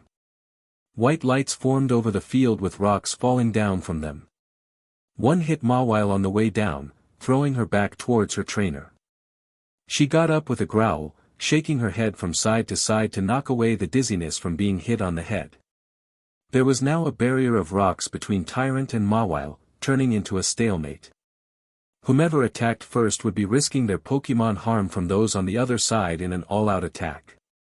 However, a certain someone's plan didn't include an all-out attack. No, Ash would beat Grant by using defensive moves against him. Especially if what the Pokédex said about Tyrant was correct. Mawile, taunt. The Cantonese trainer called out, knowing what she would do. Instead of using the more useless move in the situation, she literally began taunting her opposition. Wow, a big scary dragon. I'm so terrified I might just faint. Mawile pretended to feel lightheaded, placing a hand against her forehead in a mock despair. No, seriously, I bet one more attack on my part would have you in a Pokémon Center for weeks. Come on, I am a steel and fairy type, you are a rock and dragon. I'm the stronger Pokémon type wise. I even bet if Pikachu hadn't wimped out, one Iron Tail would have knocked you out. What did you say? Tyrant was seeing red, huffing and puffing in anger as tick marks formed on his head. You heard me. Protector of the kings, ha. She scoffed loudly, cockily placing her hands on her hips. The kings would have done a better job of protecting you from your egos. That's it. The part dragon shouted, rage blinding his senses as he leapt over his protective rock wall. I'm going to beat your butt into tomorrow. Good luck with that, steel and fairy, remember. Mawile had to jump backwards to avoid a nice crunch to the arm. The plan had worked perfectly. If Tyrant was that enraged, he wouldn't listen to his trainer no matter what happened next. Tyrant used Stomp on the ground, causing a miniature earthquake that hit Mawile, making her cry out. Ground types were super effective against steel and, if he had just continued that, would have been able to rack up serious amounts of damage, but no, he was just getting ready for another crunch which connected to the ponytail like part of her jaw hair. He hung on like a rabid dog, refusing to let go. Tyrant, stop it now. Grant cried out, scowling when he didn't get a reply. I mean it, Tyrant, listen to me. I think we went a bit overboard on the taunting. Ash muttered nervously. Yeah, no sheet. Pikachu was grinning as he spoke. But Tyrant has found out what I did a couple of days ago. No matter how strong and boyish Mawile may seem, never mess with her jaw hair. She gets so mad she will literally kill you if you do so. Let go. Mawile instantly used Sucker Punch before Tyrant could chew her anymore with Crunch. Ash, can I knock this sucker out now? The 14-year-old looked at the situation and nodded. Yeah. I think it's for the best. Iron Head. On it. She covered herself in a silver energy and tackled Tyrant to the ground. The dust cleared to see the dragon out cold with Mawile brushing herself down whilst wincing at the pain near the top of her head. Never mess with my jaw, you ignorant little boy. Tyrant is unable to battle, Mawile wins and the match goes to the challenger, Ash. The referee announced, just as confused as everyone else in the room. Just what on earth had happened in the second round? Grant sighed as he recalled his other Pokémon. I wasn't expecting you to use Tyrant's personality against him. Grant walked over to his challenger, who was spraying a hyper potion onto Mawile's head to make her feel better instantly. That was a clever strategy. Pokédexes aren't just for images and give helpful information. You have honestly impressed me today, and yes, you have earned this. He held out a badge that looked like holes and protrusions in a rock face. This is the Cliff Badge, proof you have beaten the Silage Gym. Congrats. Thank you. Ash took it and, as always, stuck a pose. I got the Cliff Badge. Mawile struck a pose, with Leia copying her cutely, having rushed over as fast as her stubby legs could take her. Pikachu, however, did his usual, yeah, gaining a slap around the back of the head from Mawile for swearing loudly in front of Leia. 0-0. That was amazing. Mairin grinned madly as their group left for their rooms in the center that night. Grant had given them directions to a nice, in-town restaurant, where they had celebrated with a full-course meal. I still can't believe that you managed to enrage Tyrant, meaning you could defeat it. I just figured if Tyrant didn't like Mawile, then he would go into a state of no control over his emotions, Ash explained, smiling at Leia sleeping in his arms as Pikachu muttered some crazy things in a ketchup-induced state of semi-consciousness. With Amora out the way and Pikachu ready if anything went wrong, I had a feeling I could win with that. You've been winning a lot lately, Alain added, actually very proud of his younger friend for what he had done today. What, just something I've noticed. I've lost against you twice already during training. The Cantonese trainer huffed. And then there was that guy with the Gabite I faced on the way here. So, you're not perfect, whatever. Alain rolled his eyes as Mairin chuckled at their little argument of sorts. But it isn't the fact you lost. It's the experience I've gained from it, I know. Ash nudged him in the arm with his elbow. I have lost every Pokemon League I've entered. Maybe this time will be different. Mairin rushed on ahead and turned around, waving her arms in the air. You have me and Alain by your side so you can't fail. Thank you Mairin, I appreciate it. Ash smiled as they entered the center, heading up to their rooms only to fall asleep as soon as they fell on their beds. The story of X and Y. Route 10, more commonly known as the Menhir Trail, was an enigma to most who passed through it. The abundance of upright stones with engraved patterns on them was cause for concern, even if they were thousands of years old. Both of the Pokemon who were outside their Pokeball could feel the energy radiating off of them, and Ash, being Leia's surrogate parent, knew when the little one was terrified as she would nuzzle her body into his jacket for warmth and comfort. Okay, anything that makes my Pokemon scared, especially Leia, nerves me. What is wrong with these stones? Ash asked, not being from Kalos being a pain to him right at that moment. It's to do with our history as a region, Alain answered mysteriously, causing his companions to raise their eyebrows at how he was sounding. Of course, I wouldn't expect you to know, being from Kanto and all. I have no idea either. Mairin pipped up, causing Alain to sigh at her due to her lack of historical knowledge that all kids knew thanks to school nowadays. Seriously, Mairin. Alright, I'll tell you the legend behind these stones and the 3 legendary Pokemon that come with them. He pinched the bridge of his nose to release the pain in his head. Mairin was too naive for her own good. It started 3,000 years ago. Kalos was ruled by a fair and wise king called Az who, along with his beloved Floette, lived close to where we are now. Everything was fine until a war broke out between Kalos and a neighboring region. Which region? I dunno, just some war between regions, Mairin. Just shut up and let me finish. Bloody hell, grouchy much? Pikachu. Sorry Alain, please continue. Thanks, anyway, the king was forced to give his Floette to the army to fight for his kingdom and, as such, prayed for her safe return every night. He never got his wish. His beloved Pokemon was returned to him in a box with her wilted, torn flower resting atop of it. How awful. He must have been devastated. He was Ash, he was, so much so he sought to bring his Pokemon back to life by building a machine to do so. It worked and Floette was revived. But, the king didn't end there.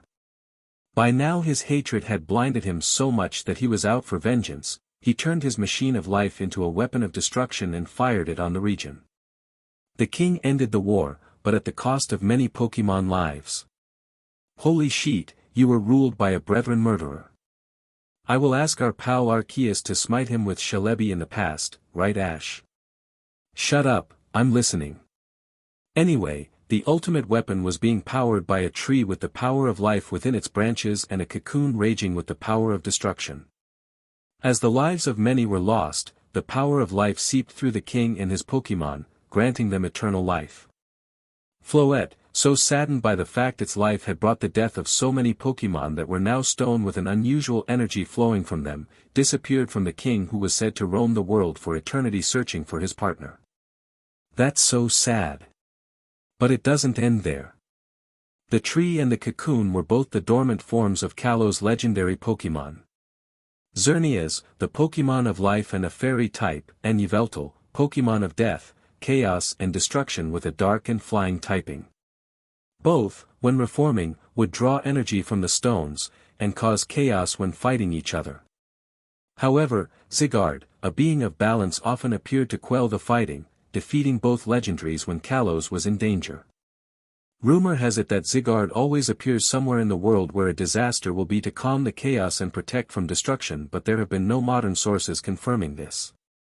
Wow, you know so much about it, Alain. Mairin grinned at him as he had come to an abrupt conclusion. Being a researcher does that, he rolled his eyes but smiled down at his friend. Alright, let's see if we can traverse to Geosenge town before nightfall. I heard they have a nice hotel there.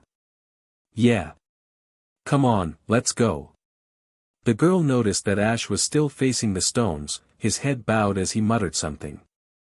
What's up? Just, paying my respects. He gave the stones, the graves of ancient Pokémon, one last glance before running after his friends, not able to shake off the horrid feeling that racked his body when around the stones. Just what truly happened 3,000 years ago. 000. A loud scream had alerted Ash to the sky as he was sure a cream blur with a hint of gold had zoomed on past over their heads. He gave a nerved glance at Pikachu, who was grinning evilly. Did you see what I did? Oh yes I did.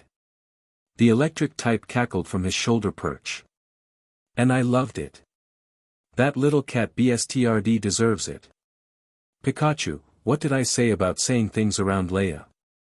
He shouted at his starter, making sure the baby's ears were covered, or the area that her ears may have been, so she didn't hear the language. If he could save one of his team members from becoming a swearer, then Ash could live happily.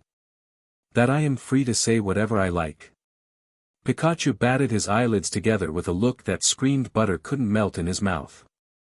Ash, however, knew rightly that this wasn't the case and frowned. No, that definitely wasn't it, he sighed and reaffirmed his grip on Leia, who was fidgeting slightly as it was uncomfortable on her body. His ears perked up suddenly at a faint rustling sound. That was coming from the left and the right of their group. Pikachu heard it too and jumped down from his trainer's shoulder, snarling at whatever was coming near them. Alain and Mairin noticed their defensive positions and immediately realized something was up, trusting both Pikachu's sensitive hearing and Ash's sensor abilities. Is something coming towards us? Alain asked sternly, hand already reaching down to his pocket so he could grab Charizard's Pokeball at an instant if needed to. From both sides, Ash answered instantly, looking down at his starter, who nodded back before he continued to snarl at the now moving bushes either side of the path. You take the left, I'll take the right. Mairin, help us both out if needed, okay? Right. She nodded, glaring at each side as she quickly whipped her head between them. The rustling continued to get louder, footsteps joined the mix of sounds that the two beings with sensitive hearing could hear. A few moments later, two people emerged from either side of the overgrowth with their arms hanging low, swinging from side to side loosely as they stumbled like zombies. Their eyes were glazed over, mouths agape, which is how, coupled with the flying, screaming Meowth from earlier, was how Ash knew something wasn't right with Jesse and James. He wasn't the only one who recognized them either. Mairin gasped at the sight of them and grabbed onto Alain's arm, trying to force him to send out his Pokémon. They're the same duo from Lumio City. They steal Pokémon and try to kidnap the professor. Mairin practically yelled in his ear, ignoring the sudden growling from her older friend as she finished her sentence. what do you want? We're busy here. Neither Jesse or James answered. Their Pokémon, which Ash's Pokédex revealed to be Inkay and Pumpkaboo, floated over with the same glazed look. It was almost as if they had been hypnotized, but that couldn't have been right. Idiots were said to have been hard to hypnotize. Nothing happened for a moment as the two sides entered a silent stalemate, waiting for the other to do something until a cold, harsh laugh cut through the air to them. A woman covered by a dark cloak, with a hood that covered the upper part of her face, floated above them with a Malamar. Once again the Dex had gone off without being asked to, using Psychic on her so she could do so. Alain secretly switched Pokeball in his pocket, grasping Bisharp's ball so that he could get the part Steel type out easily. Psychic type moves did nothing against Bisharp due to its dark typing, and most of the Pokemon's moves wouldn't be very effective due to Malamar being part dark as well. Who are you? The eldest trainer growled up at the woman, who ignored him and turned her head to face Ash and Pikachu. So that's the powerful Pikachu my slaves were talking about. As she spoke, Jesse and James groaned like the perfect, mind-controlled servants they were, acknowledging their master had noticed their presence. And an auditory sensor. He is adorable, isn't he, Malamar? Quite, Madam X. Malamar nodded, his own eyes narrowing maliciously. A perfect little pet. You aren't having them. Mairin had, by then, released her hold on Alain and was now clutching Ash's arm to prove her point. They're ours, you hear, and no creepy psychic type is gonna stop that. We aren't yours, you dim-witted child. Pikachu spat at the very thought of it. It's illegal to deal humans now. Plus, Ash is my trainer, so but out of it you little sheet. A shadow ball had interrupted Pikachu mid-rant, but a quick backflip had averted him from getting hit. Now he was really angry. What was that for you? At that point, the electric type was saying every word under the sun towards Malamar, shocking the male deeply whilst also making Ash blush at the stream of rude words his starter was throwing towards their attackers. However, he really didn't think Barbra Streisand was technically a swear word. Malamar, servants, get me that boy and his Pikachu, now. Madam X ordered swiftly. As her cronies advanced, Leia jumped out of Ash's arms when Alain released Bisharp. She glared up at them with a furious rage. Leave my Mima alone. She fired a pin missile towards the Malamar, who scoffed and sent it, and her, flying with a psychic. Leia hit a tree and fainted on the spot due to the force of the impact, sliding down the trunk to the bottom where she came to rest. Leia! Ash cried out and tried to run towards the baby Pokemon, not knowing that his shout had drawn all attention away from their attackers. His sprint towards Leia was suddenly stopped by the feeling of being lifted off of the ground, limbs unable to move minus the facial features. An unnatural blue glow betrayed the move to be another psychic, something that was being used on Pikachu as well. His ascent was stopped by a force trying to stop him, more specifically his two friends who were holding onto his foot like there was no tomorrow. Alain, if you let go I swear I'll kick your butt into next week. I wasn't planning on letting go anyway. The 17-year-old shouted back, straining against Malamar's attack. Madam X huffed and sent glares down to her slaves, who instantly reacted as if they had read her mind. Pumpkaboo, Shadow Ball. Inkay, Psybeam. Bisharp, Protect. It was too late. The attacks hit the two trainers, which caused them to let go, and, like Pikachu, the 14-year-old Cantonese trainer was pulled up to Madam X's side in the air. She smiled as she stroked the boy's cheek, ignoring his grimace. We're done here. Madam X announced as Malamar used Psychic once more to pick up the servants. They started to float away as Mairin and Alain were regaining control of their bodies after flying to the ground. The screams for help from their two friends were painful to hear, but there was nothing they could do at that moment. Once they had fully regained control, they were gone and there was no way to track them precisely. Immediately, Alain realized his Charizard and told the fire type what he needed to be searching for. As Charizard took off, the two Kalosians ran in the same direction as Madam X and her Malamar on foot. Whatever they were planning wasn't good and they had a friend to rescue. 000. Ash didn't know what time he'd lost consciousness, but it had to be a long time before they had reached any kind of a building, which is why he was so confused when he woke up. Pikachu was still snoring away by his side as he noted the warehouse feel of the room, minus the large throne-like structure made of broken mechanical items. Some rays of sunlight beamed down through the high windows, but other than that, the room was totally dark. He pushed himself into a sitting position and immediately began searching for an exit. Like hell, he was going to be some Arceus damned pet to a psychotic madwoman with a creepy but Pokemon just because he was one of the special 7,000 snowflakes that could understand it. Plus, psychic types could easily project their thoughts, as such through hypnosis, but then again that Malamar could be just as insane as his mistress. Come on Pikachu, wake up. Ash began shaking his starter at the shoulders harshly, only just managing to wake him from his deep slumber. What the hell? Pikachu complained, glaring at his trainer with as much fury as he could. I was having a great dream. Yeah, and we've been kidnapped, so we need to get out now. The human scolded the Pokemon harshly. I don't want to stick around any longer. Pikachu realized what Ash was going on about and nodded as a shiver ran up his spine. Me neither, did you hear her? Her pet. Everyone knows you are my trainer and that's how it will stay. Ash sensibly ignored Pikachu's indignant rant as he picked up his partner, got up off of the ground and ran towards the only entrance to the room, a set of doors with steps leading up to them. And that Malamar can shove it up his butt if he thinks we're going to let him make us zombies. Just as the boy was about to pull the handle, the doors flung open, revealing Madam X and Malamar behind them. Well, F-. You were saying. Malamar followed their victims as they backed away from them, not noticing the Team Rocket members coming up from behind. Jessie, with rubber gloves on, grabbed Pikachu whilst James held Ash's arms in an iron grasp, not even letting go as the trainer struggled and began to kick him. Malamar, if you will. The psychic type's stomach began to glow, sending drowsy waves of power to the captives. After staring into the light for a few seconds, their movements slowed down to a creeping stop. Their eyes began to glaze over and, soon enough, they were limp in the rocket member's grasp. Madam X commanded her minions to let her new trophies go, and they did so without hesitation. For you, my mistress.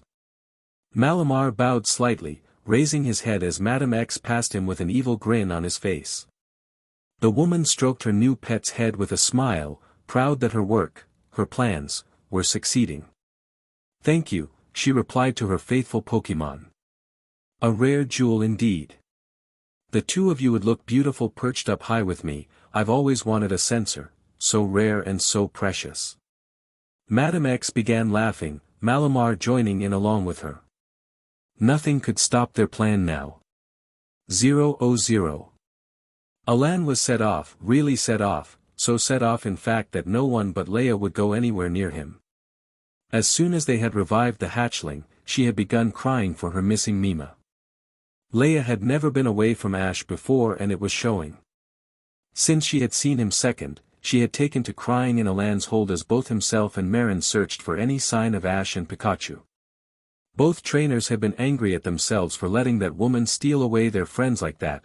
They were angry at themselves for letting go because they had been hit by 2 measly Pokemon attacks. It hurt them to think about what was happening to the two at that very moment. The most obvious thing was being hypnotized by the Malamar, but they hoped that they had managed to escape before it came to that. It would be horrible seeing Ash and Pikachu like those 2 Team Rocket members were. They continued moving with Leia having finally stopped crying for a moment, only to stop walking when the sound of talking entered their line of hearing. Are you sure this is the right way? Positive. If we're gonna stop that evil lady and her Malamar, we're gonna have to stick together, Twerps. I dunno.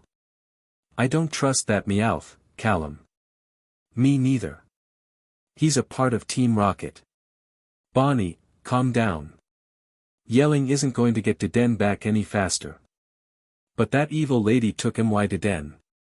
She's probably hypnotized already. We have to save her. As they turned a corner at a natural crossroads, they came face to face with, for Mairin anyway, a familiar group of trainers and a certain Pokémon that belonged to the group of Rocket members currently under Madame X's control. It's you. The girl Mairin remembered to be called Bonnie spoke first, evading Mairin's personal space. You're that girl from Lumios. That's me. Mairin chuckled nervously, rubbing her hair through her large hat. Hey, where's your friend? Bonnie continued, looking around for the boy in blue with the red hat and a Pikachu. I thought the beauty was his. Mima. Leia burst into tears once again at the mention of her surrogate parent. I swear I will beat that mean lady and her Malamar for taking him. Wait, hold up. Meowth stared at the Beauty in Alain's arms with a shocked expression. Malamar got to twerp too. What's going on? Serena asked, totally confused as to the events that were transpiring in front of her. Alain took 2 of his fingers, placed them in his mouth and whistled, loud and clear, making everyone look at him. That's better. Now, let's get everything straight before anything else. So, you 4 plus Meowth, what happened to you? We found Meowth under a tree, Clemont, the one member that both Alain and Mairin had met before, explained carefully. We managed to revive him and he told us about this Madame X lady and her Malamar who had controlled Jesse and James with hypnosis. We were about to head off when the Malamar appeared and used psychic on my sister's Deden, taking it away, so, that's our story. He pushed up his glasses as his friends leaned in. And yours? Not too different, except instead of meeting Meowth we were jumped on by his rocket friends, Madame X and Malamar. Mairin butted in first, speaking before Alain could get a word in edgeways. They attacked us and made off with Ash and Pikachu. But why? Callum tilted his head slightly, hands placed on his hips in an emotionless gesture. Are you an idiot or what? Meowth jumped up to scratch the boy on the face, something both Mairin and Alain hid a smirk from. The twerp is an auditory sensor, 1 in 7,000, and not all of those 7,000 can understand the Pokemon language. It's probably 'cause I got out and we were talking about him and that Pikachu of his when Madame X attacked. Plus, Pikachu is a powerhouse. Not to mention the biggest swearer this side of Or, Alain added, remembering how often their friend would reprehend his starter for gobbing off. Look, you guys want to rescue her Deden, Meowth wants his teammates back and we want to save our 2 friends. I think it would be easier if we go together and at no point, ever, split up. Not even. Never. The roaring yell made everyone freeze in their tracks, especially the idiot, Callum, who had started to suggest going down the horror movie trope line. If you want to be hypnotized then so be it, but, all those who want to rescue their partner's fellow Rocketeer's trainer and starter should listen or else. It was at this point that Charizard had appeared from the north, pointing and exclaiming something which Meowth instantly translated. He's saying that the mad lady went into a facility just up ahead. The normal type looked up at the trainers who were all grinning at each other like madmen themselves. Great, let's storm the place and wreck it until we get our friends back. 000. The facility was run down, dusty and filled with cobwebs with long corridors that went on for long stretches. As per Alain's words, they didn't split apart, and rightly so, as min-controlled Pokemon awaited them at every turn. Those Pokemon ranged from first evolutions that were common to the area such as Houndour, Eevee and Hawlucha, even though that didn't have a second evolution, to Noivern, Exploud and Gogoat.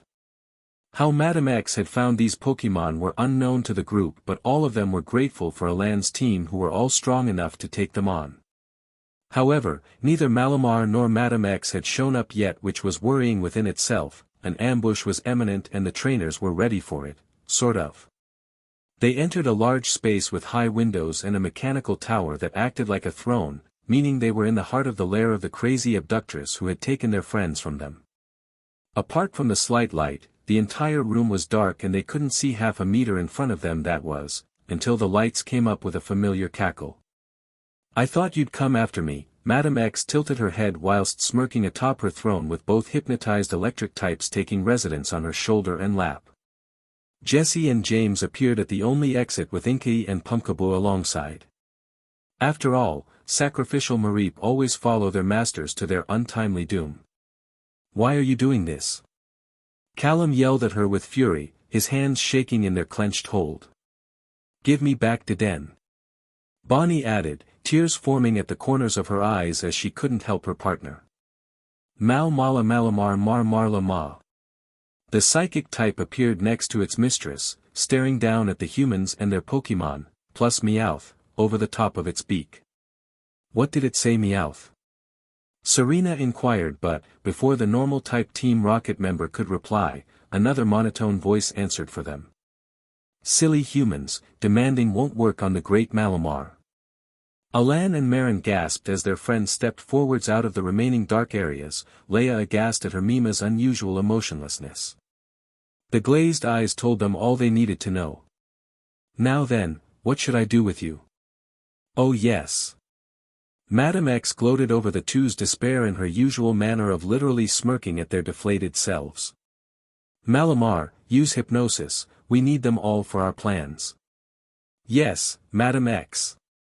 He floated forwards, the markings on his belly glowing until Leia began growling angrily, the sunlight hitting her tiny body, powering her up in ways that only the sun could to grass types. She pushed herself out of Alain's hold and shouted at the taller, more imposing opponent. Stop it. Stop it now. Leave my Mima alone, you big meanie.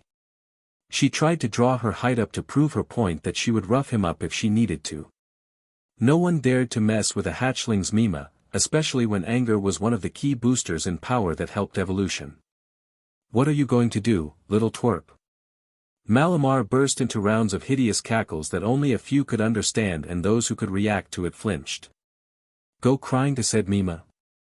He's under MY control and will remain a nice trophy for any world leader. Don't you dare talk about Mima that way. I will beat you if it's the last thing I do, for Mima. It had been a bit of a while coming, but with the help of the sunlight, Leia was bathed in the glow of evolution. Arms with flowers, black and purple, sprouted from her sides, and a head with spikes melded itself from the circular body the Budu, now a Rosalia, once had. Leia, in all her evolved glory, had a much fiercer glare and added power to boost such a glare. She pushed her arms forwards and a barrage of pin missiles flew at Malamar's stomach, causing it to flop to the ground with the glow dissipating. All victims of the hypnosis attack screamed in pain, clutching their heads as they collapsed to the ground. Pikachu and Deden tumbled harmlessly to the floor, with Bonnie and Clemont catching them before they landed. Meowth rushed over to his fellow Rocketeers whilst Alain, Mairin and Leia made a beeline for Ash. As the boy was pushing himself up, his eyes, now their normal bright amber, latched onto his grass type with pride brimming in them. Leia. He grabbed her into a close hug, grin beaming like the sun itself had on his hatchling. I'm so proud of you. Thank you for saving us. Mima. She hugged him harder than ever, now that she had arms, whilst bursting into tears of joy. I was so worried about you. I missed you so much. Mima. It's okay, Leia. I'm fine now, and so is everyone else.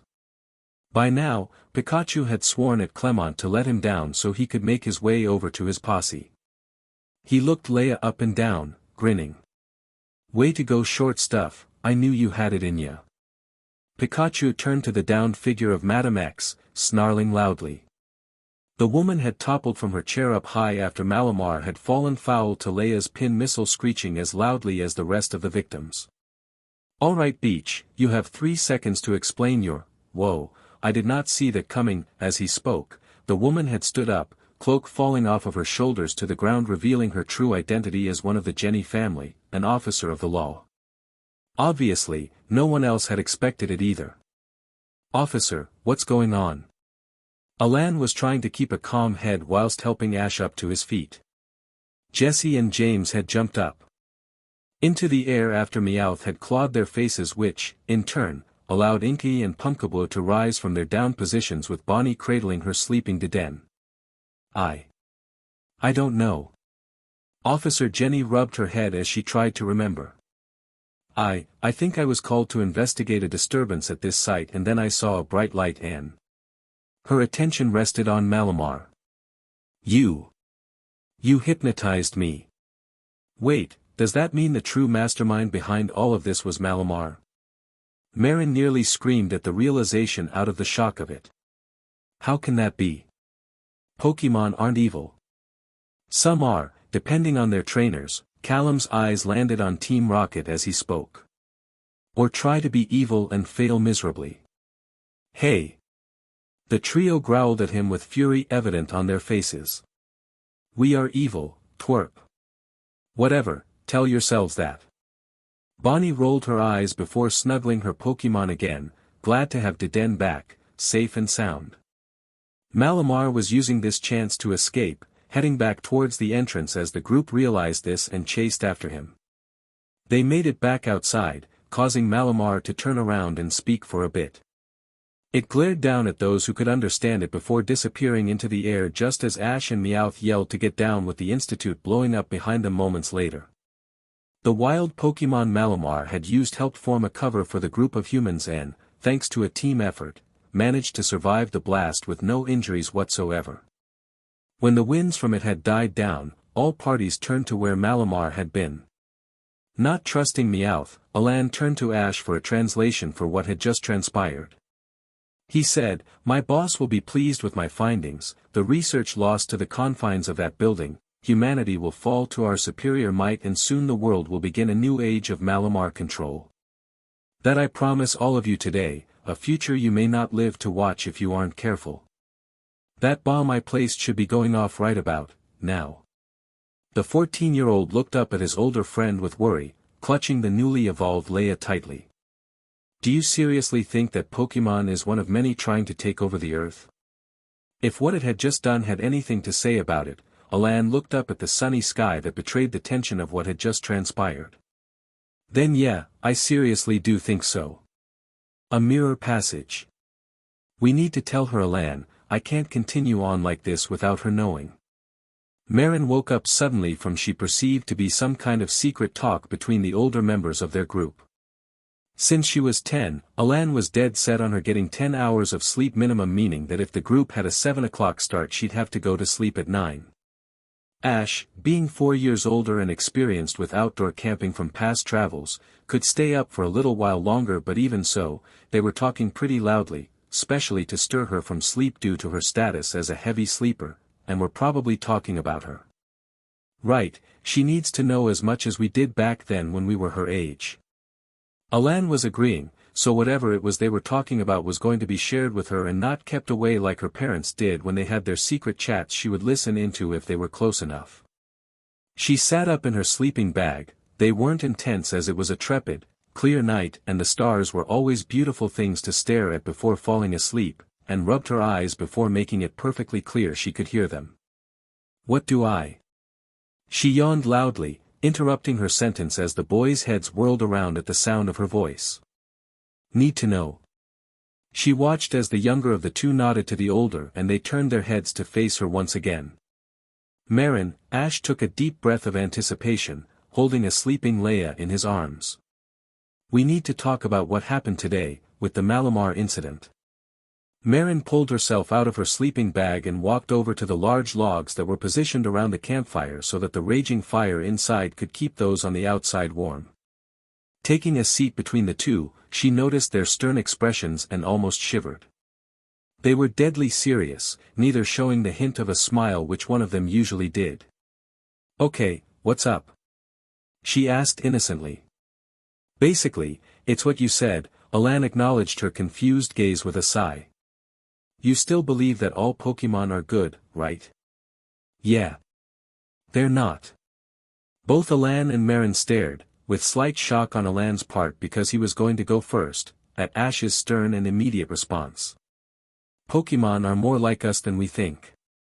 They're sentient beings that can choose for themselves even though many work under trainer commands.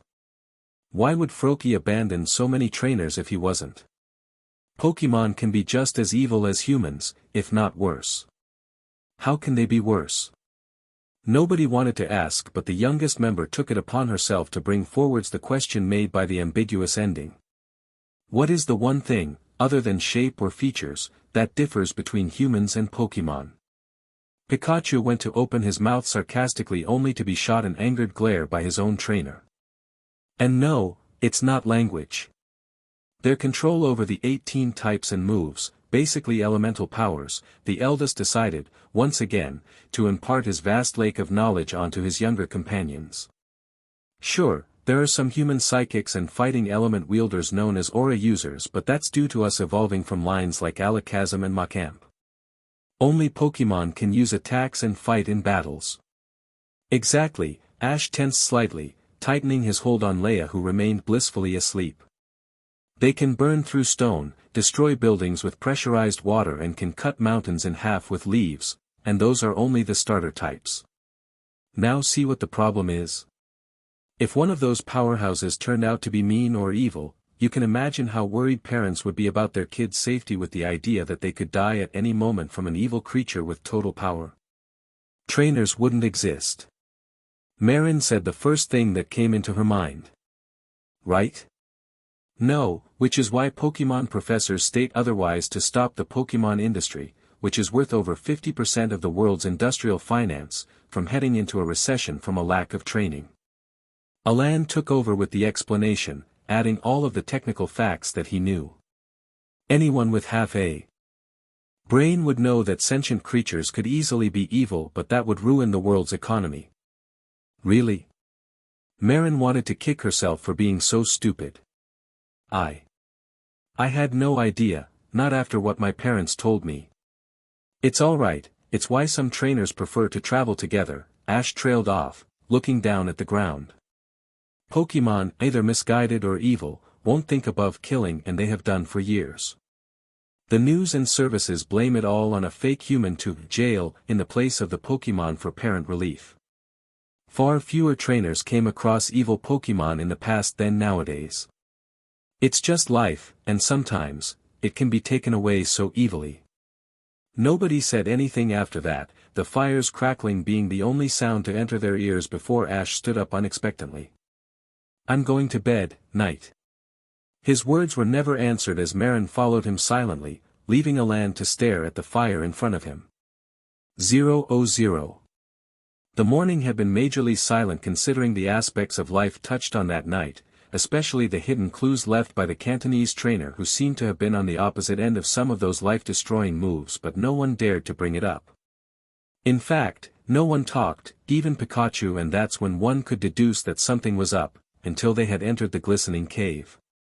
Wow, they looked just like mirrors.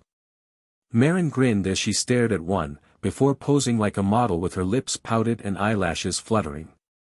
How do I look? Horrible, Pikachu deadpanned as Alain burst out laughing behind him at her actions. You're trying too hard with that Psyduck pout and your whole form is off. Apparently, my Pikachu is a model expert. Ash rolled his eyes at his starter, just glad he could lift his spirits after last night's serious talk. Don't worry Mairin, you look fine.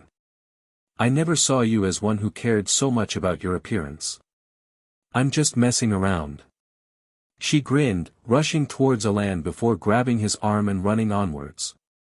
Come on, there has to be something interesting here. Mairin, wait. Ash, Pikachu and Leia watched as they vanished from sight, blinking slowly to process what had just happened. Is Auntie Mairin nuts, Mima? Leia inquired innocently, still looking in the direction of which they had vanished off into. Peanut, cashew, whatever you'd like, she's got it in her brain. Pikachu sounded like one of those old announcers for the fairground, persuading someone to buy said nuts. I swear if it wasn't attached already, she'd forget her head each and every morning she wakes up. Mairin's not that bad, she's still 10, remember. She's still younger than us and has plenty of energy. The human rolled his eyes once again, unable to help himself. Do I need to remind you of how bad I was when I was her age? Wow, that makes me sound old. Nah, I'm good. Pikachu nervously laughed, remembering how awful Ash was at 10 and was glad the teenaged forces of Brock and Misty had helped him to mellow out greatly by his 11th birthday in Johto. Whilst the sass was good, your attitude stank. I'm so glad I'm over that stage. Ash knew that if he had maintained that attitude until now, he wouldn't be where he was now as a trainer. But you never changed, your attitude still stinks and your language hasn't improved either. At least I admit that I have my faults. The electric rodent scoffed, turning his head away from the teenager with an almighty huff. He doesn't, Ash muttered to Leia, who began laughing, which was furthered heavily by the Psyduck pout Pikachu was now supporting. A scream from up ahead made all three of them freeze in fear as they all knew who that voice belonged to. They rushed hurriedly in the direction their friends disappeared to, only to find a tear-stricken Mairin staring intently at one of the many mirror-like surfaces in front of her. Mairin. Are you okay? Where's Alain?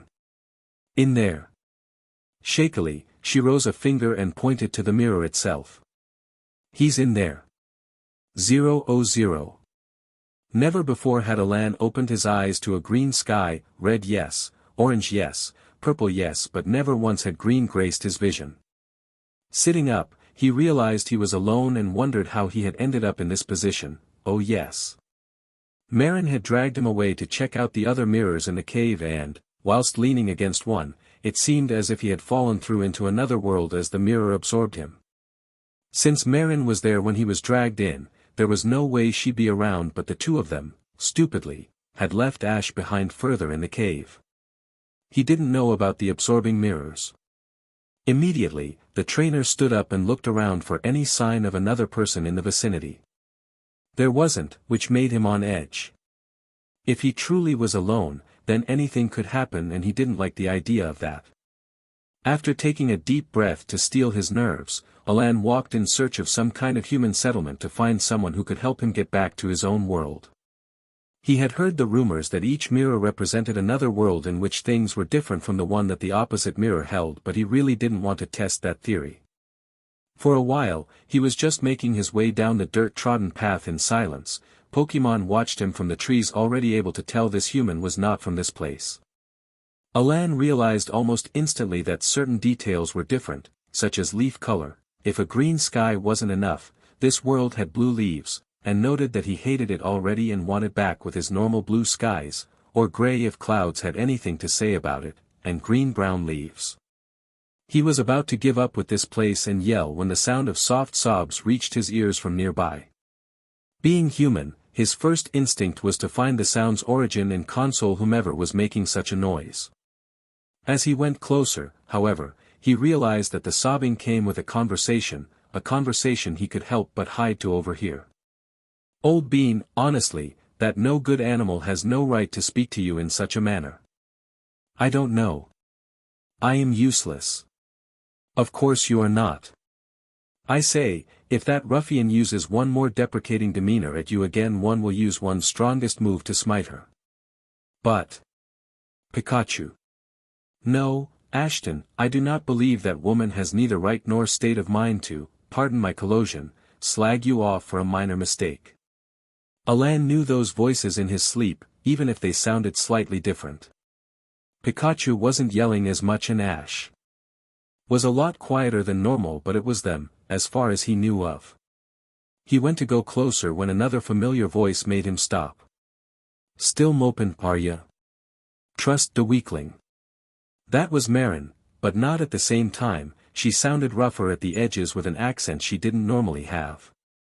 And her words, they weren't what Alain would imagine exiting her mouth. Mairin looked up to Ash as a sister would an older brother, and Ash wasn't weak. He'd just recently taken down Grant, the Sillage City gym leader, with an amazing strategy, whining 2-0. How did that match with him being a weakling? Answer, it didn't. He was about to give Mairin a piece of his mind when another person spoke up and he froze at the sound of it. Cut him some slack, Mairin. Just because you find gym battles and mega evolution easy doesn't mean everyone will. That person was somehow, him. There were two Alains here. Now the universe will implode happily, not that Alain was going to let it. He turned to leave, stilling as he stood on a branch that broke in two with a quiet snap. Hopefully, this version of Ash wouldn't be. What was that? An auditory sensor. Oh well, at least it was worth a shot at trying to hope. No wonder Pikachu's chosen name for him was Edgelord if he was this quick to give up on any type of positivity. He remained quiet and still as the conversation between the mirror version of himself and his companions continued. Probably nothing, Alain and Mairin seemingly scoffed, and the foreigner to this world could imagine her rolling her eyes as well. Geez, you overreact to everything. I can't believe you even made it here with that attitude. No, I heard it too, Mirror Alain, adding the word of the object that brought him to this hellish place was deemed a distinguishable way to separate himself from the group that represented his own, spoke with a kinder tone, turning towards the trees. We know you're out there, whoever you are. Please come out, we won't hurt you. Yeah right, Mirror Mairin scoffed again. They're probably some kinda serial murderer or something, goin' to bump off Scaredy Meowth over there. I dare you to say one more word about my partner, you hillbilly ruffian, I dare you. Mirror Pikachu, even though he couldn't understand what the Pokémon was saying, seemed more refined with a posher tone. If Pokémon could even have posh tones, he had to ask his world's Ash about that when he got back, and was openly defending his trainer. If Ash messed up back home, Pikachu would laugh at him and then give some form of support after the upset had continued, at least that's what both Ash and Pikachu combined had told them. Anyway, I would be deeply loath to break up our little four-way tete-a-tete, but there is another Alain in the shrubbery overhearing us. Another Alain? Oh boy, was he in trouble. It turned out Alain was right in his assumptions, even the group looked different. His mirror version was constantly smiling and didn't have his bellowing scarf around his neck, which looked weird in many ways. Mirror Mairin's clothing was scruffy and her hat was knocked askew, not that she cared anyway. At first, she seemed interested in the stronger male, but returned to taunting an obviously timider Mirror Ash, who was hiding behind Mirror Alain as they walked back towards the caves. Mirror Pikachu, however, looked adorable. Why? He was wearing a red bow tie. Everything looks more adorable with a bow tie, it has been scientifically proven. When the electric type spoke, his shy trainer would instantly translate before hiding back away from the stranger to their world. Occasionally the alternate version of Ash would gain the courage to look at the sterner Alain only to yelp and hide when their eyes met. It was unusual to say the least. What was even more unusual was what followed. You fell through a mirror, huh? Mirror Alain spoke thoughtfully but still with a jovial tone. Sure, there are mirrors up ahead in the glistening cave, but never have I heard of any of them being portals to other universes or worlds. Of course they are. Mirror Mairin smirked, crossing her arms whilst turning her head stiffly away from the remaining three males. It's a well-known legend round these parts. They say weird monsters burst from the mirrors to gobble travelers up whole. She laughed loudly as Mirror Ash squealed and hid further behind Alain's mirror counterpart, which the two oldest males didn't take too kindly to. Mirror Alain stared at her with disappointment whilst Alain gave her his most furious glare he could muster. It was safe to say she didn't care either way.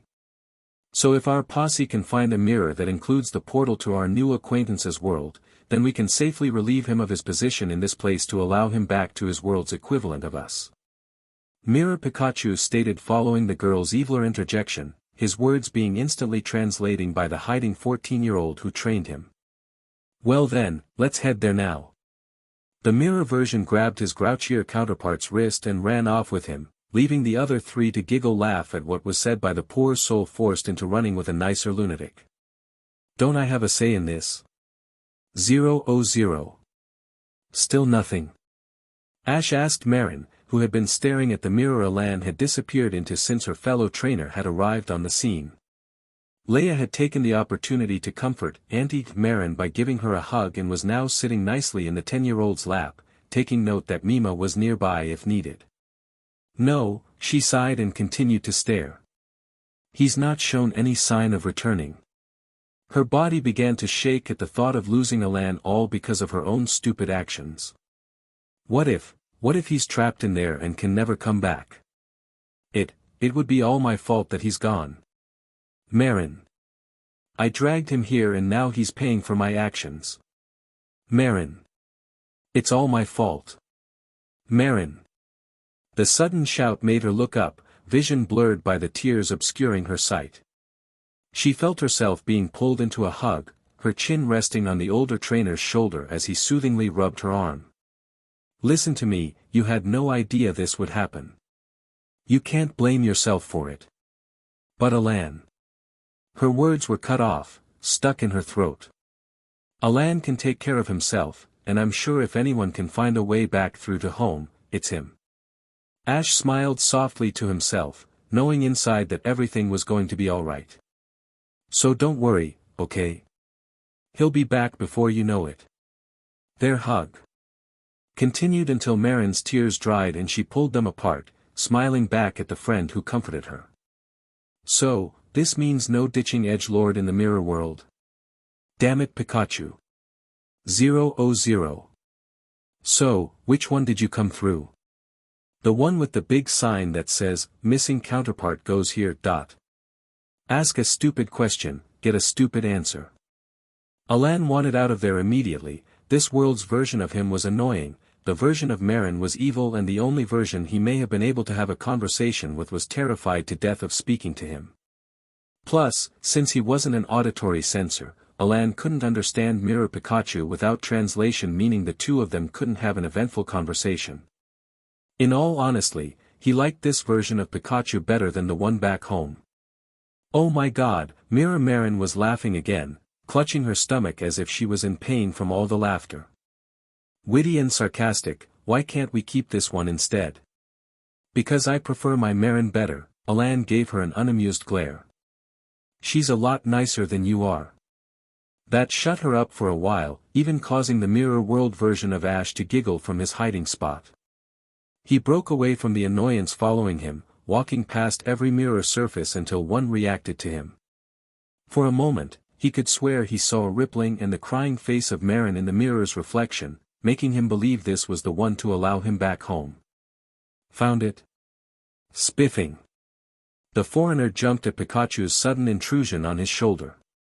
Now you may enter with newfound hope to be reunited with your friends.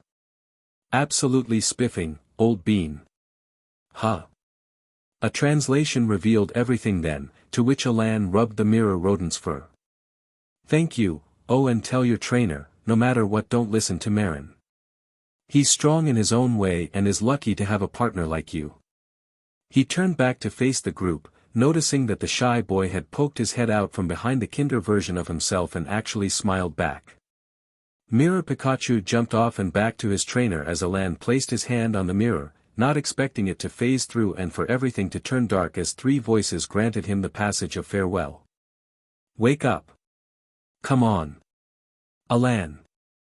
Edgelord, if you can hear me but not understand me, say F-. Pikachu.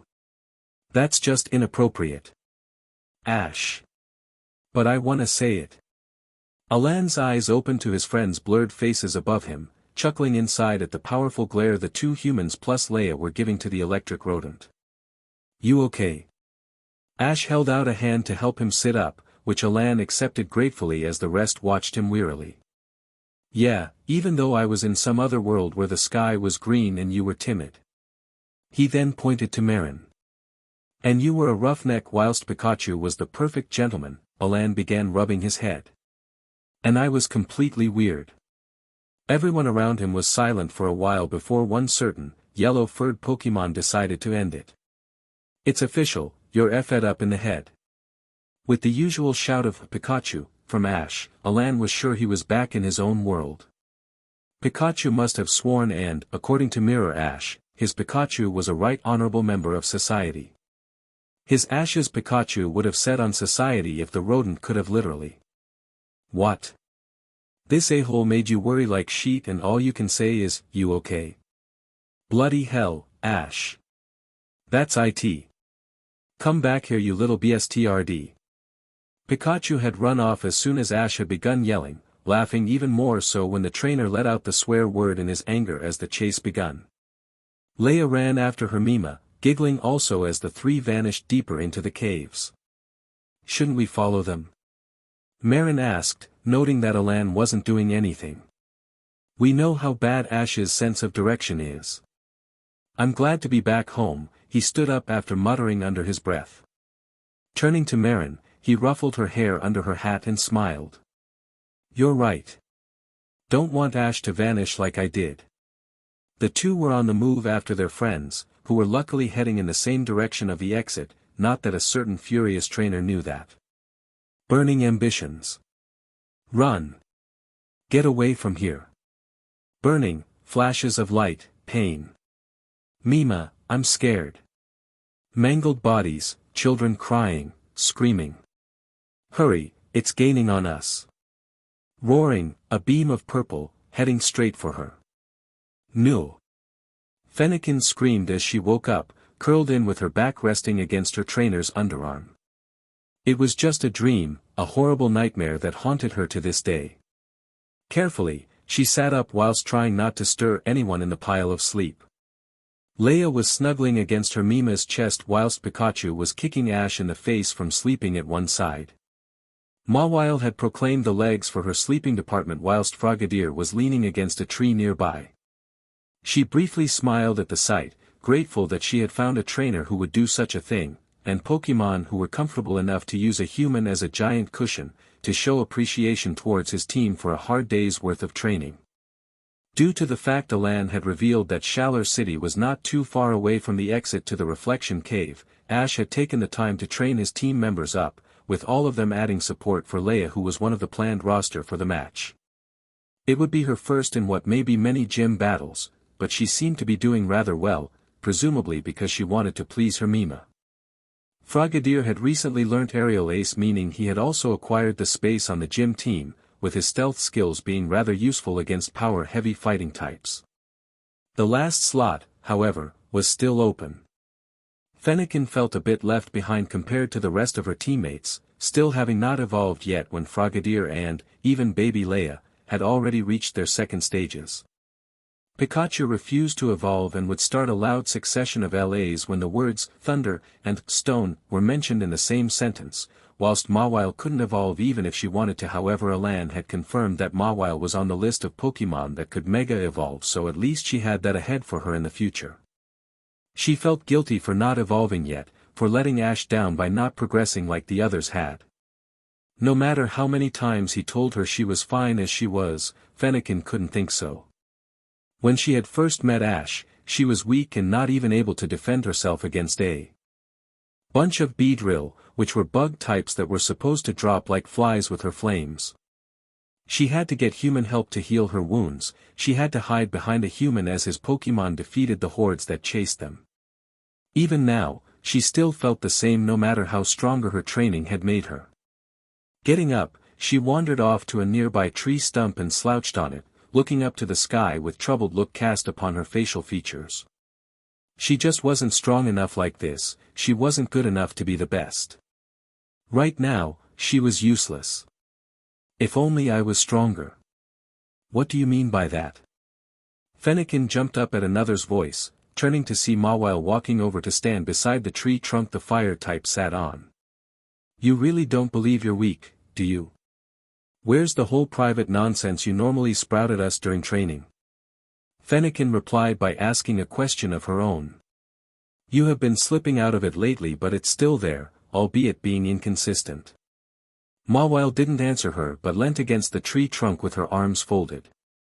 I guess I'm starting to realize I don't have to be a strong leader anymore, I have Ash for that now, she scoffed at the thought in her mind. Those Pokémon in the cave had no one to defend them, to lead them to be stronger. At the time, I tried being myself with them and they just rejected me for it. Now, when I changed my tone and put on this commander persona, they listened and followed my instructions. A part of me still hasn't let go of that persona yet, but slowly. I'm getting there. Wait, you're not a female GI. Joe. Fennekin blinked as Mawile laughed heartily at her serious question. What the hell do you think? How could a tall grasser like myself learn to be a commander in an army? I was making it up as I was going along. Mawile shook her head and sighed. You're one of the two people I've told the truth to, and the other is our trainer, anyway, enough about me faking who I am, why are you doubting your strength? Fennekin stared up at the moon for a while before lowering her head. You weren't there, you wouldn't understand. Try me. I lost my family, everyone in our group just because of some hungry but Snorlax who thought that we'd make a great snack. Tears welled up in the corners of her eyes. My siblings were squished under its weight, Mima and Papa were eaten alive, and I wasn't strong enough to save them. I wasn't even strong enough to hold back a horde of Beedrill after stealing from them, and I'm a fire type, they're bugs for Arceus' sake. I should be one hit knocking them out. Mawile said nothing, waiting until Fennekin's tears had slowly resided to sniffles. I'm sorry for your loss, I really am. Thanks. But you shouldn't think like that. A lot has changed since the Beedrill incident, I know you're not that weak anymore. You won a gym battle against a part water type, something most fire types never manage to accomplish in their lifetime as trainers switch out with more super effective type matchups. The part steel type sighed as she noted that Fennekin wasn't hearing her words. Listen, I know you want to evolve into a Braixen, and I'm sure Ash has told you he'll be backing whatever you choose to do in the future, whether you evolve or not he won't care. After all, the poor boy has had to put up with Pikachu for 4 years. The two girls began laughing at that, agreeing they couldn't stand 4 years of being around Pikachu without a way to shut him up. At least they could use their attacks on him if he got too goby for their liking. Look, just talk about evolving to him tomorrow during training and he'll give you a special one-on-one session. Even if you don't evolve by day's end, you will feel stronger because of it. I'll do that, thanks Mawile, you really helped me feel better there. Fennekin looked down at Mawile, who gave her a toothy grin back. No prob, she replied. Anything to help a teammate. 000. Fennekin waited behind as the others were given their specific instructions, running up to find a good place to train. As Mawile passed her, she received a nod with a reassuring grin to boot, telling the fire type that everything would be okay. She continued staring until a light touch to her back brought her back into reality. Is everything okay, Fennekin? The fire type looked up at her trainer, who was staring at her with worry. You seem a bit out of it today. She took a deep breath, remembering Mawile's words from the night before. I want to evolve into a Braixen as soon as possible and, well, I was wondering if you could help me with it. A blush settled on her face due to the fact she had spoken that last part very quickly. Are you sure you want this? Ash asked in a way that didn't make her question her decision. Once you evolve there is no way to turn back. Positive. I've been a Fennekin for years and I've learnt every move I can in this form, she smiled with a familiar fire burning in her eyes. I want to evolve into a Braixen. In that case, I'll do everything I can to help you achieve your goal, okay? The 14-year-old couldn't help but chuckle at his fire type's enthusiasm, which included bouncing all over the place. But first, you'll have to learn Psybeam. It's the move that a Fennekin needs to perfect before they can evolve into Braixen. It prepares your line for the psychic type inheritance further along the line. I already know Hypnosis, Fennekin added. Does that make learning Psybeam easier? It should do. Digging into his extensive Pokemon knowledge, Ash began thinking about ways to use Hypnosis to help with the teaching of Psybeam. You already have a grasp on your psychic energy, which few Fennekin have unless they have psychic-type egg moves. Hypnosis is sending waves of energy to send an opponent to sleep, Psybeam is concentrating it into a higher density attack that can send an opponent flying. All we need to work on is your concentration and then, you'll probably evolve. I'm ready. I'm warning you now, you may not like it. Bring it on. Across the clearing, Mawile watched as Fennekin tried to form her psychic waves into a beam of power that could knock over a rock set upon the same tree stump she had sat on the night before.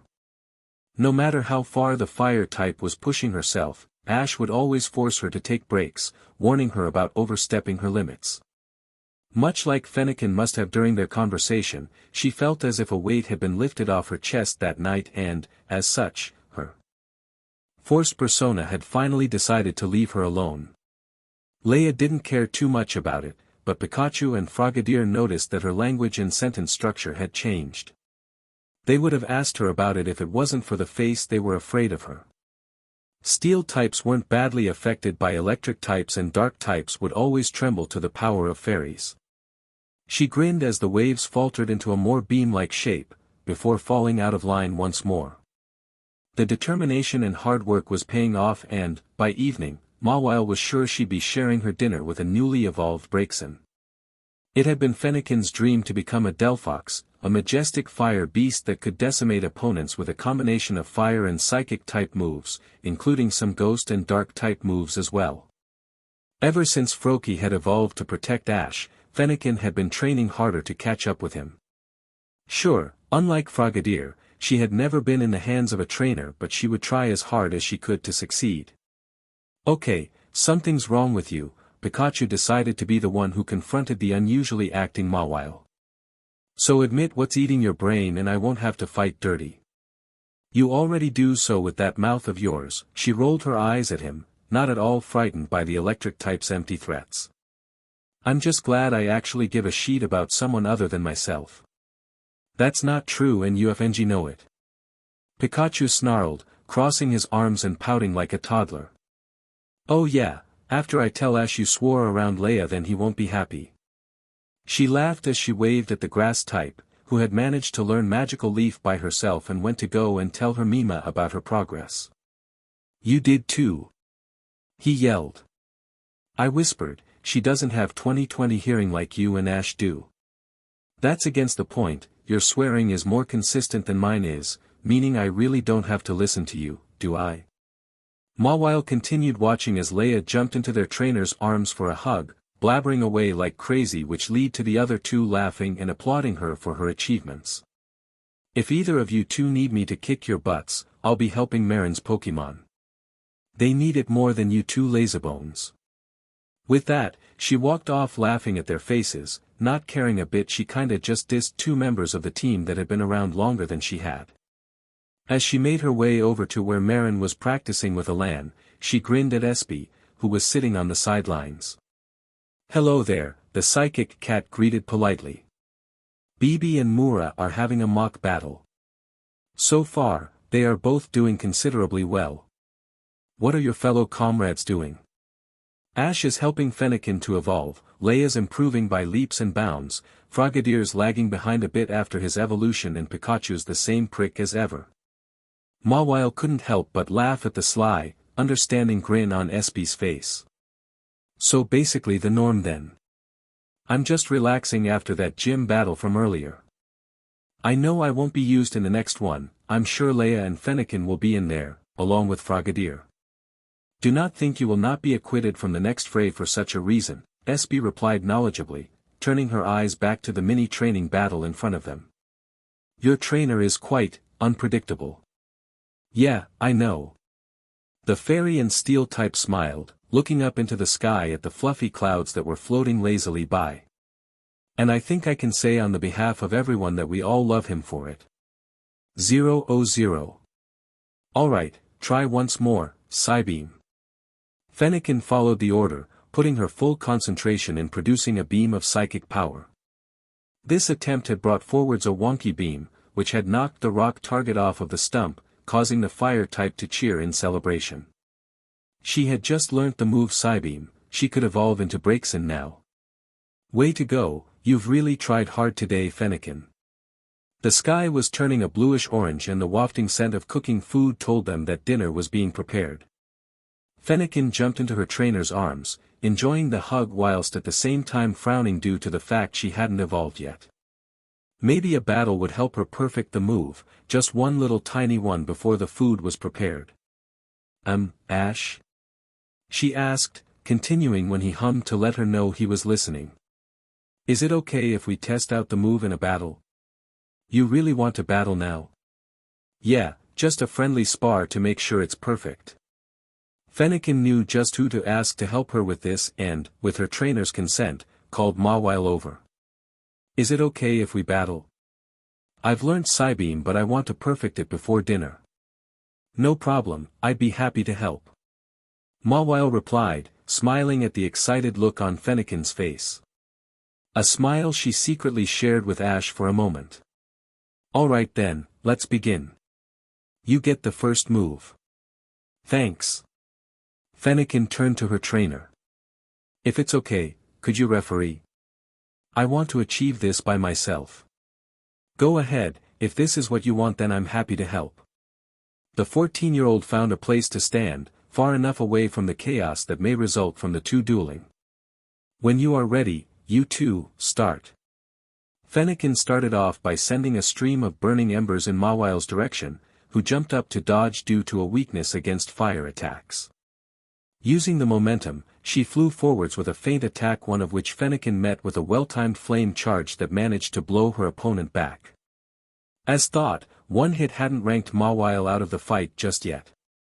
Mawile decided now was a good time to try and give Fennekin a chance to use her new move and went in for an astonish, only to easily dodge the weak beam that was supposed to stop her and get a direct hit.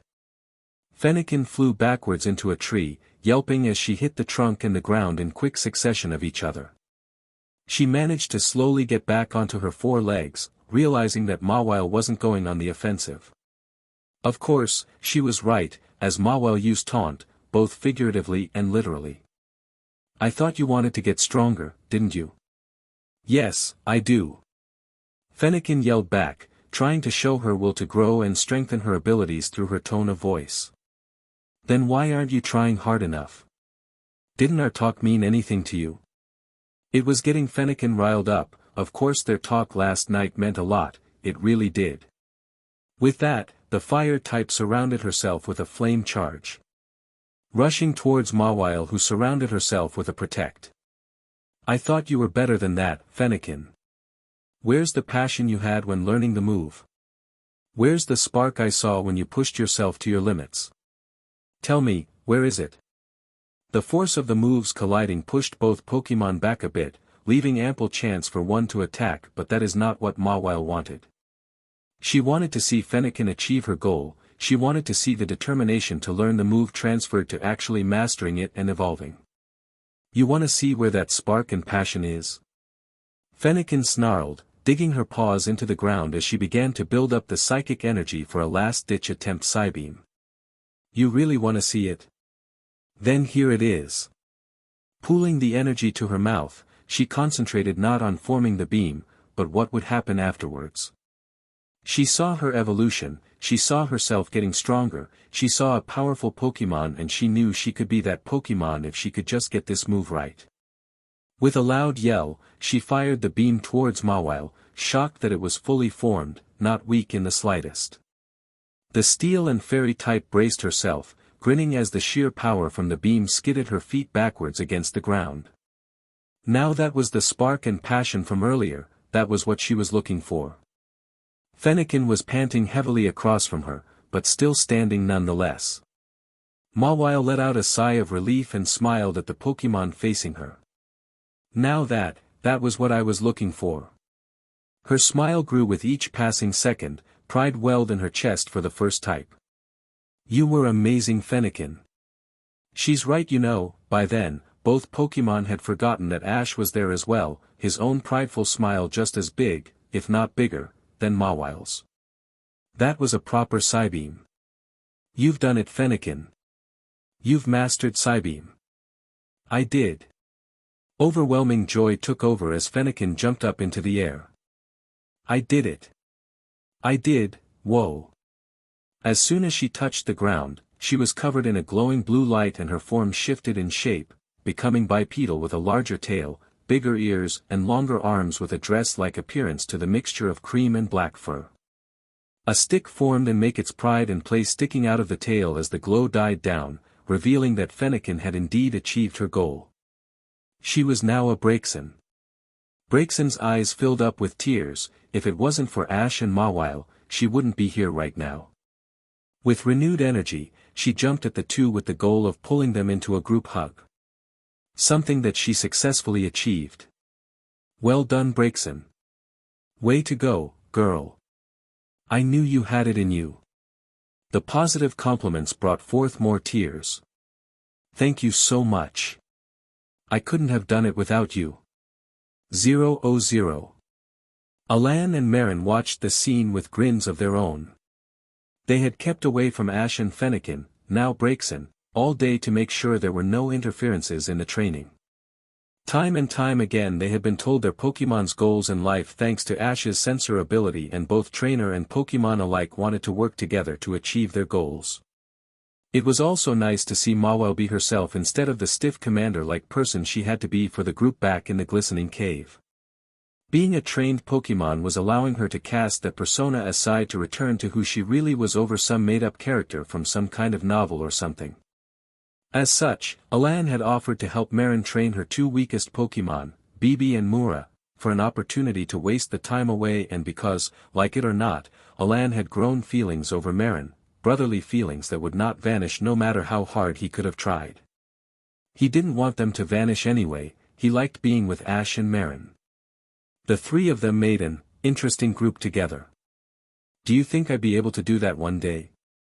Mairin asked out of the blue, watching as Braixen showed off her Psybeam attack to an easily impressed Leia, who had come from nowhere to see what was going on. To be able to train my Pokémon like that? Who knows? Alain responded, trying not to tempt the hands of fate.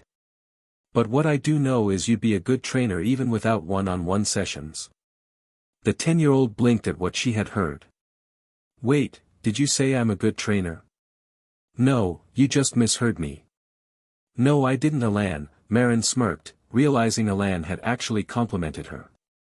You just said I'd be a good trainer, blah, blah, blah. I heard you. You didn't, and I need to take care of dinner. With that, he heel-turned and headed back towards the main camping site the group had set up in, leaving a furious Mairin to huff at his retreating figure. Alain. You come back here and tell the truth. She chased off after him, gaining the attention of once sleeping, Pokémon. Edgelord, the same as FNG always.